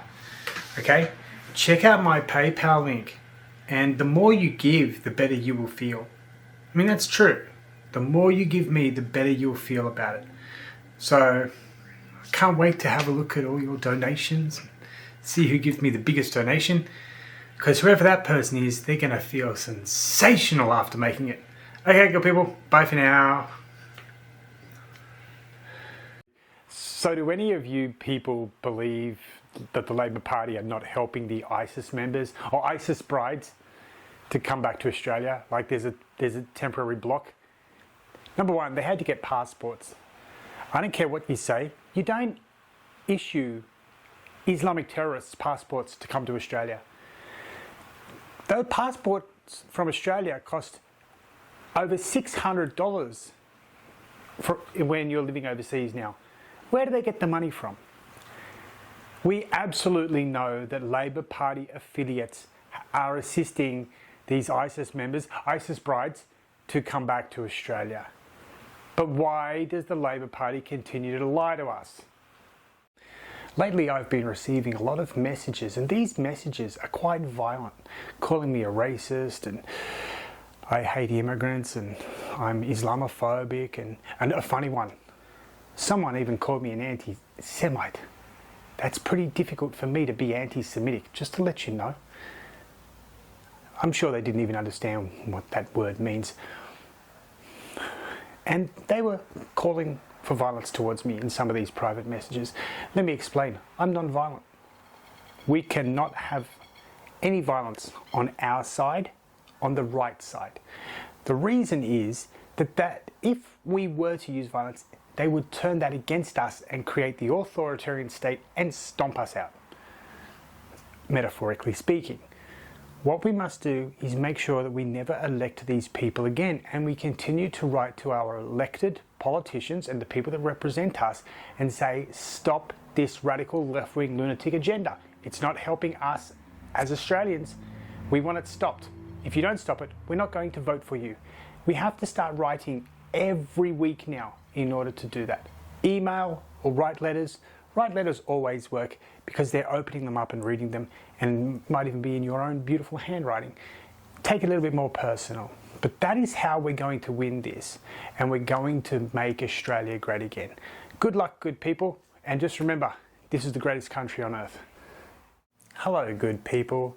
So we're going to get a new federal budget soon, and what does that mean? It means increased taxes, inflation, and our quality of life once again will drop, because we have to understand the Labor Party's only objective now is to import new Labor Party voters and to appease the extremists already in the nation that will be able to bring upon the crises required in order for the Labor Party to create the authoritarian bureaucratic state that it dreams about. It is very important, people, that we never vote for the Labor Party again. Australians simply cannot afford their treasonous activities.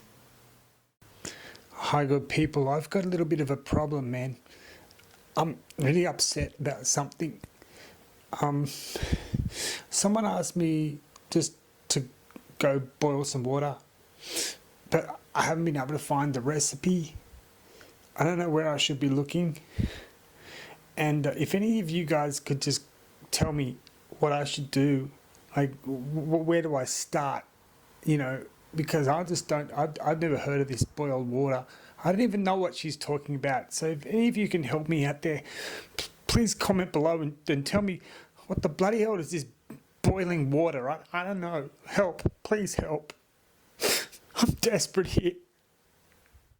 Hello, good people. It's me, David. Hopefully you're having a fantastic day. I offer a courier service here on the Gold Coast. If you need practically anything picked up and delivered to an address here on the Gold Coast, I can handle it. So send me a message and check out my website. It's simplejob.com, and I hope to hear from you soon. Bye-bye. Hello, good people. It's me, David. Hopefully having a phenomenal day wherever you are. So this morning got an inquiry and a contract for an American gym that have a total of 27 personal trainers. So I thought I'd make this video to explain what they want and how long it will take to actually build the system. So what they want is their personal trainers basically work from home, and they come into the gym when they have personal training sessions. So what they wanted was to be able to charge the clients from the time the person leaves their home to come to the gym, then to do the training session, and then go back home to the gym. So this required a number of applications to use, AI agent based, and also other internet programming, or just programming languages to put this together. Then to book the session on a calendar to make sure that the session starts from the moment the person leaves their home until they go back home. But within the description of the Google Calendar event for the customer and the personal trainer and the gym, they all get the same calendar event email or notification, I should say. It actually explains that the personal trainer will be coming from their home. They'll arrive at the gym at this time, do the training session, then go back home. And that's what you're paying for. The clients are very happy with this in Venice Beach, no problem at all.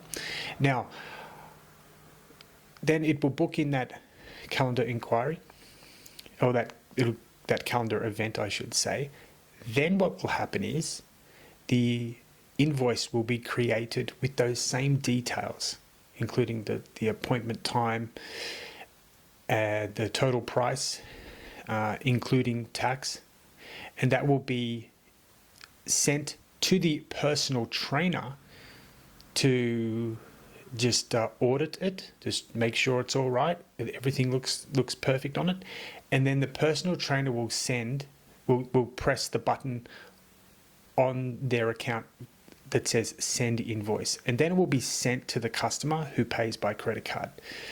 And once that invoice has been paid, the personal trainer sees that on their system, and then they press yes on the Google Calendar to confirm the payment.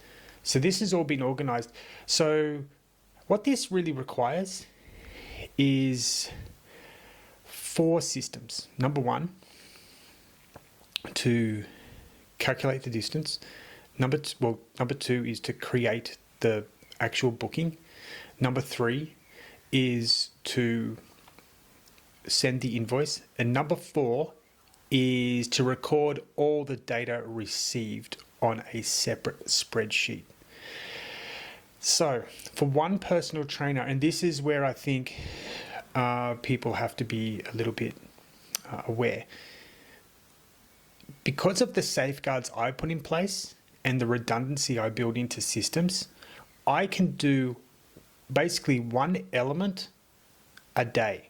So for example, today I will build the Google distance and duration measurement function into the AI agent system. Now this might take all day. The reason is I build redundancy and basically the safeguards into my AI agents so they don't start hallucinating. Then tomorrow I will build the calendar entry form. Now I won't be able to do this for all 27 personal trainers. I'll be able to do this for maybe 2 personal trainers because I have to always go back and look at what I've done, audit it myself, ensure that it will not fail, and I will test it 24 to 36 times myself before I even let the client test it. So this is a very important aspect for people to understand with AI agents, is that if you don't have the safety nets in place, the redundancy built, the fallbacks built into place, they're not going to work very well. And unfortunately right now, there's a lot of advertising of people who don't actually build the AI agents, but they're basically sales agents for other businesses for overseas businesses that actually build the AI agents. They don't put a lot of these things into it, and I think it's very important. So in a way, I believe that the more redundancy, the more safety nets, the more fallbacks you build into your AI agents, the more reliable they're going to be. So in order to build a system for 27 personal trainers working out of Venice Beach, California, 27 different contractors, 4 processes, it's going to take me at least 3 months to put this all together and make sure that it is 99.97% unbreakable. And that's really important. So it does take a long time to put together, but at the end of the day, it's a reliable system with all the safety nets, all the fallbacks, all the redundancies built in. So you've got to really think about what goes into your AI agent. So anyway, good people, have a fantastic day. If you're a personal trainer, this thing is awesome, especially if you're going back and forth from home quite often or some other base. All right, good people, have a nice day. Bye for now.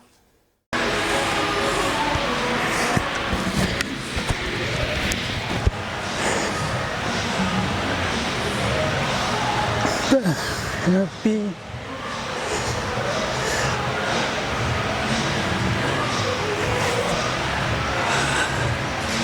All right, let's get really high.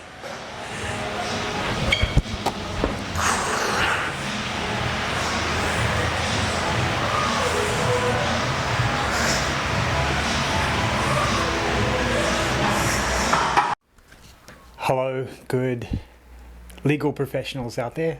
It's me, David. Hopefully you're having a fantastic day. So I'd just like to talk to you about the law triage, the legal triage service that is available. When a client first calls and maybe they can't come in and speak to somebody immediately, such as a law clerk, but you still want to be able to get details of their case, the issue they're facing, what may have already happened in regards to their case, and some specific details about their preferred outcome and those issues. This can take a very long time, and it does take a lot of effort from the law clerk or the legal aid or the secretaries that you work with. And in reality, I think this day and age, people and businesses of all types, including legal establishments, should be looking at remaining within the productivity realm, which is those functions that add value to the business. And of course, when you're taking down details of a case, it's very important. But this is something that you can really script. You can template it, and it's a great, and just use it as a great starting point for further research and investigation into the case and the potential outcomes and the client's needs in regards to the case. So a legal triage service can definitely be developed within an AI agent. And a good example is I've put together a contract law one. Now, when you do have a law clerk, possibly on the telephone or email, asking about the case, this can take 20, 30, 40 minutes. It's a very long time. And looking at law clerk, it's around about a $50 an hour job, $40 an hour job in Australia. And in my opinion, they should be not spent on the initial task of getting the basic and necessary details in order to investigate the case. Should be concentrating on taking those details and researching it. That's more important, I believe. And so with an AI agent working basically in triage for your legal business, for the initial questions in regards to the case, how it works is your client, potential client, may call you and you send them back a link and say, use this form to fill out details. It may take 30 minutes, and have all documents ready in regards to your case. And they will go fill that out, and then they'll have a calendar booking form. It's set always for 1 or 2 days in advance. So let's say today is Monday. It will ask the potential new client to book an appointment for Tuesday or Wednesday. The reason for that is the law clerk will receive all the information the client has given. Right now, for just contract law alone, there's 30 basic questions that are being asked. And that is dynamic and it can be tailored to your legal needs. And it doesn't really matter if it's personal injury law, family law, bankruptcy, insolvency law, immigration law. It won't matter. The questioning can be tailored to suit your business needs. But the information will come through a spreadsheet and also a email, and it will list all the answers that the client has given, and the spreadsheet will look exactly the same as the email. So what that does is really two things.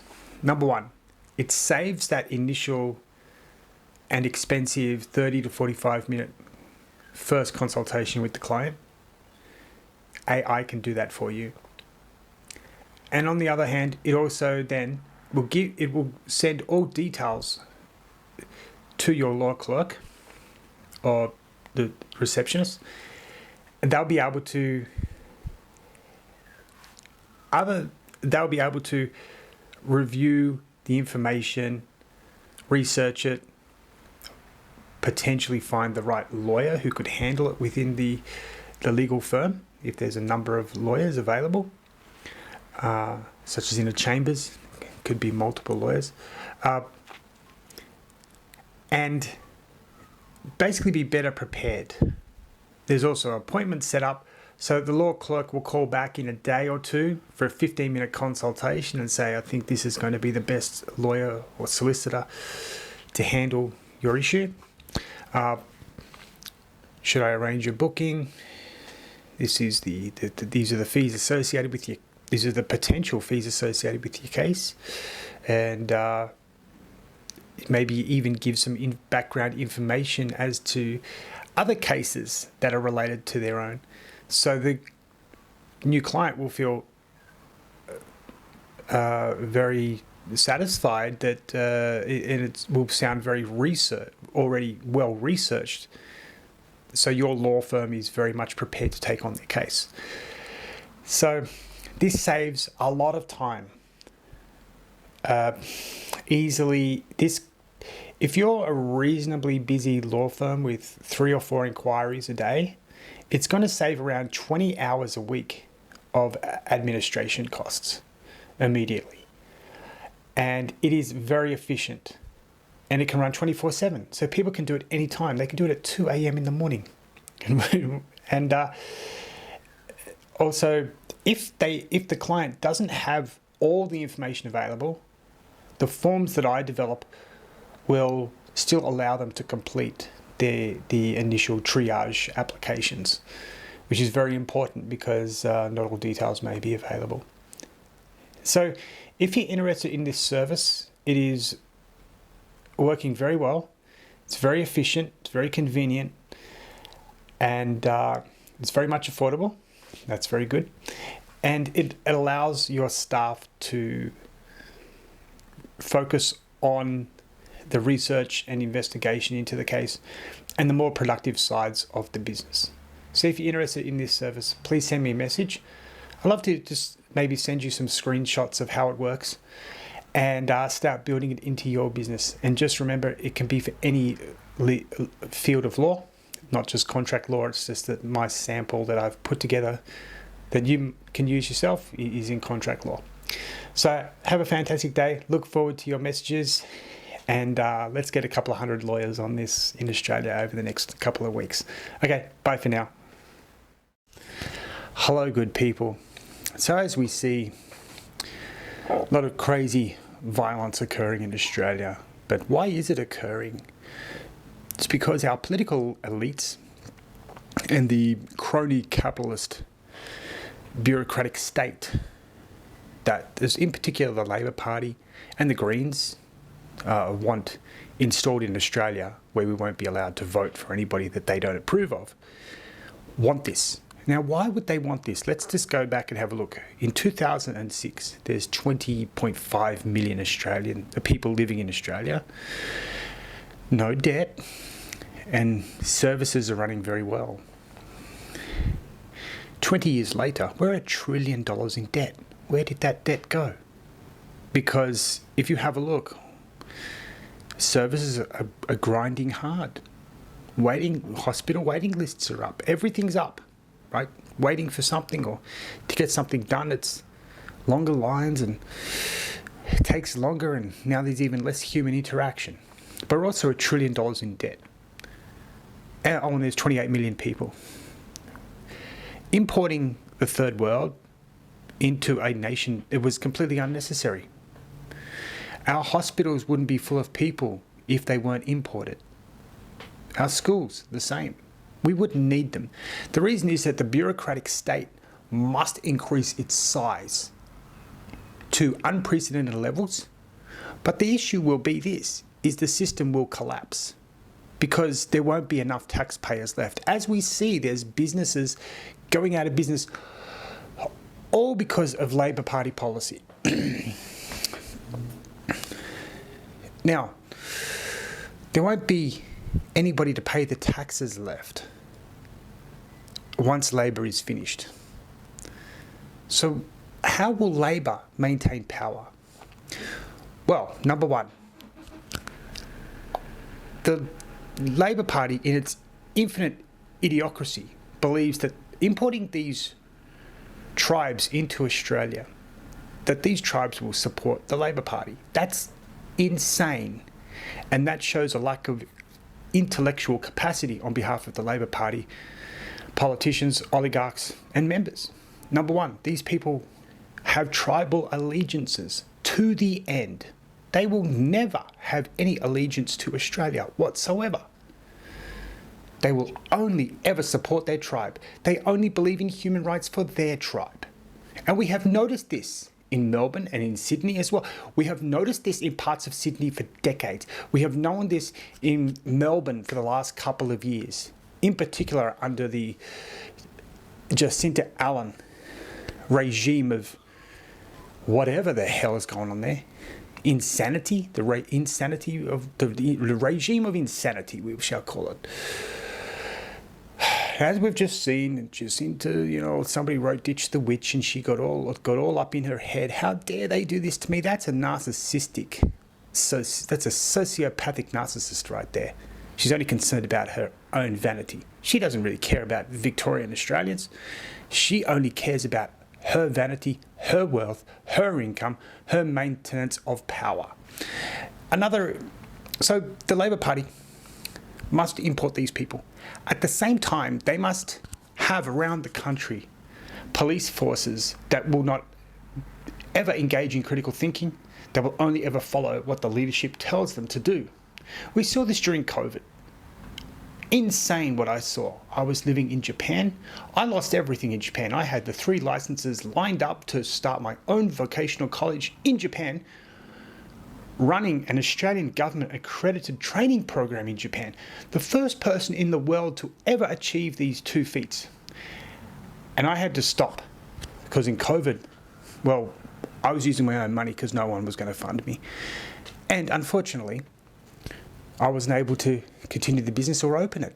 I had to pay rent, I had to pay all these expenses out, and I lost everything. I went to Austrade, the Australian Trade Commission. Well, said, is there anything you can do to help me?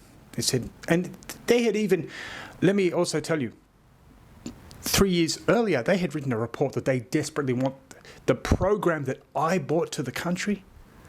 They want that in Japan. But no one was willing to do it because they said it was too hard, and I did it. Now, when I actually went there, you know what they said to me? Oh, that's not how we work. I said, but I've got it ready. I've got all the license, I've got all the agreements, everything lined up. All you need to do is maybe write to the bank to say, please give this guy a year, like you give Japanese citizens. Maybe even ask the building manager, the building owners, please, this is really something special for Japan too. No, they said basically we were expecting a university to come in and give us about $250,000 in research and, analysis reports and all this and introducing them to the people that we know that actually desperately want this program. That's how we work. We're not going to help you. That's how the Australian government is. They're not interested in us. They're interested in the maintenance of their power. And they're going to need people in Australia who do not have critical thinking skills and will do anything they can to appease their paymasters. So we cannot expect, we noticed this in the UK recently with that Henry Nowak, wasn't it? Nowak? Who was stabbed and the police arrest him. And the murderer, they even escort him to his kitchen so he can get some food. They don't even put handcuffs on him. Don't even take the knives away. Well, that's already in Australia. We saw this even 7-8 years ago when that reporter that I don't really have any time for, Lauren Southern from the United States, she was walking through Lakemba filming. The police said, stop. Now, why do we need this? Because we're importing tribes who hate us, who want nothing to do with us. They will take everything. Why are we $1 trillion in debt? Money is being sent out of the country at unprecedented record rates. Because these tribes don't have any allegiance to Australia. They will only take.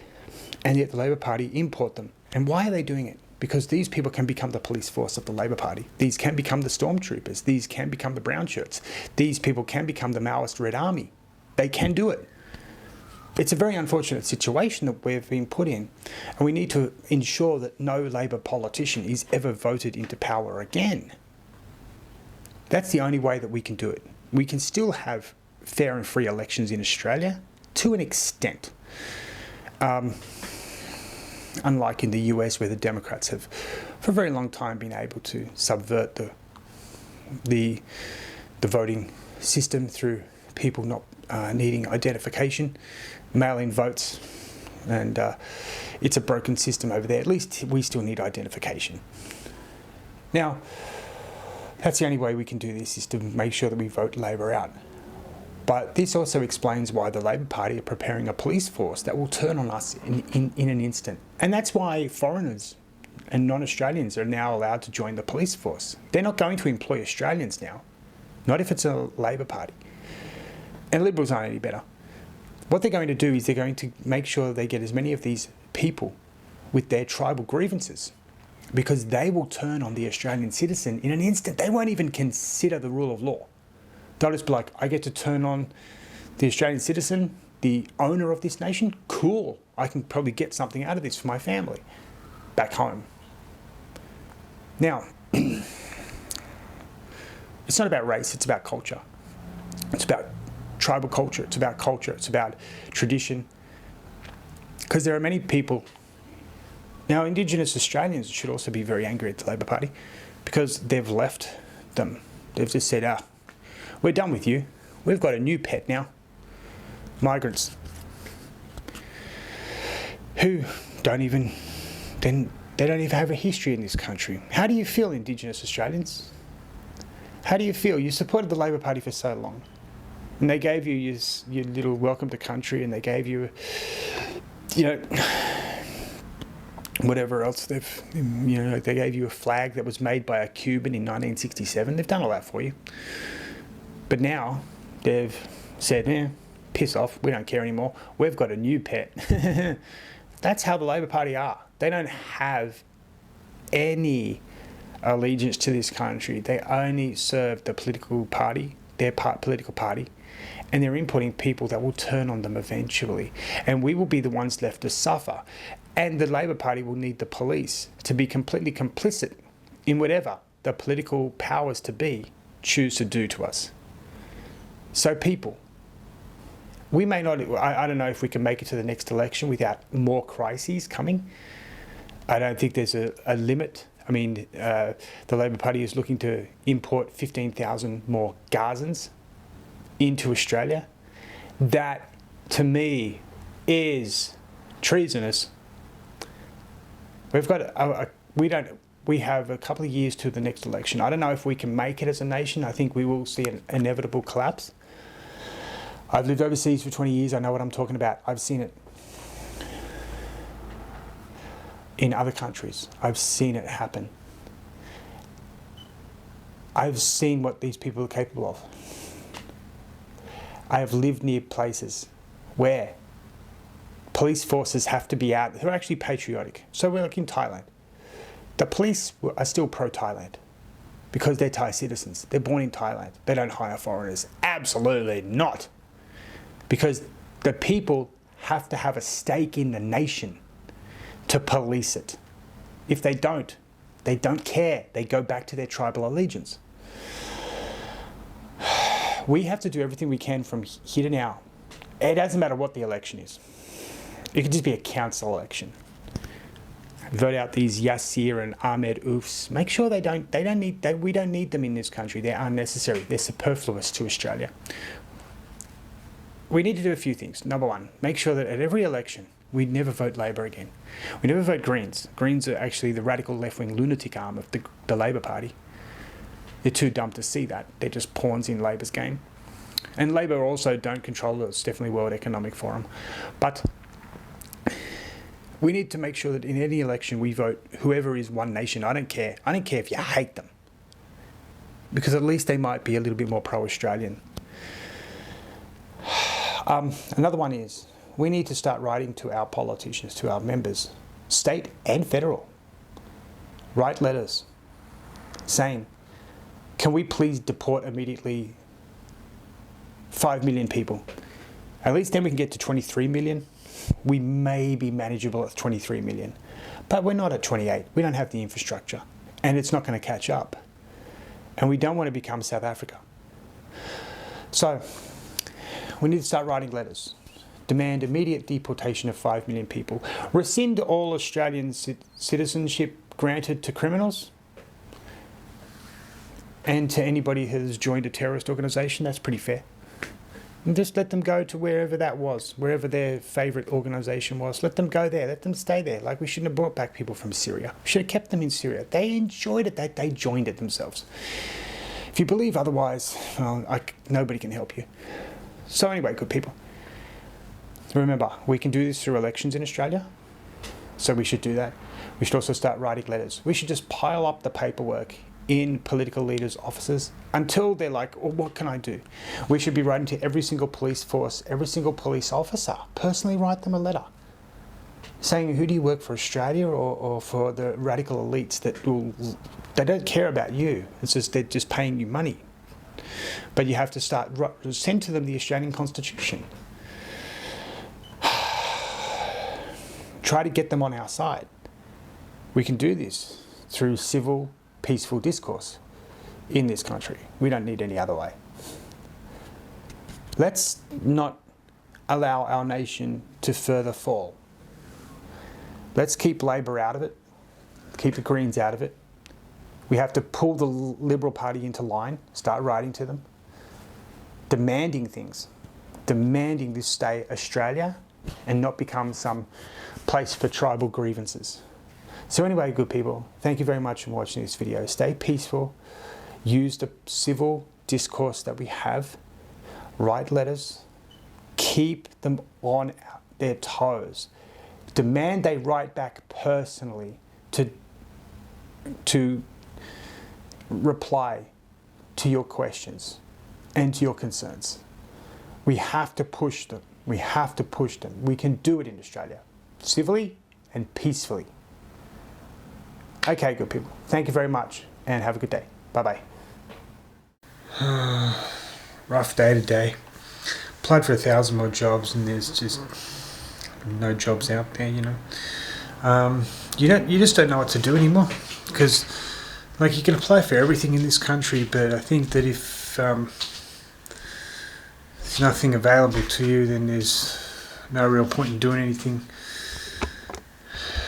Very tired of trying in my own nation. I don't feel I'm welcome here anymore. I was going to buy a DJI Action 6, but I thought I don't have any money or anything, and maybe I shouldn't do that. I should wait until I'm ready to go, and then what I'll do is just give up. Like I've got a car. I'll just hop in my car and drive and video around until I'm ready to just leave, and then that'll be enough, you know. So at least